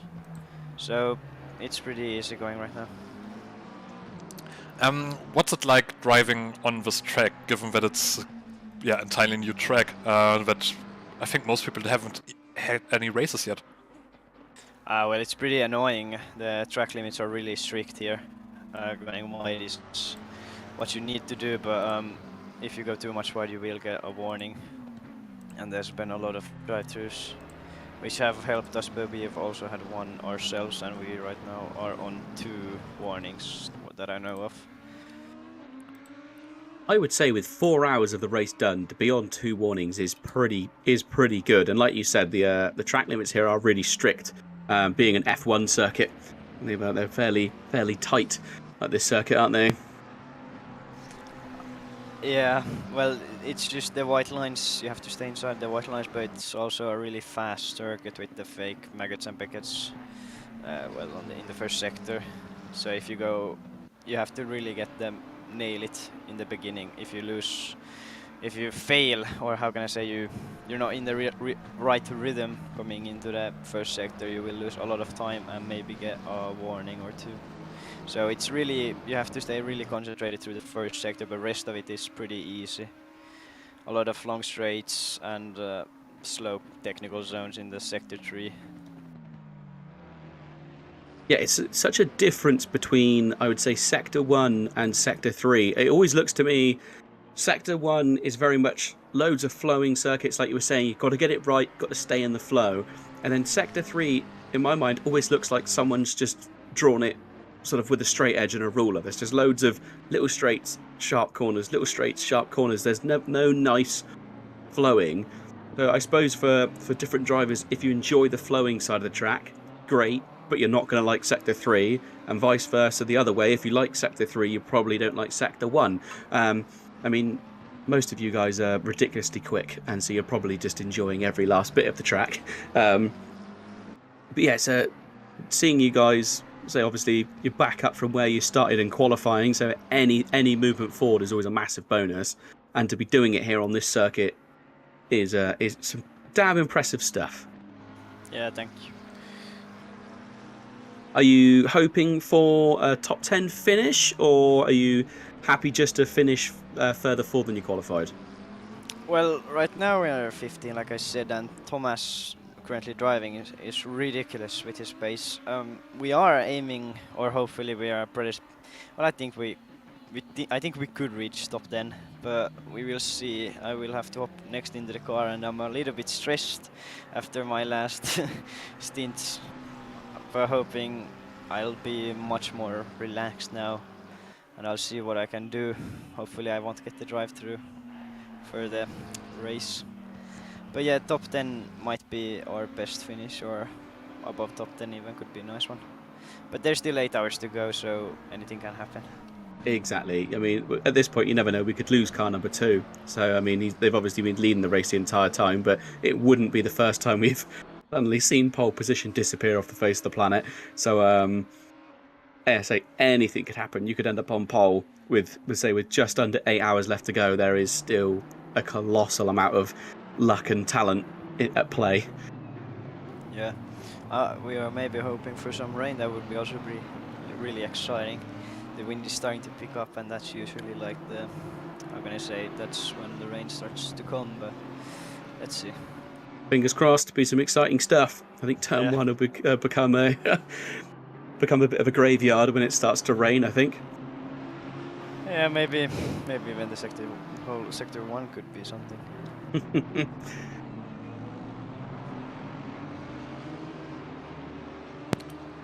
But yeah, thank you so much for joining us. Thanks for having me. And hope you're having a good stint. Looking forward to seeing you try for top 10. Yeah, let's see how we can do it. Best of luck, mate. Yes, thank you. Cheers.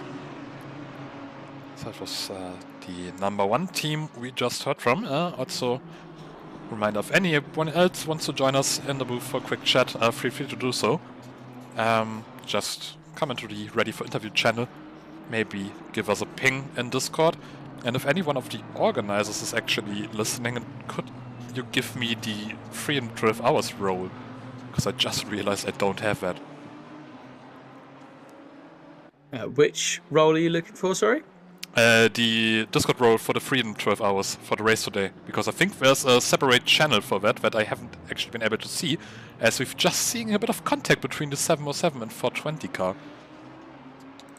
Okay.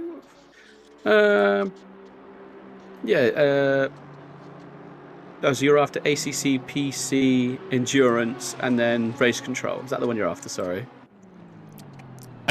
No, I think there's a separate channel just for the drivers to chat that we are not able to see. Ah, okay. Yeah, so I know there's a general, there's an Endurance chat and Endurance info. I think everybody is just talking in the Endurance chat one. When was this last updated? It was today. Yeah, unless there's something else other than that. No one's really said anything as of yet in the standard Endurance chat. But yeah, there might be something else. We'll yell at Heiko. I think he might be in the car, but we'll yell at Heiko. Oh yeah, I think he just went into the car. Yeah, because I think he is in P30, I believe in the YouTube chat. One of the other racers mentioned he's just left the car, so let's have a little rummage and see what I can find. Yes, it was Michael just saying that he came out of the car, his second stint, and then I looked at P30 and it was, I'm sure it was Heiko that I saw on my timing sheet. I might be wrong, but fingers crossed I'm right. I don't know. Yell at me if I'm wrong, YouTube chat. Just give me grief. I deserve it. Ooh, is that? Yeah, it's P11, isn't it? Heating up.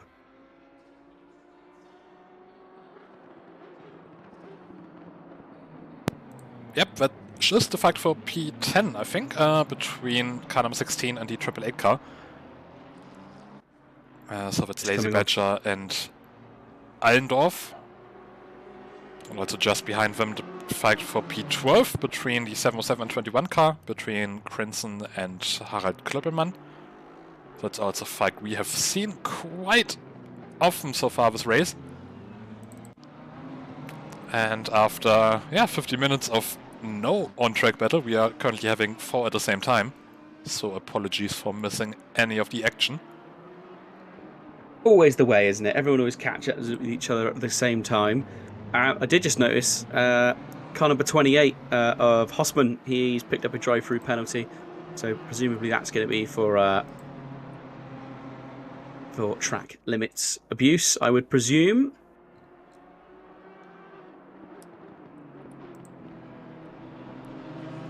Also now seeing the 115 car going into the pits. So yeah, pit stop window should be open again for most teams in around 10 minutes.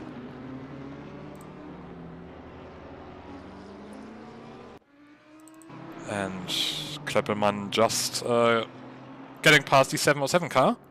But they're now going side by side, coming onto turn 19.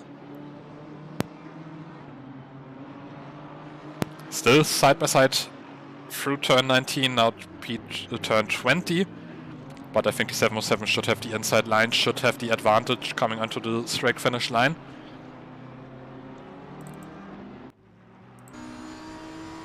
Klöppelmann still very much on the rear of Crimson. Takes the inside line, coming into turn 1, there's a back marker, leaving the pits. And Klöppelmann retakes the place for now. They're still going side by side, going into fake maggots and backets. As the cameraman decides we don't want to see any of the action. And the 707 still in front. Oh, possibly a move here for that 9th place. I think Allendorf versus Lazy Badger. The BMW got up the inside and coming onto the back straight. And if he can get the braking done, he will take that position. Just trying to make sure... Yes, there we go. Car number 16 takes the position away from car 888.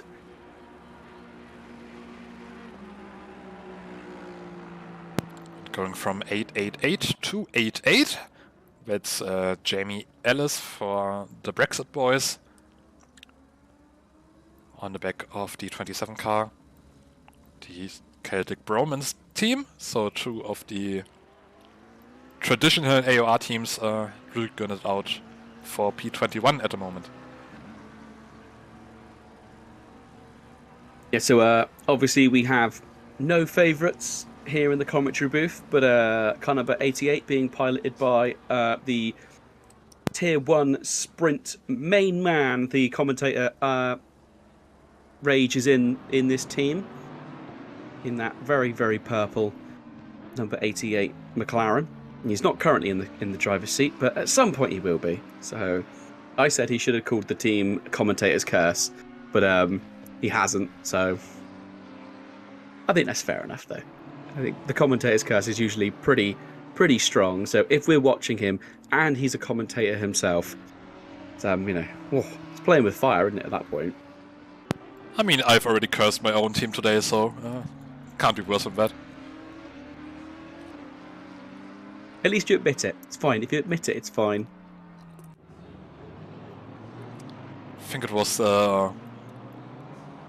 during the endurance season last year. I did one 6-hour commentary, and I think I cursed around 20 cars throughout the whole race. There were people coming into the chat yelling at me to stop talking. I think it was a driver who's not with us today, but Grantis Caracas. He was I think he came into AOR as a Tier 2 driver, I believe. And we pretty much stopped commentating on him towards the end of races because we just kept cursing him with bad luck. It was over and over again. His first season was an amazing pace, but yeah, just awful luck the whole time. So we just stopped. Me and John were like, we'll stay quiet. We don't want to do any more damage than we've done. Speaking of luck, one team whose luck seems to have turned somewhat is the 991 car. They are now, again, 1 second behind P3. So still with their 10-second penalty, but should only lose 1 position because of that. They have caught up by quite a lot again. So we've seen them getting overtaken for P2, then have that issue. Actually, speaking of P2, car number 2 already going into the pits. I just thought I had missed some major track action. Yeah, for a moment I did as well. It's like, hang on, there's no P next to that name, but yes, that makes sense if that's what's happened. So our race leader already on the pits. Of course, they pit a lot earlier than the other cars the whole race through. So for the moment, the 484 car leading the race, but they still have to come into the pits. So does the 729 car and the 991 car. But they should still have another 5 minutes to go until that happens.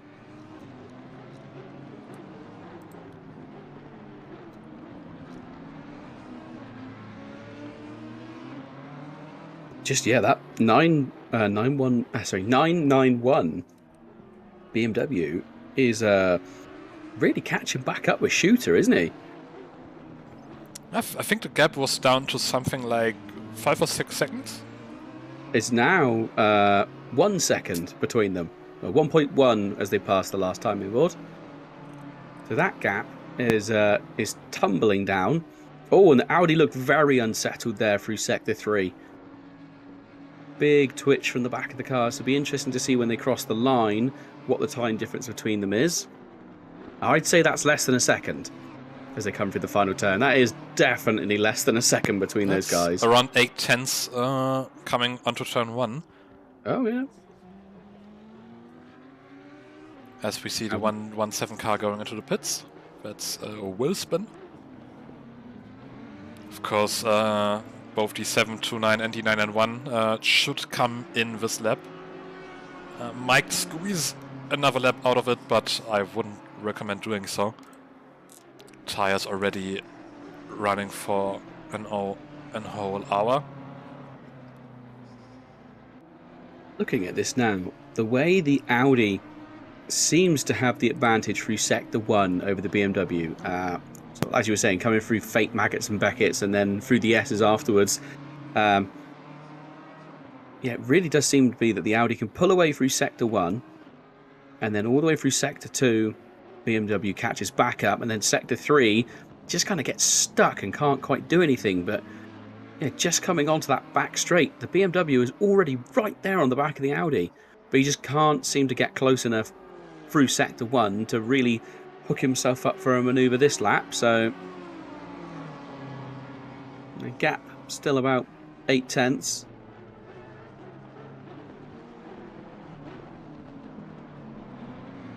Again, he's no closer, but we'll see if the Audi can stay clean through here again. It looked a little bit unsettled last lap. And again, if he's on the end of his tyres, he might be almost thinking to himself as well, I need to get into the pits for new tyres. I think it's also a case of, is it actually worth it for the 991 car to try anything? As I said, they are trying something. I would be surprised if they aren't going to pit right now. But yeah, of course, the 991 car still has that 10-second penalty. It's the end of the stint. Do they actually want to try any overtaking? Potentially losing time by doing so, but they both are carrying on for another lap. Lipka's come into the pits, 484 into the pits, but yeah, these two, whether it's a case of a little bit of we've got that red mist descending over the drivers a little bit, and they're both thinking, no, I'm not giving up this position on track. You know, at the same time, maybe just that 991 car is just trying to just push forward as hard as possible so he doesn't lose any positions in the pit. Car number 26, obviously, I think when it last showed up was It's saying 64 seconds back, but I don't think that's right somehow. The last time I saw it, it was only 20 around something. 30 seconds. Yeah, that would make more sense. So yeah, I mean, he's not going to lose that position in the pit. I mean, he'll lose it back to Lipko, who's currently running in 4th now after that pit. But I mean, obviously, Maman and Shooter only provisionally running in 2nd and 3rd. Or actually, now the 484 car being driven by Slasky. So yeah, the 484 going for the driver change again. The two-man teams, I have to say, are absolutely insane. And there's no polite way of putting it. It is absolutely insane to be doing 6 hours each. Especially around this track, it's just so demanding, and you really need to have your concentration up the whole way through. There's no real part of the track where you can just take a breather, except for maybe the back straight. So yeah, having pretty much 6 hours over the whole race, just at maximum brain capacity. And as those driving endurance races, you will know it's also just physically demanding. Yeah, it isn't something that I suppose stereotypically you would think of is, you know, if you're playing video games, being both into the pits at the last minute there. I think that 991 almost looked like he tried to overtake him. His roll speed looks to be slightly higher than the Audi's. Yeah, he was kind of looking at it. It looked very Vettel-esque. How did that work? Because it looked like his speed in the pit was significantly quicker. So whether or not we might see a penalty for pit speed, possibly. Whether he didn't knock it into first quite quick enough and get his limiter on, I don't know. But he looked like he seriously closed up some ground on the Audi coming into the pits. But, you know, we'll wait and see, I think, a little bit on that one. I say the guys that are two men are absolutely bonkers, in my opinion. The only way I can describe it, I think. And so it's like you said, so much to do, and to be fair, there you go. The gap's reopened up again. So actually, the BMW had 10 seconds, didn't it, to serve? Yep. Doesn't look like he's lost 10 seconds worth of track position though against 729, does he? So what did they do with that pit to not lose 10 seconds of actual space? Actually really weird. Now, yeah. So 901 having a driver change with Tobias Madl in the car again, who we saw in the first stint, putting in some insane lap times. I think the 729, they also changed drivers. That's Tim Moore's back in the car.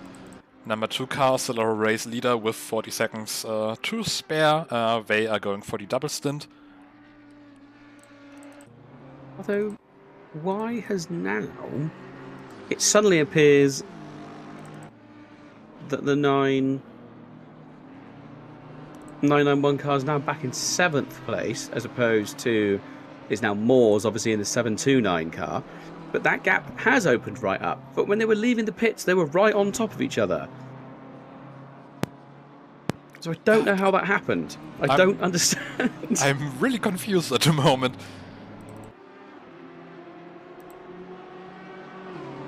I might go back to the in-game replay and have a little bit of a look back through. Obviously, as you're actually streaming the race, a bit more difficult for you to look at that. But I'm going to have a little look. So there was the 911 car, wasn't it? Sorry, 991. I'm going to be nerdy and I'm going to go back and try and see what was going on. So apologies if I'm not talking about the current action too much. I'm determined to find out what on earth happened there. I mean, or if any of the guys from the 991 car are available. I'd love to know. Just seen Dakuza come up in the chat. Hello, Dakuza. That's a familiar face. Double stinting at COTA. No, thank you. Yeah, that does make sense. To be fair, it's a bit of a track to try and do it, isn't it? I think it might have just been a case of looking at the wrong car, because I'm just so confused at the moment. But yeah, on track, we are following Jay Fang in the 117 car, who is chasing after Tom Moores in the 729 car.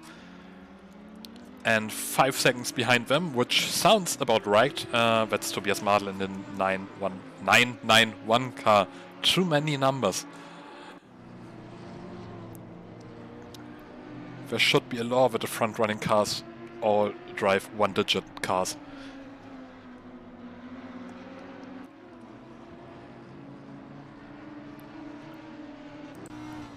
So Fang... I think... Yeah, sorry. That's what I say. I think at one point in Tier 2 there was Yang Gang and Jay Fang, and for a lot of the time those two were on track right next to each other, and I think at one point they might have even been in very similar liveried cars, which made it very difficult when you were trying to quickly blurt out what was going on. Some of those names and car numbers are just... I think they're made to confuse the commentary. Almost certainly. I mean, and we do deserve it, let's be honest. But, yeah, I'm looking at this, and the BMW M4, the rolling speed of that car in the pit is ever so slightly quicker than the Audis. Only fractionally. And, well, to be fair, that was just...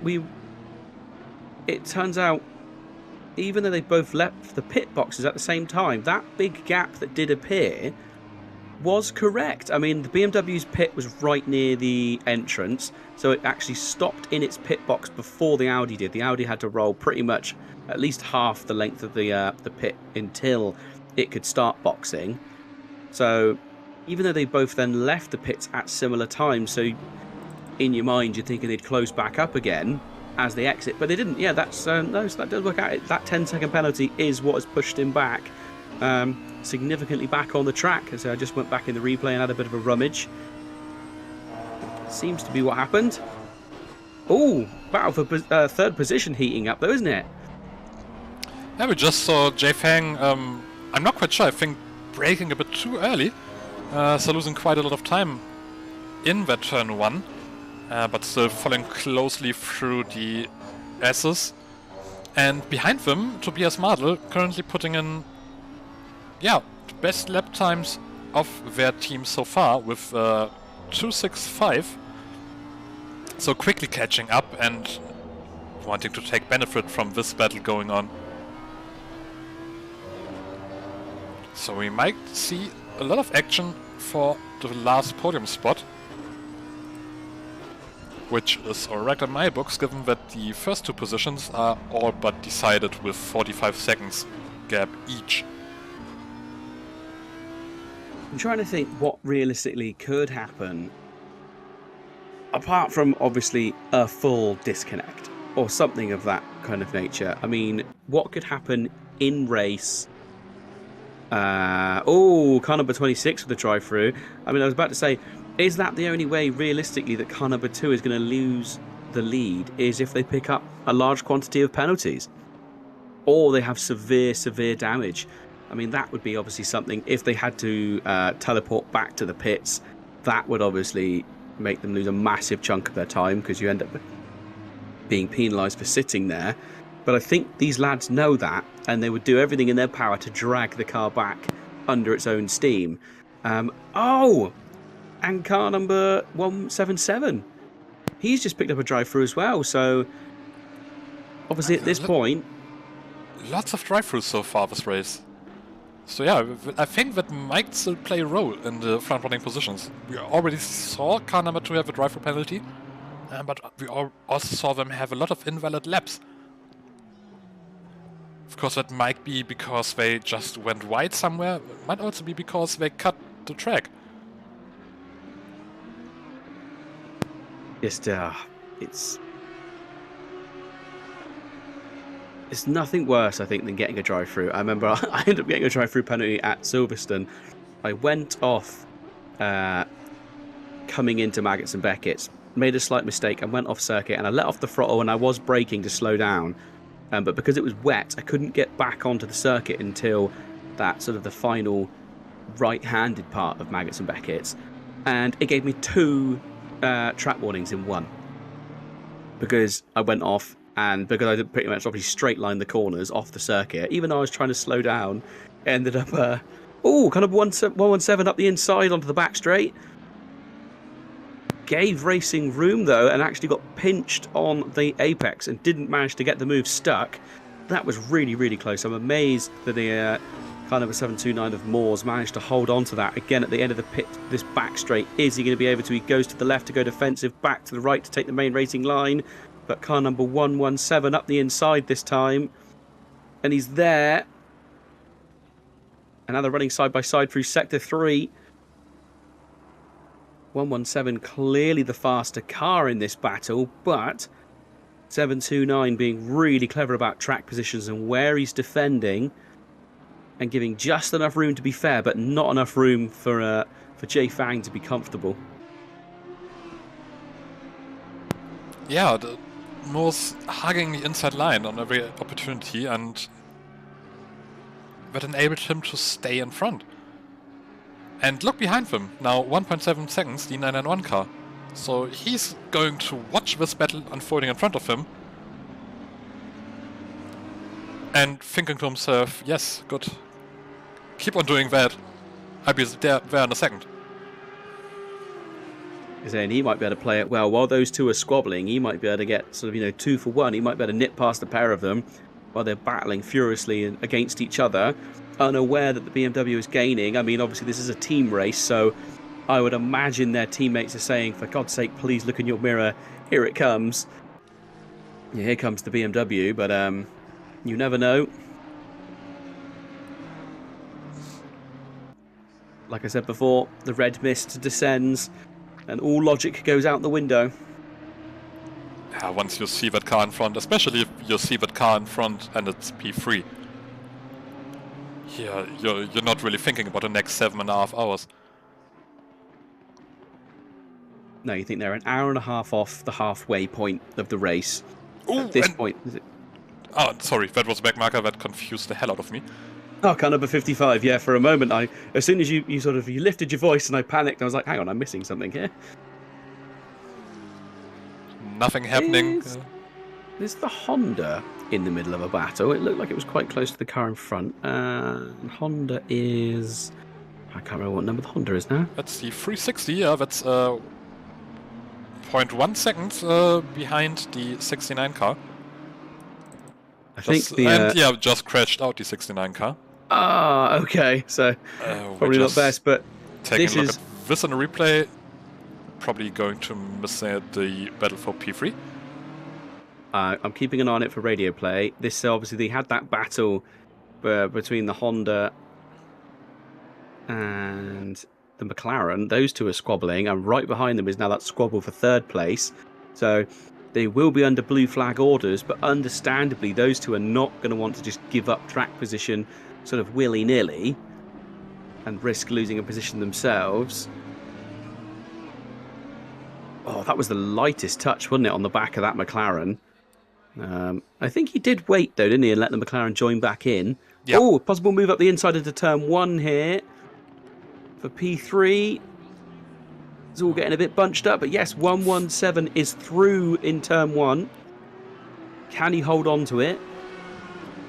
They still have that battle in front of them to deal with, and I don't think either of those cars will jump out of the way as quickly as they want to.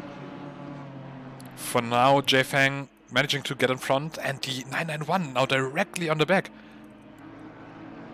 This has played really nicely into that BMW's hands, hasn't it? He's not only is the guys he wants to pass squabbling and continuing to squabble, but they're all getting bunched up behind these guys in front, battling for 23rd place. This worked out perfectly for him. It's just the way that luck can affect things. Oh, kind of a 360 takes a nice line there, and the McLaren goes really wide. He'll be desperate to get back on track and not lose any positions. But big risk. And half the guys are through on the McLaren. Can 117 get in front of the Honda down here at the end of the back straight? Yes, he can. Oh, goodness gracious, that's close. Little bit of a rub. And the 729 Audi pushed offline.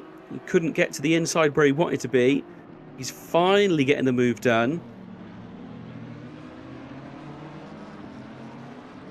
Just about gets it done, and the BMW is now going to be wanting to try and make as much of this as possible. But looking at it, car number 117 is already pulling away from these guys. And the BMW not able to get past that back marker Honda. Yeah, the 360 taking quite a lot of agency in this battle for P3, and I would be very surprised if the stewards aren't going to take a look at this, because he has been blocking all three of those cars quite heavily, and still is blocking them. It's always, I understand the urge that you have your own battles to fight, and he's being chased by another car, but I don't really think you can block the three front runners for an entire lap. No, and especially where it wasn't a case of just sort of sticking to his line. There was a lot of moving around, obviously. Again, it's definitely one for the stewards to maybe have a look at. They may deem it as just being racing, and if that's the case, then that is the case. But definitely for people above our pay grade, I'd say. we can say what we like, but we'll have to wait and see. I mean, there may be a chance that if no one complains about it, it might just go completely sort of, unseen and unworried about, to be honest.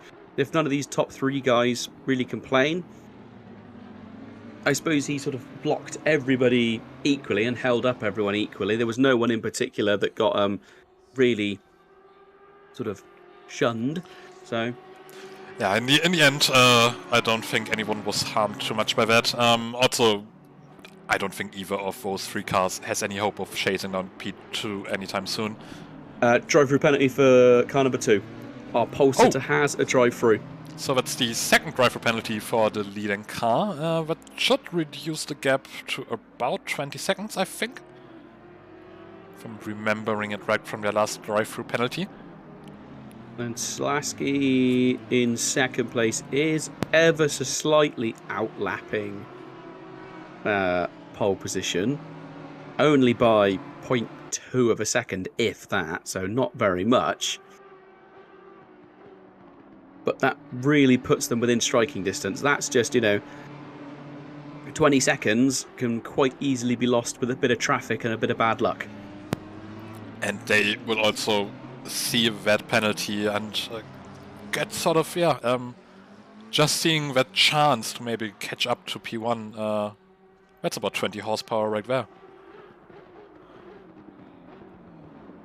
Just trying to think, because obviously, yeah, with the drive-through penalty, it's the amount of time you just spend cruising through the pits, isn't it? Just driving slowly. It is awful. I think a stop-go 30 obviously is even worse. That's always the worst thing, because you look at it and think, oh, it's only 30 seconds. That's doable, but you forget all the pit in and pit out time. So drive-through, not the harshest penalty that could have been set. So presumably that is just going to be in-game. Yeah, drive-through should be track limits, if I'm not mistaken. So car number 2 now making its way through the pits, and I think car number 7 to 9 had a bit of a moment, because Tobias Madl now 2 tenths behind him.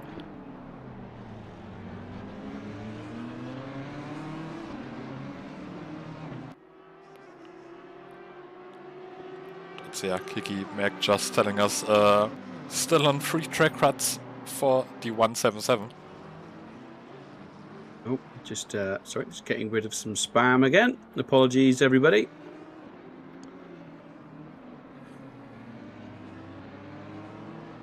Car number 2 now out of the pit, and that gap came down to 15 seconds.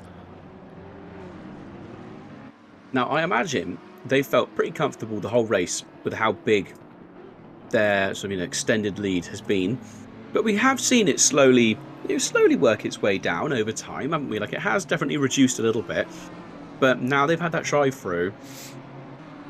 That's got to be quite an eye-opener for them. That's got to make them think, hang on, lads. We can't keep pushing as hard as we are. We need to be more consistent. But they're not going to maintain that gap if they're not pushing as hard as they are. So towards the end of the race, when people are getting a bit more tired, they're making the mistake a little bit more. Once these drivers have done, God knows how many hours, of each, it's you're running the risk of more mistakes coming. So could it be that it all falls apart in the second half of the race for car number 2? I hope not. I wish no harm upon any racers, but could we begin to see a bit of a change around? So we're not even at the halfway point, and that gap has tumbled down to 15 seconds. Yeah, as you mentioned, we haven't even approached the second half of the race yet, so we've been talking about the number 2 car as if it's basically having the race win in the bag, but it's quite a long way to go, and we just saw proof of that. Like, yeah, drive for penalty for track limits, that's 3 small mistakes, and suddenly you're losing 30 seconds. And it's going to be dark as well, because obviously another just under 7.5 hours left to go. It's already 6:45 p.m. in game, so it's very much going to be dark. Probably not that many hours time. So we'll give it another 3 hours, and I think we're going to be plunging into darkness. It'll be 9:45. I'm not sure. It's cloudy, so it's not going to be as sunny. That also means we will see track temperatures dropping quite significantly. They already have. They're down to 23 degrees at the moment. We started with, I think, 34. Which of course also means not as much grip as you had at the start of the race. Then, with it getting dark, you don't quite spot your braking points, so the probability of mistakes, especially given the track limits, are quite severe. That's just going to, become more of a factor, I think. Even for the front runners.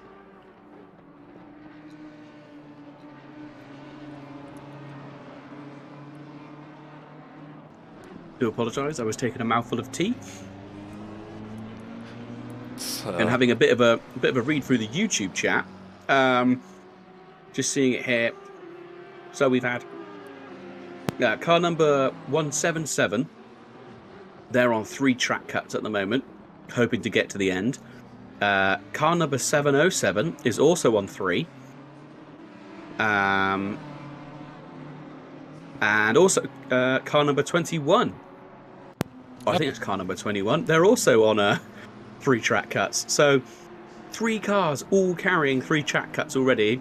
And they're saying they're hoping to carry it to the end. But I mean, that's a tall order. 7 hours, 21 minutes, 10 seconds-ish till the end. Realistically. 707 and 21 being on the same amount of track cuts is good news for us, because they have been battling the whole race through. It would be a shame to see that ending due to a penalty. Another battle we might see ending quite soon is that for P4. And as I say that, Tobias Martel takes a bit too much curb and loses all the time he just made up. So never mind me, I cursed it again.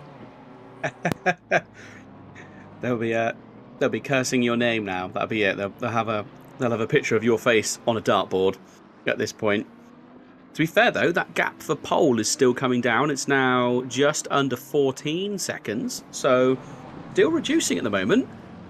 So they've had that pit stop, and it's obviously shaken them slightly. You think the tyres would have maybe slightly decreased in temperature during that roll? Obviously, you can't stop and do anything else. You're just cruising through the pit and out the other side. Maybe just hit a bit of traffic that they weren't in before. And again, obviously, if you've been overtaken by the leader sort of 1 lap ago, and you know that it's normally every, well, not very often you get passed and completely outlapped. If suddenly that car reappears behind you, you might not be realising that that is the leader again, so you might not be giving so much room. Oh, car number 114, I see a yellow flag for you.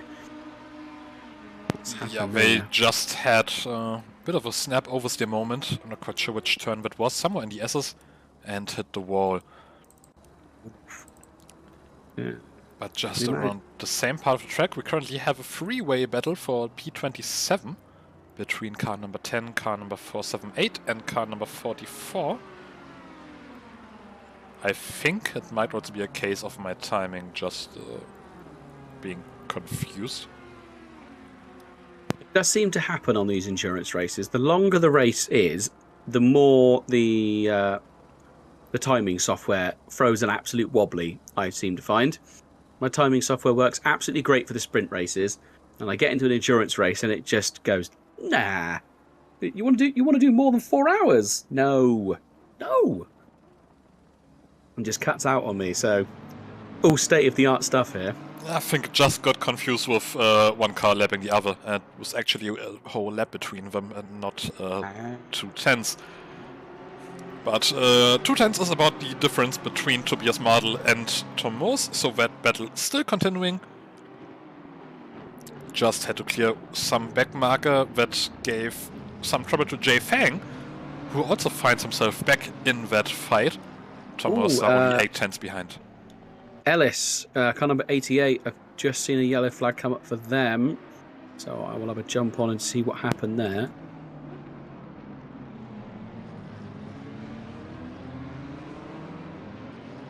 It happened now there. Clearing the last back marker between himself and Tom Moos. 4 tenths now coming onto turn 19. So he will be looking for a good braking zone to be able to stay on the back of the other cars. Car number 44 with a yellow flag. So car number 88 went a little bit wide coming onto the main pit straight, got into them big sausage curbs, unsettled the car and snap oversteered across the circuit, and did actually collect another Audi, one of the green and black Audis. Not sure and we have which enough number. in the front, sorry to interrupt. Jay Fang just had an off and there were collisions all over the place. Take a look at the replay in a second, not sure what happened there. Jay Fang now very much under pressure from Tom Moos and Tobias Mardl. So let's just take a look at the replay. Yeah, Jay Fang just going a bit wide and a few collisions between the cars behind them. That was a really weird incident. I think the back markers sort of came into the way. So now that fight heating up very nicely. We have 3rd, 4th and 5th position within a single second of each other.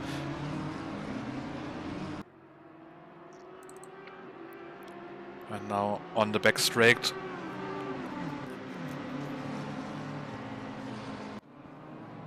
Tobias Mardl is still staying with Tom Moos, who now has the slipstream of Jay Fang in front of him, which means that Mardl doesn't have any chance to outbrake Moos into turn 12.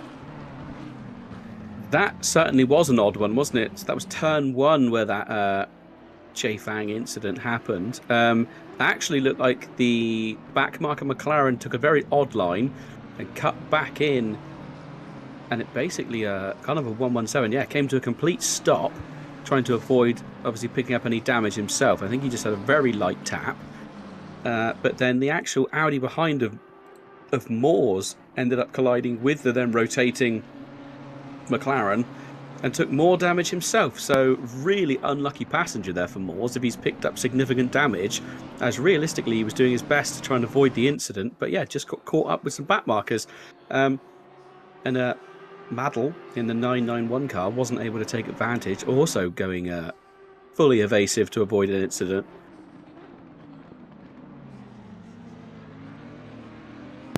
Mardl now dropping back by half a second. I don't know if he has any damage, any trouble.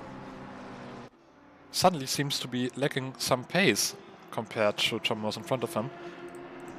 But of course Tom Moos might have gotten a second wind here by being able to catch up to Jay Fang again. I think it was really lucky we didn't lose our sort of, obviously, top 5.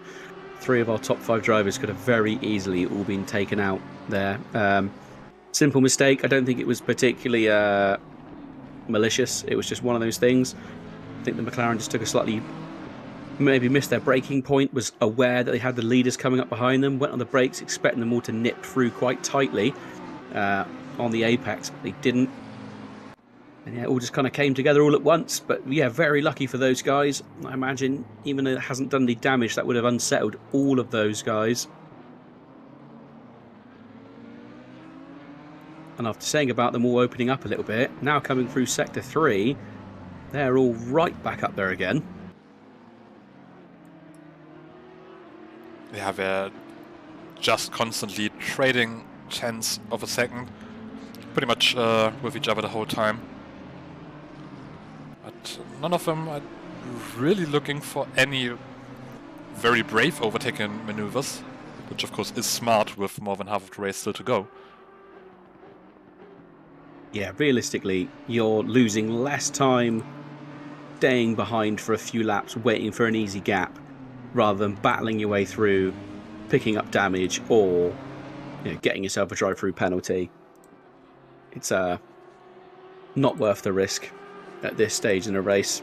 Maybe with the last 10 minutes, if they're this close, you can understand them getting a bit more elbows out, a bit more hungry for that win.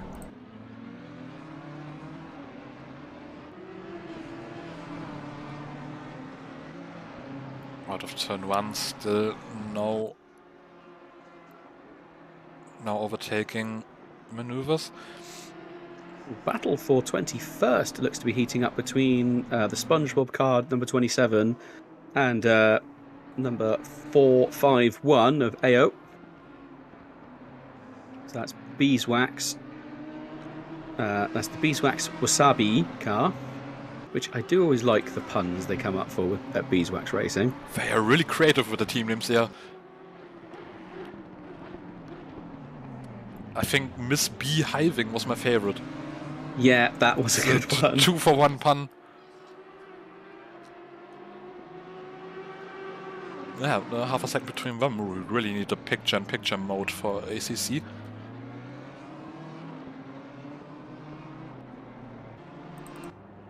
Let's just be happy that it works, I think, at this point. Just that anything works. It's I do really like ACC, but it certainly has its how do I say, its foibles. It's not perfect a lot of the time. Yeah, especially with these very long endurance races, I think it's noticeable that the game really wasn't designed for them. No, it really wasn't designed for races this long. You do start to notice that the timing system starts to go out the window. I don't think a lot of the sort of software you can get for it, like the ACC broadcasting tool or the dedicated server tools, I tend to find the longer the race, the more they struggle. So I used to think it was just the sheer amount of cars in a server that was causing the issues, but it's not. It does appear to be sort of what's going on. And it isn't that the PC can't run it. I mean, because I've still got, FPS is still looking great on the game. Everything's fine. The PC's sort of, still lounging around doing what it needs to do. But for some reason, the broadcasting tool just throws a wobbly when the hours start clocking up.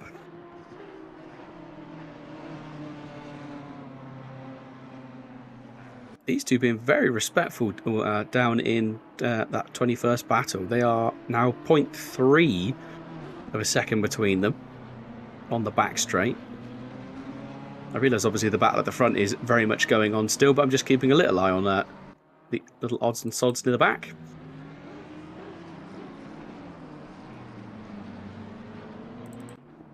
So apologies to the viewers if we are missing any of the action here. It's always difficult to try to balance two fights going on at the same time.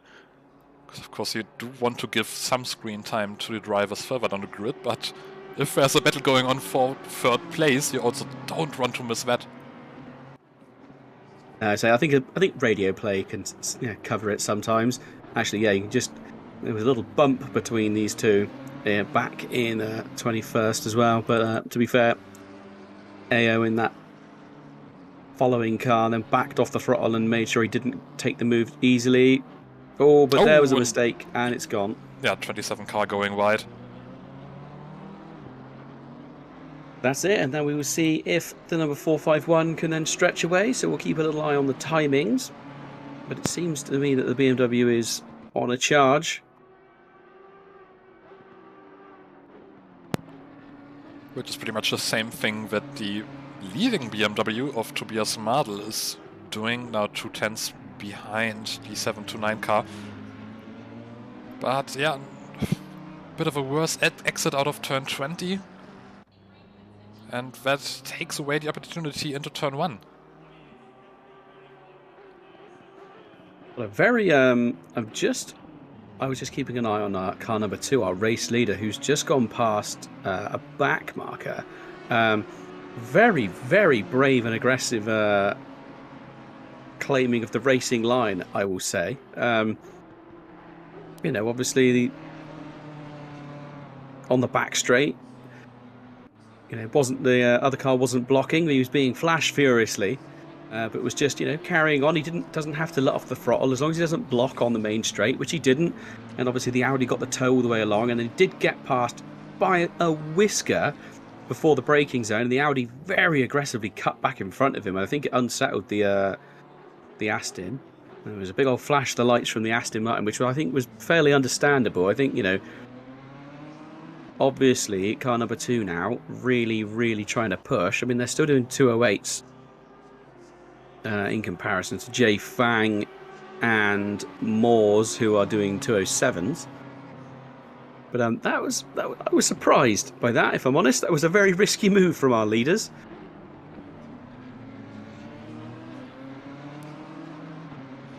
I think at some point, especially in races like this, where you don't have the tiered system, where you have some slower teams, I guess the frustration just comes into play.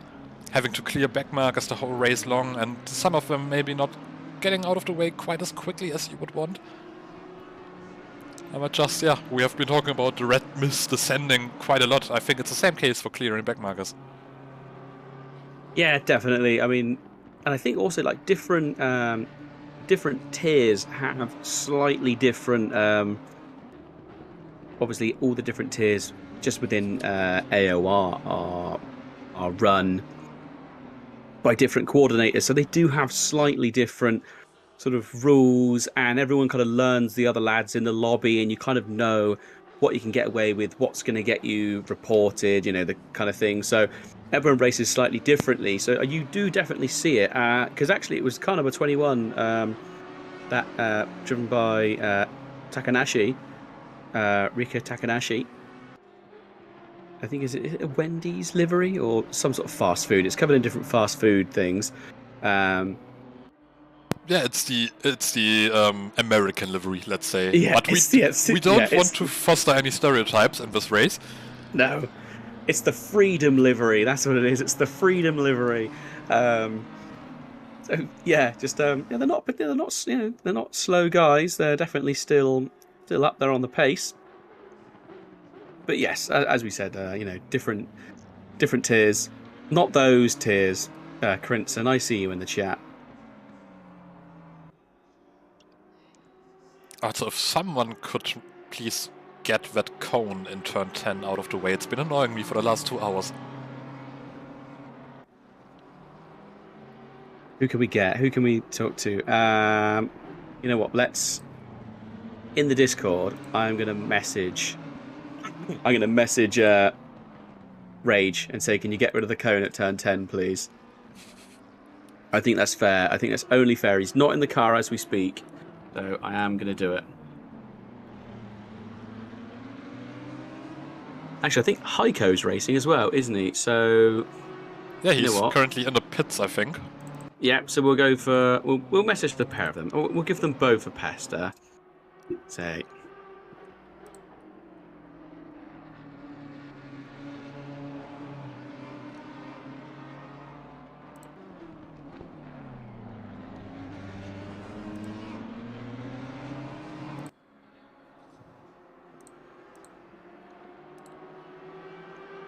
There we go. Just asking if they can shift the cone in turn 10.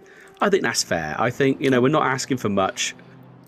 And we just had an off for car 27. They are somewhere in the wall, just as Kikimag was telling us about the close battle they are in. Yeah, just lost it through the S's and head first into the wall. That will be a lengthy pit stop, I'm pretty sure. Looks like we're coming into the pit stop time now, though, so at least it's not that far off of how we say,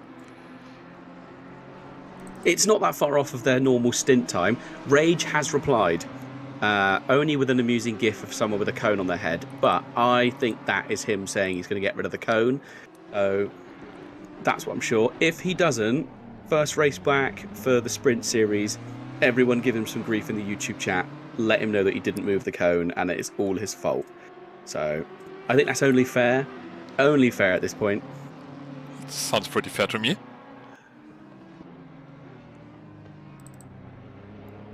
Just as we are watching Dami Ayo getting past Alice for P20, but that battle is not over yet. Going side by side through the stadium section. Ayo now with the inside line into turn 19. And I guess he will force Alice onto the outside into turn 20. Ooh, and depending how much damage car number 27 is carrying, which he's moving at a reasonable pace, he might get caught even before he gets to the pits. He's carrying a lot of front end damage. Is he going to pit? Yes, right at the last moment he dived into the pits. I thought for a moment he was going to carry on, which would have been a very brave effort. But no, car number 27, after his escapade with the brickwork, has decided to pit. I guess looking at the timing, it's still annoying to have to repair that, but they can slot into a regular pit schedule. So I don't think they are going to have to do an extra stop. So if you're going to crash with a lot of damage, around the hour mark is the best time to do it. But yeah, I would still avoid doing it. Never a good time, but there's certainly less convenient times to do it, so we're getting there. Oh, there's more cone gifts appearing from Rage now. Just in case anyone is completely unaware and you've just stumbled upon racing here today. This is obviously an endurance one-off, celebrating the release of the new DLC, which is the All-American Circuits. But we also do sprint racing on Monday nights for the absolute tippity top boys, which is tier 1, and then all other tiers are on Tuesdays. So tier 2 all the way down to tier 10. We also stream, tier 1 gets streamed on Mondays, tier 2 gets shown on Tuesdays. Other tiers don't get streamed. But yeah, come and give us a view on a Tuesday evening. I think it's 7:30 p.m. UK time, so worth a watch. Hour-long race, one pit stop in the middle, fast and furious stuff. It is a good chuckle. And obviously we do endurance seasons as well. We only just finished up one of our seasons recently, actually. So this is just a one-off, just to squeeze in the middle of everything else, just where there's a bit of downtime between the end of the Sprint Cup series. So yeah, they'll be back. So yeah, give us a follow. Always appreciated. And yeah, keep an eye on it, because if you're enjoying the racing that's here today, this is a bit of an odd one. The grid is slightly slimmer than normal, just due to the fact that it is the middle of summer. I think also because it's COTA, and it's a particularly difficult circuit, and that for some insane reason, there was more than one person that wanted to drive around it for 12 hours at a time. So, yeah, just insanity, really, I would say, is probably what drives these men, but clearly they're good behind a wheel. And if you do decide that watching racing for 12 hours, you can spend your time driving yourself, also go to the Apex Online Racing site. We accept anyone who wants to drive a bit more seriously. There's pretty much nothing better in sim racing than driving in an organized league. No matter if you prefer ACC or the F1 games. I think there's also a Project Cars League occasionally. So pick your poison, join the side, and yeah, try out league racing for once, if you haven't already. Yeah, it's definitely worth doing, even if you are not the most accomplished driver. It's definitely worth giving it a go. You'll be put into a tier that suits your speed. So you won't just be suddenly surrounded by absolute aliens, and at the same time you won't just get in a car and monster away from everybody else and just hot lap the entire time. You will get some sort of racing, which is always nice, because even if you are the quickest lad, it can be a bit boring if you're just all on your own the entire race and you don't get to do anything fun. Another quick one, just while we're at the... Well, we've had just 4 hours have just gone by. Quick shout out to our sponsors. Driver 61, they offer great driver training, and I believe there is a discount through Apex Online Racing if you are a signed up member, and it's easy peasy to do. Really good guys, and obviously if you want to be a bit quicker, they can make you a bit quicker. If you're an alien, they can still help you, and if you're really slow or a complete rookie, just a great way to get into things. I think they also now do setups for cars as well, which make a massive difference in ACC. And the other people helping you go as fast as possible is SIMSOK. Racing socks, essentially. Socks for sim racers. You don't really need shoes for when you're using your racing sim, but a nice bit of grip on the bottom can make a big difference. So yeah, sim socks are pretty great, and I think actually if you win your tier in the Sprint Cup series, you win a free set of sim socks. So if you don't want to buy them, get in, win your tier, and then you can have a free set of socks, which sounds great to me. I mean, they're pretty comfortable socks as well. I wouldn't wear them around while outside. That's a bit of a waste. But for driving, as someone who has driven barefoot for around 2 years, don't be like me. Get a pair of sim socks. You will be genuinely faster.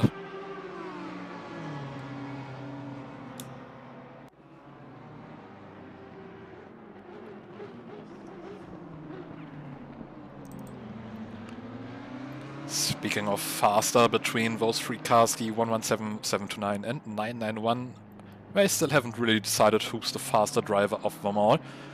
Still battling it out, and with around 15 minutes to go in all of their stint times, that's going to be a battle that keeps on for quite some time.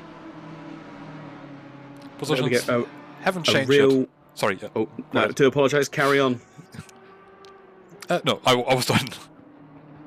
I was just going to say, here's a real-world endorsement. Kiki Mac, who has been in the chat a whole bunch today, saying, can confirm, sim socks are great. So there we go. Absolutely spot on. There we go.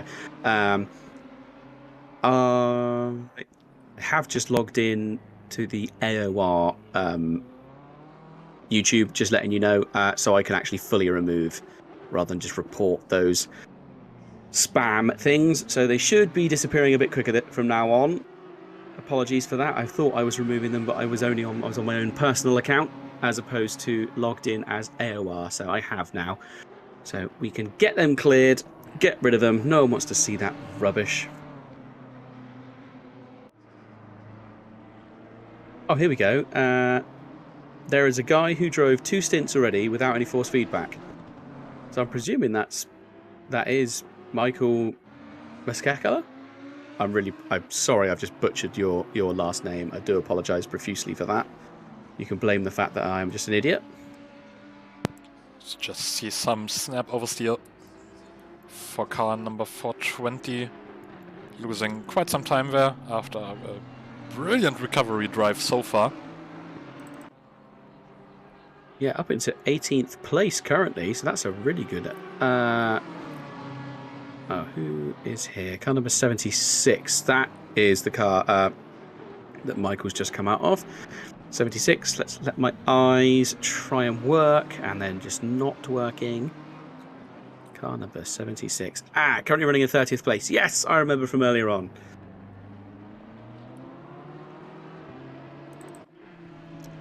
These guys have got to be coming into the pit soon, haven't they? I think they still have around 15 minutes to go. Yes, because obviously it rolls on, doesn't it? Because it's not 60 minutes, it's 65, I think, is the maximum stint you can do without coming into the pits. So they've got a little while left to go, I suppose. It rolls on, doesn't it? It keeps getting more and more as the race continues. It gets more and more off the hour. And I'm afraid we have another connection issue for car 177, currently somewhere in the hills beneath the track. Yeah, gone off on turn 1. Oh, and they're gone. And also drive-through for car 707, apparently. So that's not showing up in game, but at least that's what chat says.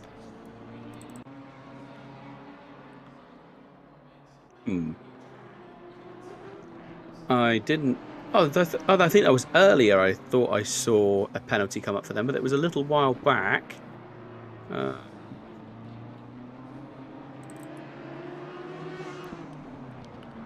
Or maybe I'm wrong on that one. I thought I saw it pop up earlier. Someone had a drive-through earlier, didn't they? We have been told by both 707 and 21 that they are on 3 warnings. Yeah, that'll do it. That'll do it. It won't. Doesn't, like I said, it's millimeters the difference between it being okay and then it also being. There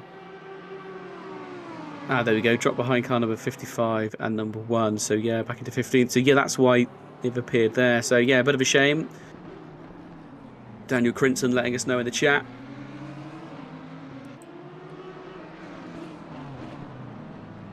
Still following that battle at the front. Still no positions being swapped.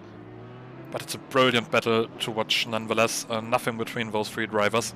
They've been within tenths of each other for the best part of the stint.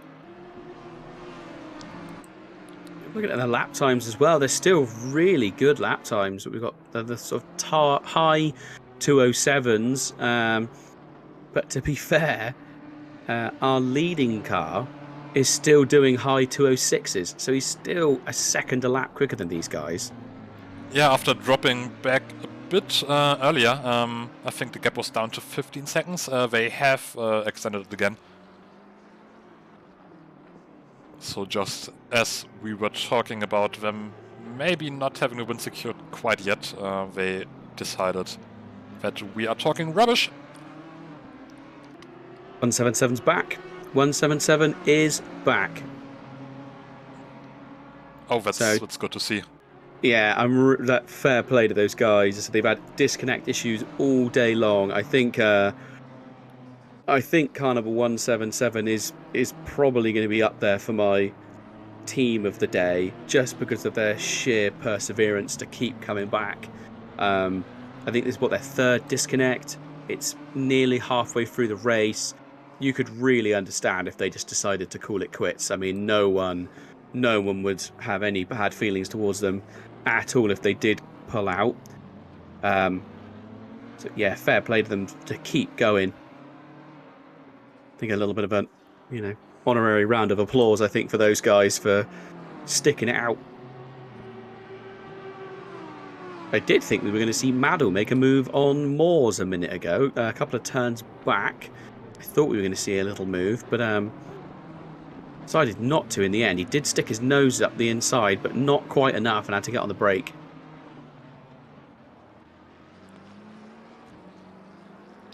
I'll just drop back a few tenths, but probably going to get those back any second now.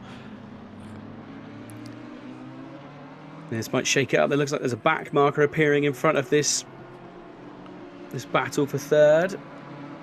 One of the BMWs. So yeah, as we said, that will probably shake up the list a little bit. That's car number 77, currently running in 15th place. He's all on his own, so I imagine he'll probably be able to move out the way pretty easily. But it really depends on where they catch him. If they catch him through the S's, through turn 1, which they may do. No, a little bit too far. So they're probably going to catch him, I'd imagine, the end of sector 1, maybe sector 2. They'll be on the back of that number 77 BMW. Oh, mistake there from 729. Went really, really deep. Ooh, and yellow flag for our race leader, but I think they have gotten back again. Lost a few seconds there.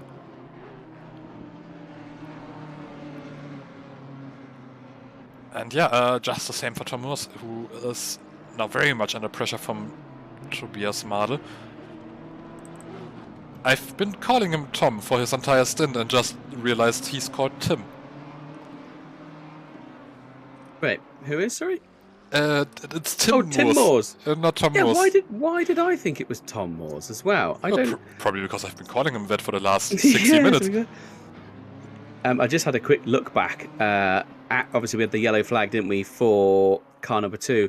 Just slightly over-rotated, but fair play to him, actually managed to catch it. So it was just a bit of a sideways slide rather than a full spin. So didn't lose too much time, but just enough to bring on the yellow flags. Meanwhile, Obviously, we see the 991 car taking the inside line into turn 12, and they finally managed to get past Tim Moores. But Tim is fighting back now, trying to stick it around the outside of turn 13 and turn 14. Has to hang back for now. And I think they're also coming towards the end of the stint right now. We already saw the race leader, car number 2, pit. But for now, the 991 car gaining position 4. And that fight has enabled Jay Fang to pull away quite a bit, 2.5 seconds in front. yeah, I mean, this could play nicely into his hands because he is presumably going to get past that 77 BMW in turn 1. The guys running in 4th and 5th, there's no chance they can do that in turn 1. So they're going to be stuck behind him all the way through sector 1. Got lots of ones going on here. Yeah, there we go. He's made the move through turn 1, so he's ahead, already pulling away from it. But these guys are going to get stuck behind him a little bit. So great opportunity to get some ground, especially at the end of the stint. That is what you need. At least he might think to himself that then he can get get one good lap in, gain a second or two, maybe even 3, unlikely, but you never know with this traffic. Then he can go for that pit stop, knowing he's going to come out with a little bit of breathing room. He's not coming out the pits immediately having to go defensive into turn 1. Oh, another little slide there from car number 729 as well. That Audi dropping back from the BMW now. So yeah, I imagine those tyres probably are right near the end of their life. And we just have another driver for a quick interview. We have Riley from team No Time to Pee. Hello, how are you doing? Hello, how are you? Oh, very good. Pretty much gripped by this race so far. Yeah, how's it been going for you? Yeah, fine. Yeah, we're doing well at the moment. We started in P22 and we lost a few positions on the opening lap to P30, I think. So now we're just making our way slowly back up the field, and our aim is to finish 15th or higher. So we're nearly there. Just taking a look, yeah, P17 at the moment. We have seen a lot of track limit problems so far from a lot of teams. Has this been a problem for you as well? Not so far, thankfully. We have 2 warnings at present, and we've no drive-throughs so far yet. So our kind of strategy is we're not the quickest car, but we're hoping to get to the 6-hour mark without a drive-through and then go from there. So it'll be a tall order to go without a drive-through for the 12 hours, I think. But so far, it's going well. What has been the process for you so far? Of course, this is a new track. Have you driven a lot of it so far before today? No, I haven't. We were thinking of changing our name to No Time to Practice. Michael, he's done the most practice on this circuit, and he also drives the BMW in his single league. But for me and the guy in the car at the moment, we only started driving this track maybe on Wednesday. So we're a little off the pace, but at the same time, I think we're doing okay. It's one of those tracks that's kind of difficult to like. It's quite technical in some areas, and it's very hard to get a rhythm going. But as we get through the race, it's starting to come to us a little bit more.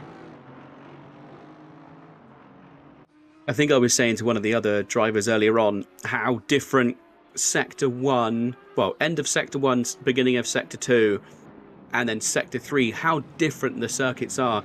Like Sector 1 and 2, like you say, you've got to get a flow, and you flow through the corners, and if you mess one up, that's it, you kind of throw yourself off, and it's quite hard. Whereas Sector 3, I always think looks like a child's drawn it with a pen and a ruler. They've just done hard corners. It's just little straight, hard corner, little straight, hard corner. So they're so different. And are you finding that you're more comfortable one end of the circuit than the other end? Yeah, I think Sector 3 is definitely suited better to me personally. Like you say, Sector 1 is such a line-dependent sector. If you mess your line on one corner, you've stuffed the whole sector. But for whatever reason, in Sector 3, I don't know if it's just the angles of the corner. I seem to have a good rhythm there myself. But I think every car, no matter what you're driving today, I think Sector 3 is where the car starts to struggle a little bit for grip. Certainly earlier in the race when the temperatures were a bit higher, Sector 3 seemed to be not suited to the BMW so well. But I think it's just one of those tracks, like you say, it's got such different characteristics. It's really hard to hook a lap up and to do that consistently on a stint. That's the real challenge here, I think. Yeah, I think consistency is the name of the game. I'm just sort of having a look at everyone's times and everything. I mean, everyone's fairly consistent times-wise. Obviously, every once in a while, suddenly someone dips way, way longer on their lap time for whatever reason. But I mean, most people all sort of around the sort of high 2.6s to low 2.10s, so sort of all within 4 seconds of each other. And I would say after racing for what is it now, 5 hours 15 minutes, that's pretty good to still be that consistent. We were saying earlier on that there's no one that's a billion laps behind, so it's been really good from everyone. It's really good. I'm glad you're managing to tame the BMW sort of around this circuit. Obviously a reasonably new car as well, along with the Audi. I think the Audi and the BMW are the newest in-game cars as far as I'm aware.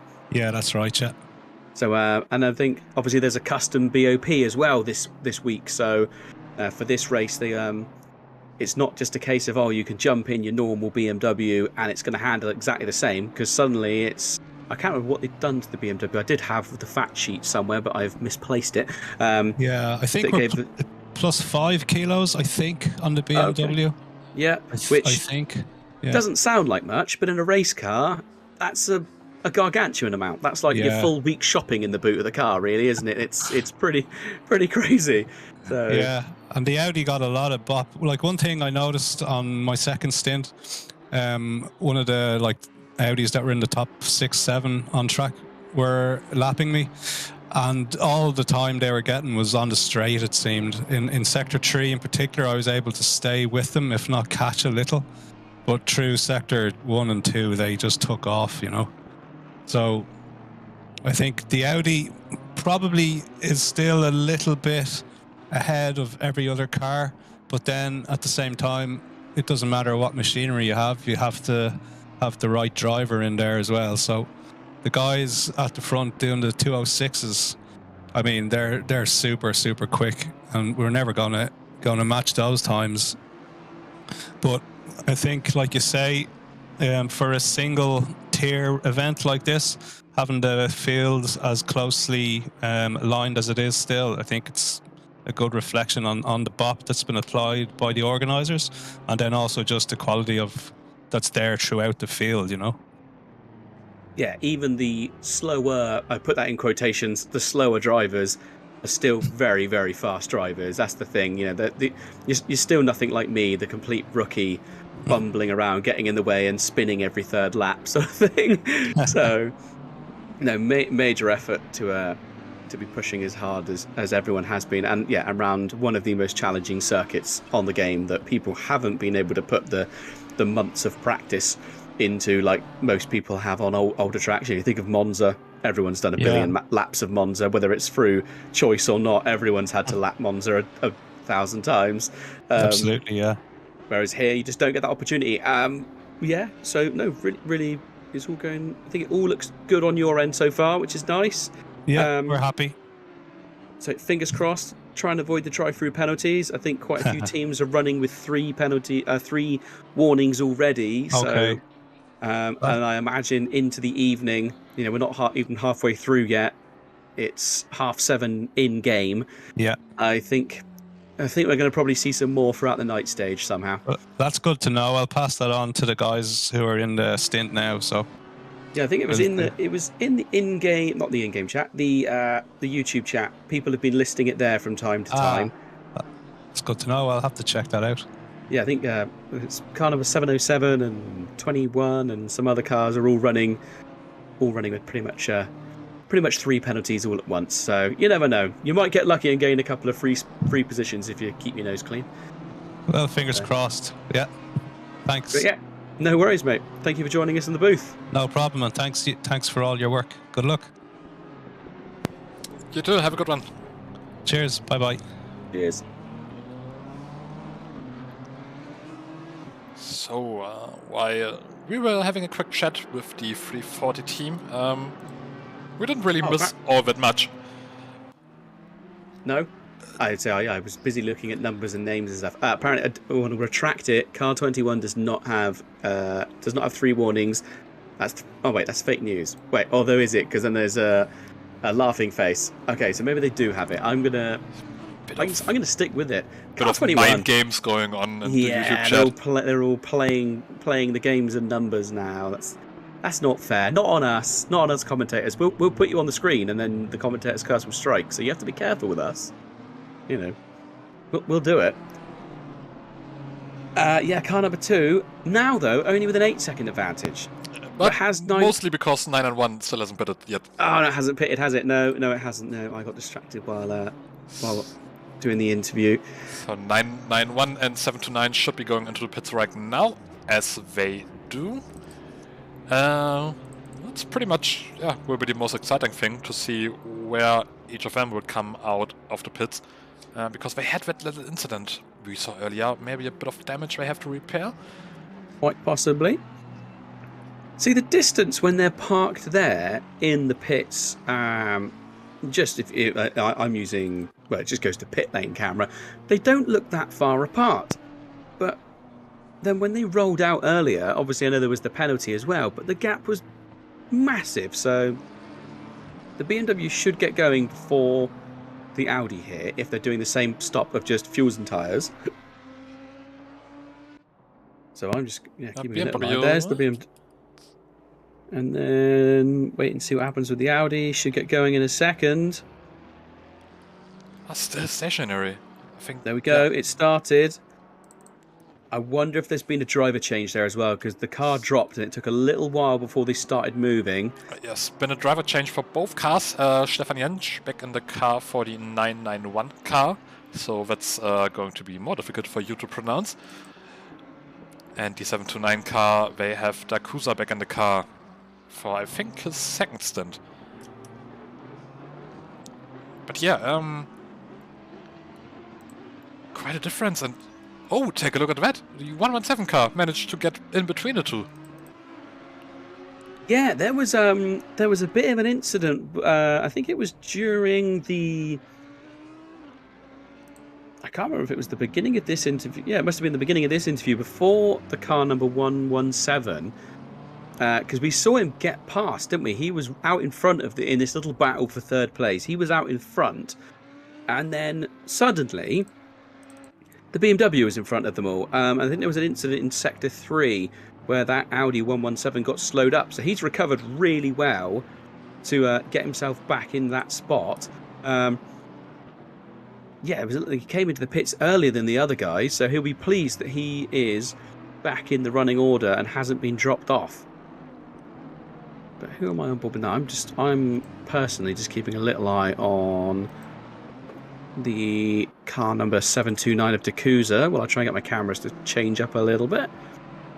There's 2 Audis that look almost identical on the track next to each other, which is always fun. I think there's that wheel spin in front of him. The 728. Yeah, exactly. Oh, that's a back marker. Yeah, so he's gone flying on through.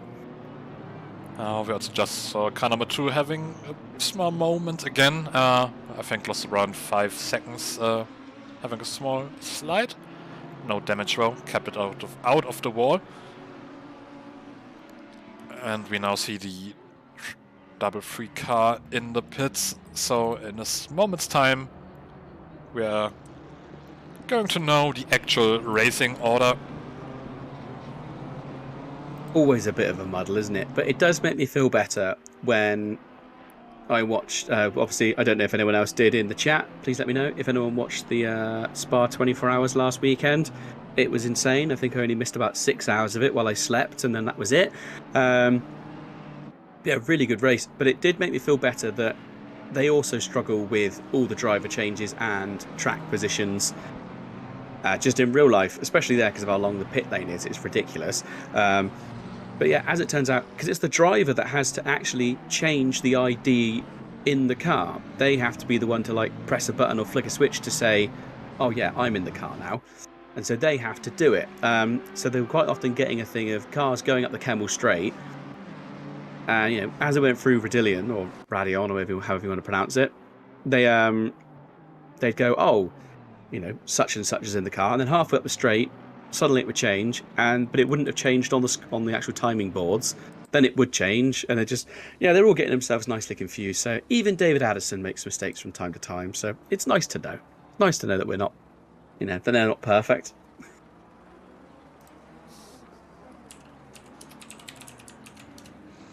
See, car number 177 with Kiki behind the wheel, actually.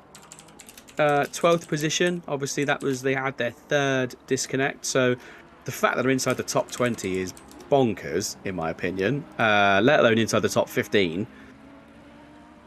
And so there's some names I recognise above them. Concoli, another one of our racers, Yaroboski, and that number 26 Ferrari. Insanely quick. Dacusa, Borchers, again, all names that we've seen before in previous races. All kind of a 69 off. Is that Viking Rap? I don't know what happened there, but he was off the circuit. I mean, they're really big names. They're not, you know, they're not just catching back up with, you know, rookies like myself. These guys are tippity top boys. So absolutely gargantuan effort to see them with 3 disconnects not be at the back of the field. It's really something to sort of put your hand up and say, goodness gracious, fair play. So, and we have another driver ready for a quick interview.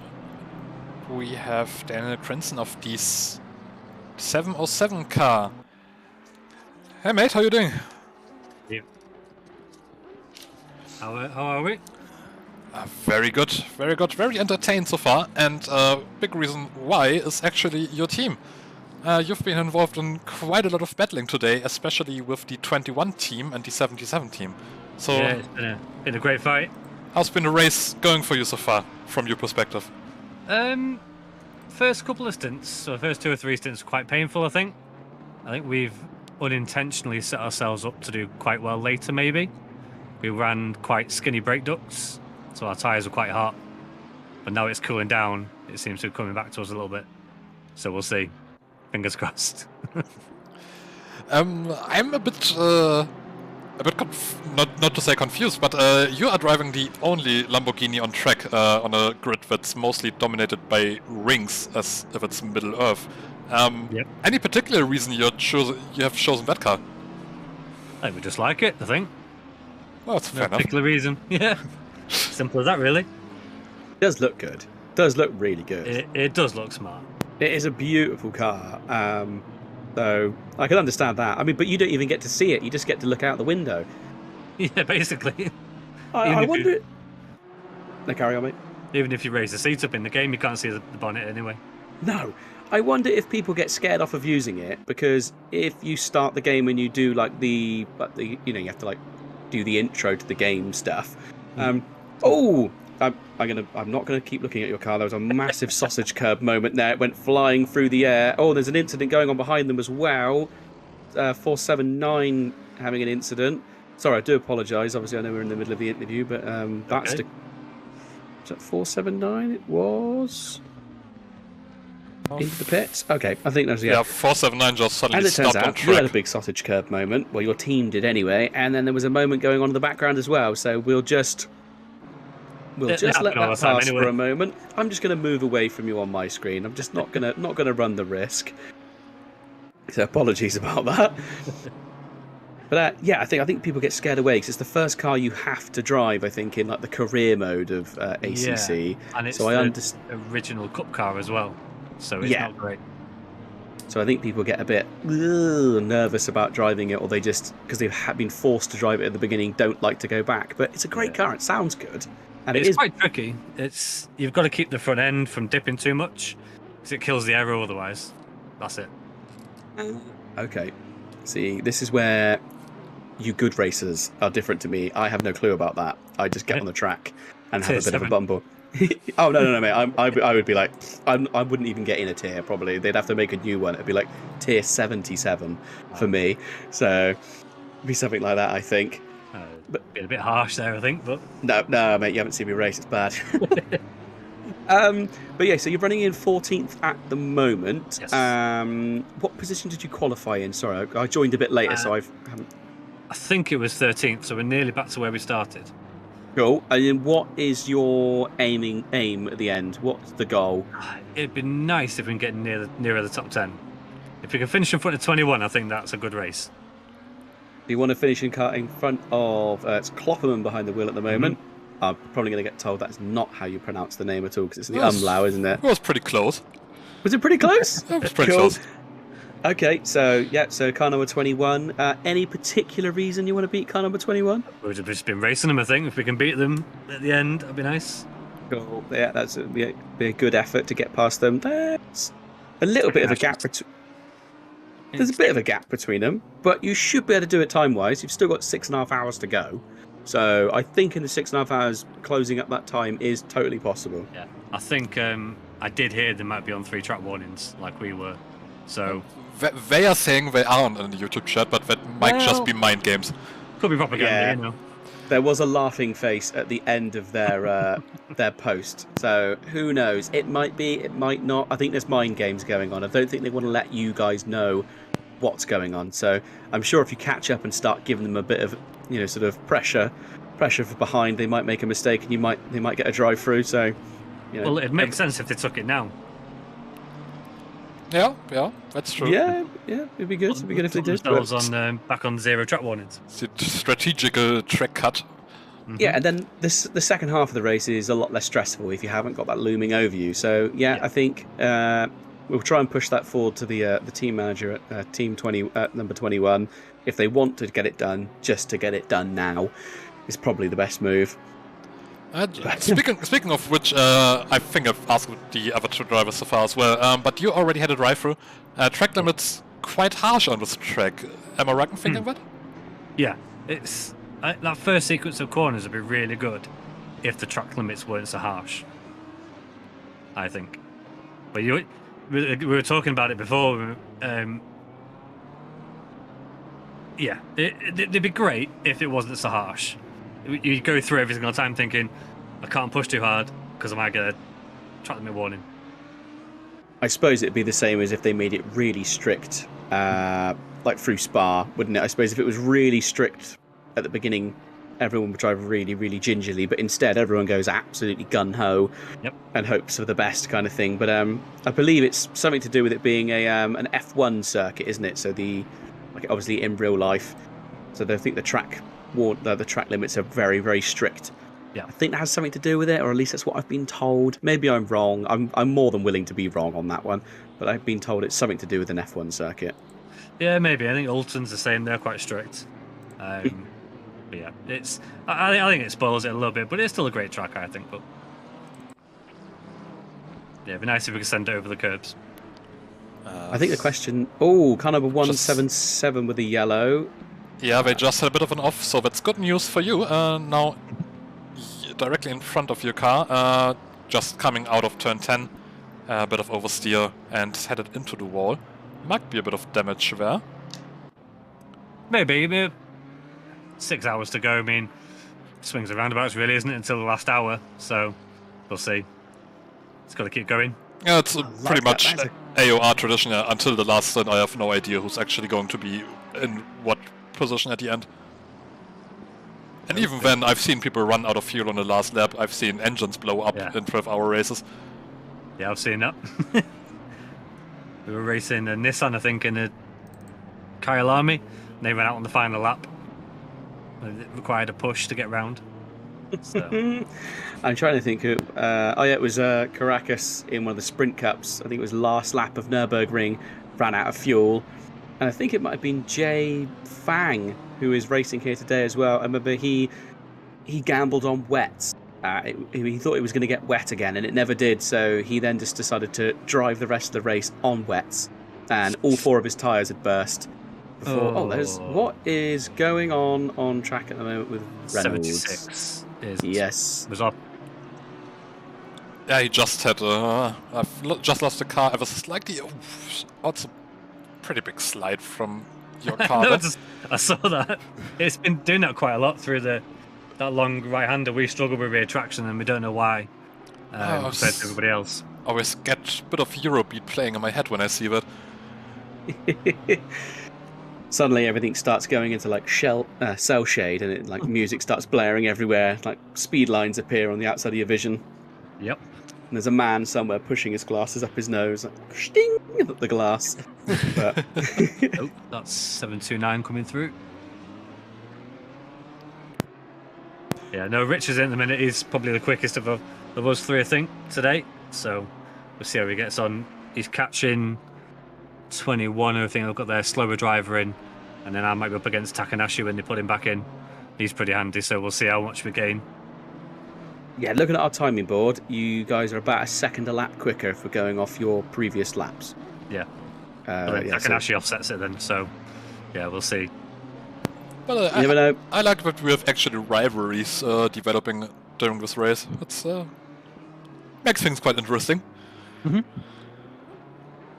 I suppose if you're staring at the same car for the last nearly 6 hours, I suppose it's slowly gonna. You're either gonna love them or hate them. Thank you. Oh. It's okay. It's got to set yourself a target, haven't you? That's all of it. That's what you've got to do. Otherwise, you're just hot lapping, aren't you? Yeah, that's absolutely fair enough. That's a good way of looking at it. Thank you ever so much for joining us in the booth. Did you want to shout anyone out before we get back to the track action? No, just the organisers, really. Great job as usual. So, yeah. Keep up the good work. Awesome. Thank you very much, mate. We obviously, if they don't hear it, we'll pass the message on anyway. So, yeah. All right, take care, guys. Number 115 with the drive-through penalty. Thank you very much for joining us, mate. Cheers. All right, it's all right. We're good. Bye.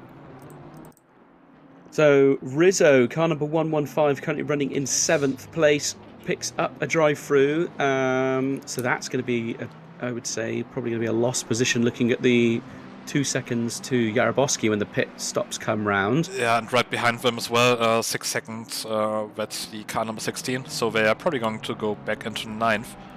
Yeah. Don't think car number 55 is quite close enough to take advantage of that. But actually, is that 2 laps down, or is that just my timing screen throwing a bit of a wobbly, possibly? But I think they're about 1 minute behind. But yeah, my timing's also starting to do the big oof. Oh, car number 177. Now, is this a scheduled pit stop or a damage pit stop? Yeah, they have been heading straight into the wall while we were having that interview, so I guess they have damage. Yeah. What was I noticed something? What was going on with the Ferrari of number 76? There was some slightly unorthodox rejoins going on from them, I think. I don't even know where it's gone now. Was it number 76 or something like that? Yeah, it was 76. I think it was out of turn 9. They just lost the car, and the rejoin was adventurous. Of course, trying to not block any other cars. So they were trying their best to not influence the other drivers. But yeah, I mean, obviously, no, there was no incident, so it's absolutely fine, I suppose. I looked up from the interview and I was like, what is going on? So I was slightly confused. Suddenly there was a car going round one of the turns, which seemed to almost be backwards. But yeah, I mean, it all stayed clean, so that's the important bit there, I suppose. I'm not going to put number 707 back on my screen for a little while, just because I fear I'm going to curse them if I do, because as soon as I put them on the screen last time, immediately there was issues. So Yeah, there we go. Have you been added to the Freedom 12 Hours chat? yeah, they have added us now, so we can actually see anyone willing for an interview. Because I think the last two they have been waiting in the room for 5 minutes or something before I realized they were trying to get an interview. And there's another disconnect, I think, for car 117 or 177, one of those two. Kiki 177 still there. 117 is still there. Just had Kiki Mac talking about a disconnect in the Discord. Not quite sure which car he was actually driving. Oh wait, which car is Kiki Mac in? He is in one of the... It should be the 177, I'm pretty sure. Yeah, they're down in P16, so back on track now, but I think they were running P10, so lost a few places there. Yeah, I've just seen he was saying that the entire road where he lives had a power cut. That's a shame though, 6 positions. I mean, again, fair play for keeping going. Car number 77 in the pits now. Oh no, I'm not. Sorry, I just saw 77 has a drive-through. Apologies. I am...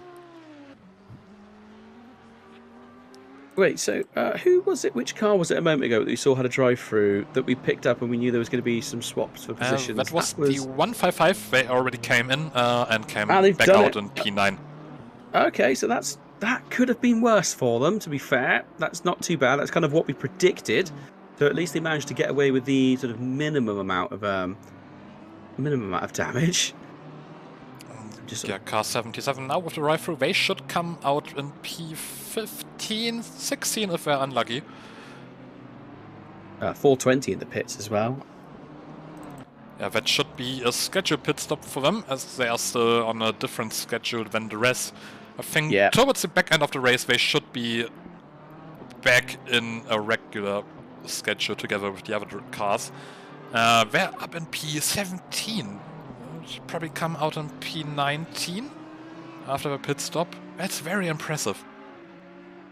They have been in dead last with, I think, over a minute to the next car. Also had a driver swap, Attila Code now in the car. I don't think he has had a stint yet.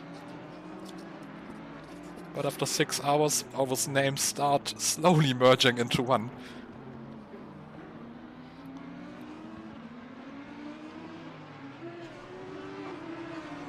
Yeah, and Kiki Mac just confirming they lost about 1 lap. Yeah, 6th position sounds about right. Shame, but he'll still in there. Still half the race to go. Still within the top 20. Still within that top 20. That's bonkers, in my opinion. It's still really good to be there. It's showing just how quick they would be without the bad luck, really, isn't it? But like we said, luck does take a massive toll on an endurance race. Isn't that like the 3rd disconnect for you guys? I mean, we've been talking about car 420 and their bad luck the whole time, rightfully so, but you guys have been right up there. Yeah, is that not their... that's more, isn't it? Isn't that their 4th disconnect? Car number 177. I'm sure that's their 4th disconnect. I mean, again, I imagine at some point someone will tell me and they'll go, it was such and such. But God, I've got every chat on under the sun going now. I've got the YouTube chat. I've got the Discord chat going as well on one side of the screen. There's words everywhere. They're everywhere.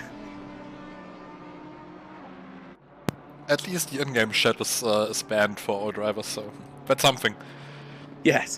Thank God for that. Quick look in the chat. Where are we looking at here? From 4Z or 4Y.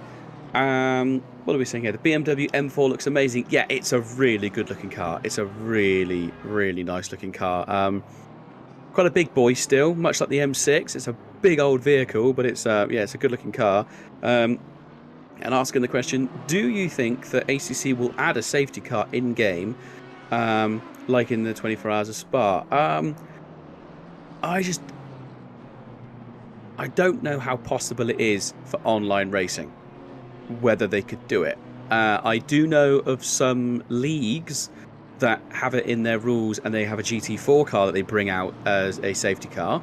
But that's obviously done by real humans sat there literally in the pit the entire race, waiting for an opportunity to come out. And it's live stewarded. But again, that's a massive amount of work that goes into that, and someone has to give up their evening just to sit there and hope that they have a reason to drive.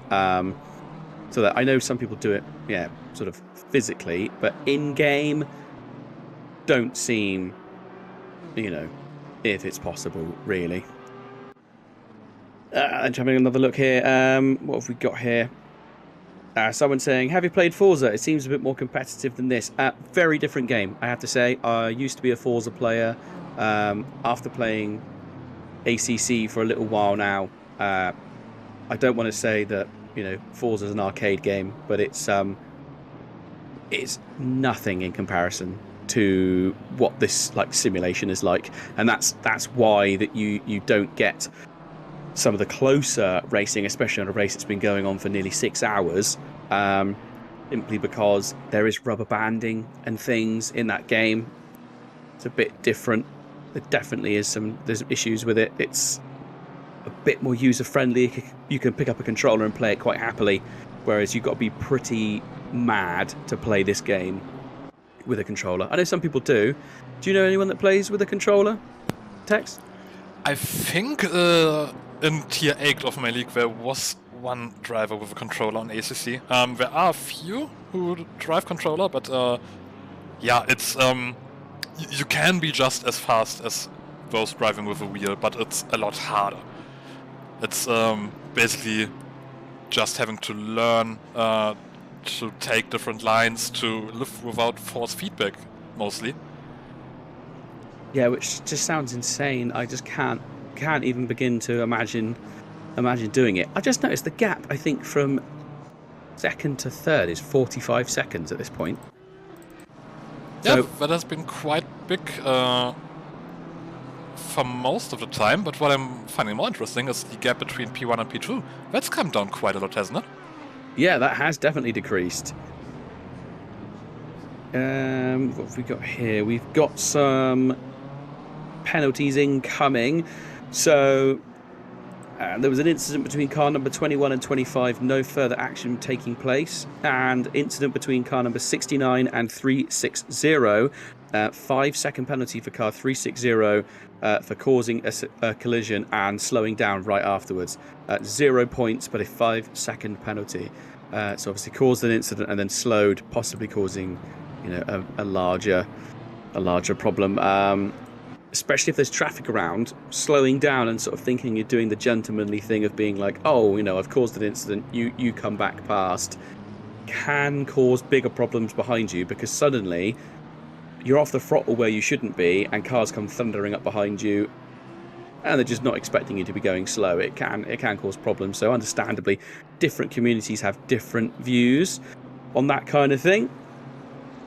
Oh, there we go. Car number 28, 2 drivers use a gamepad. That's actually quite impressive. Especially over 12-hour races driving on a gamepad and still being able to consistently put those lap times in. I couldn't do that. I mean, I can barely do it on a wheel where I have force feedback and everything. Yeah. I know in the UK they say those that can't teach, but I think those that can't race commentate. I think that's what I do anyway. I get more enjoyment out of this now than actually doing the racing side of things now. Don't tell everyone. No, you didn't hear that. Like, I mean, shh. It's like, quick, cut the feed. I will let everyone have a heads up. This stream is split into 2. So rather than one long 12-hour stream, there is going to be a switch over at around the 6-hour mark. So about 10 minutes time, there will be a switch over.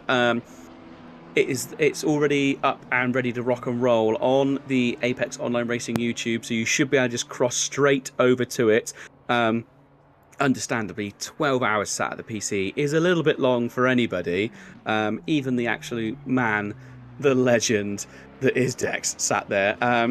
But I just don't think that's quite possible, is it, TetraDax, to sit there the entire time, 12 hours? I think 9 hours is the longest I've done so far, but that was very exhausting. Speaking of, I wanted to find a segue, but I couldn't find one. Anyway, car number 2 is in the pits. So race leader pitting for some reason, I'm not quite sure. Their stint was only 40 minutes long so far. Maybe they were losing time, weren't they? So did they possibly pick up some damage that we were unaware of somewhere? Might be the case, because this stop will actually mess with the strategy quite a lot, I think. They might be alright without an extra stop, but yeah, that's confusing. Yeah, so I don't know why that's particularly happened, but I'm not sure. I'm not sure myself at this point. We'll have to keep a bit of an eye on everything as it happens. Oh, there we go. Thank you, whoever that was, who's posted the link to part 2 of the race in the YouTube chat. So there you go. If you can't be bothered to search for it, it's right there. Yeah, there will be a changeover, so there may be a little bit of downtime just as one of the guys disconnects. And the other guy comes in. There'll be a change of commentators as well. I believe it is John and is Arcetuthis back again for the second half for a while, and then I'm coming back again a little bit later to help shout down the last 4 hours of the race. So put a little bit of a break, but understandably, Dax, you're probably going to have a nice sleep, a nice beer, and maybe something to eat, I imagine. Definitely something to eat, yeah. I just realized that all I've had so far for breakfast and lunch was a bunch of coffee. Yeah, I hope you're not hearing any rumbling on screen. If you are, that's my body telling me I'm messing up. Oh, rotation for that was car number... That was 420, yeah? Having yeah, a that moment. was 420, yeah. Just got on the throttle a little bit, maybe. A little bit too soon, just over-rotated the car. As we have finally some on-track action again. Car number 177 trying to make up a few places on the back of the 77 car, who have finished their drive-through penalty and went back into P15, now very much under pressure from P16. That's Jugoc currently at the wheel. Also have Kiki Mack and Chet from this team, one of the more unlucky teams so far this race.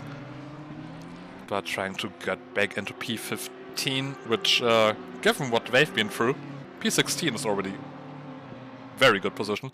P15 is just ever so slightly better. Here we go. End of the back straight. Can he do it under braking? The BMW is very good under braking, but yeah, that 177 Audi cruises on through. I wonder how many of the racers have seen that car come up behind them, get past, only to then 20 minutes later go, hang on, they're behind me again. When did I overtake them? And it's just sheer bad luck with those disconnects.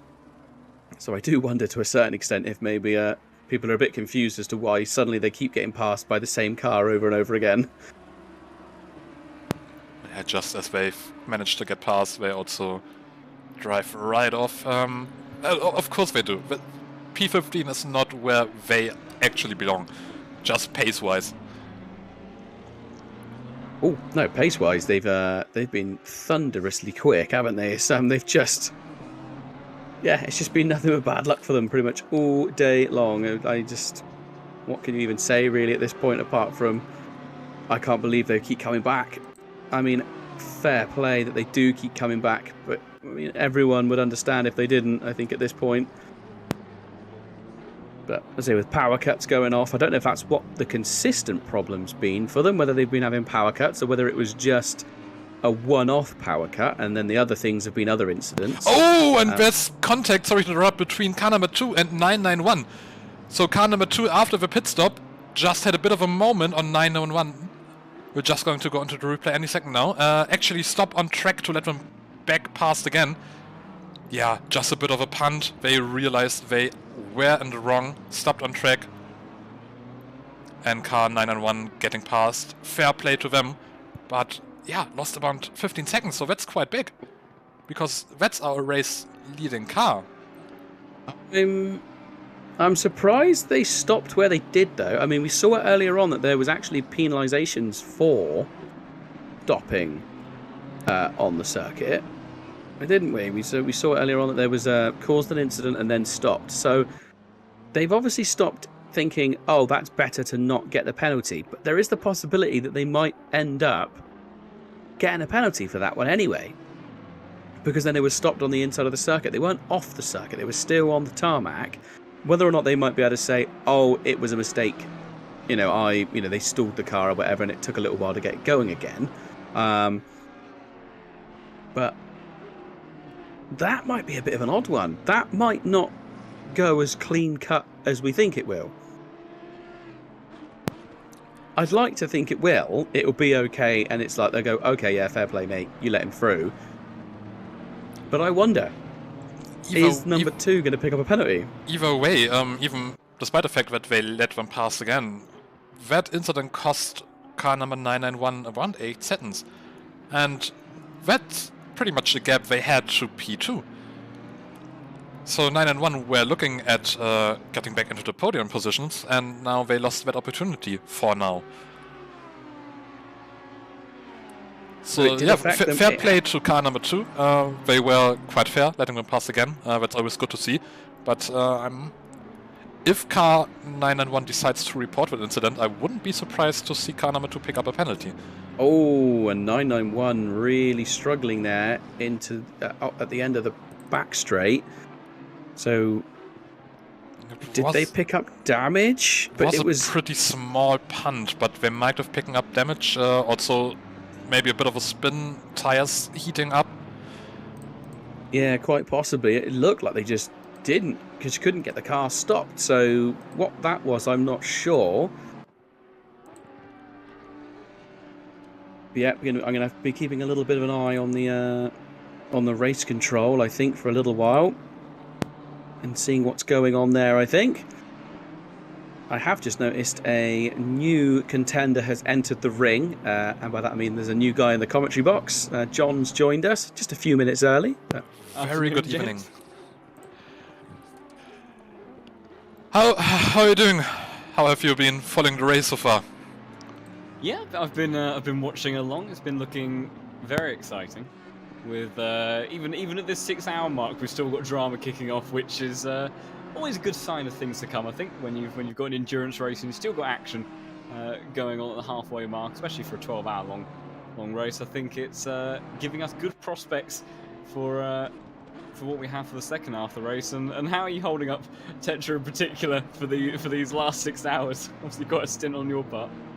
The brain is starting to get a bit fried, but it's been alright. It's been good company so far. And Ark also just rejoining us. Yeah, he's back in his booth as well. We got the gang all together. It's a bit cozy here, all 4 of us.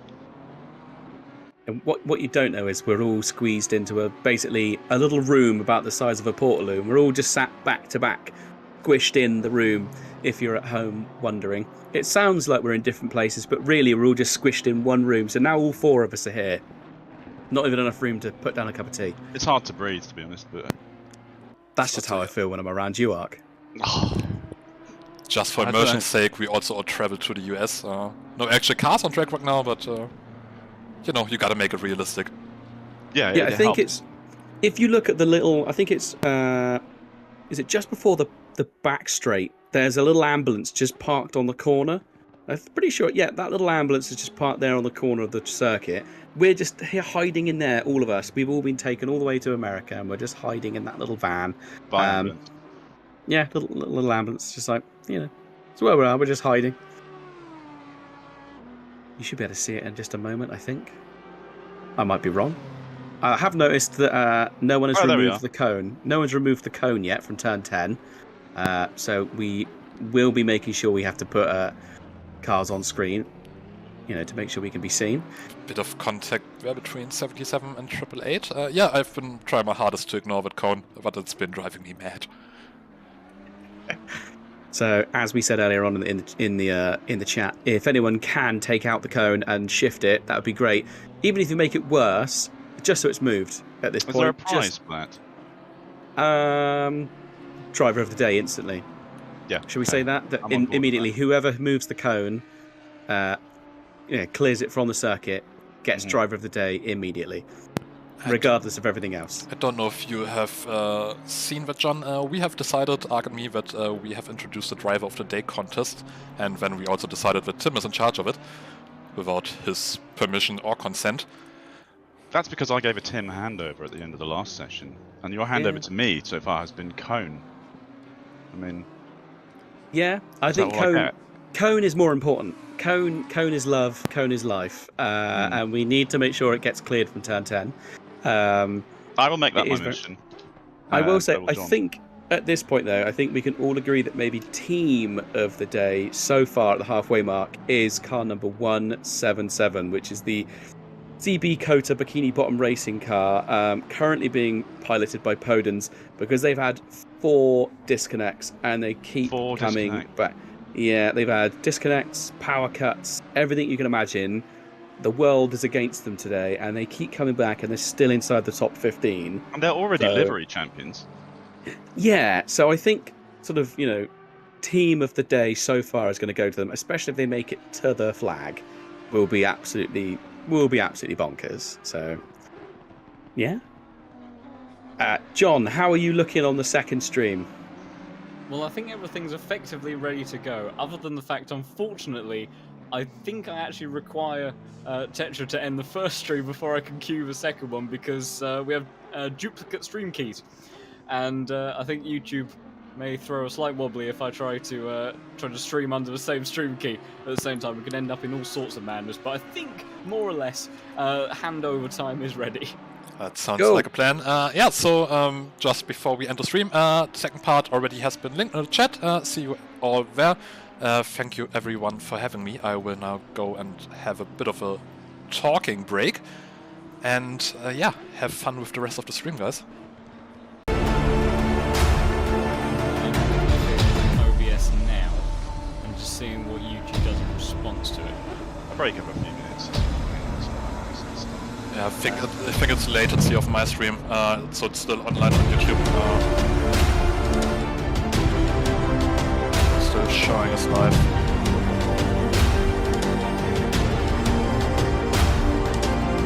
Definitely offline streamers.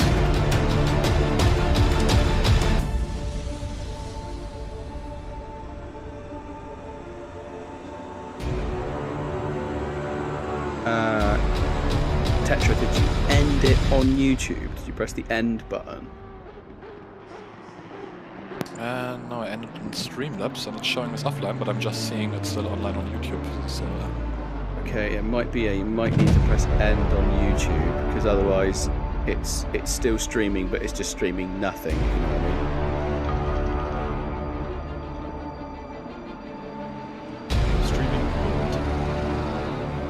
I don't know why it works, but it does. It's weird. Like, Streamlabs just talks to YouTube, then YouTube has to talk to online YouTube. It's odd.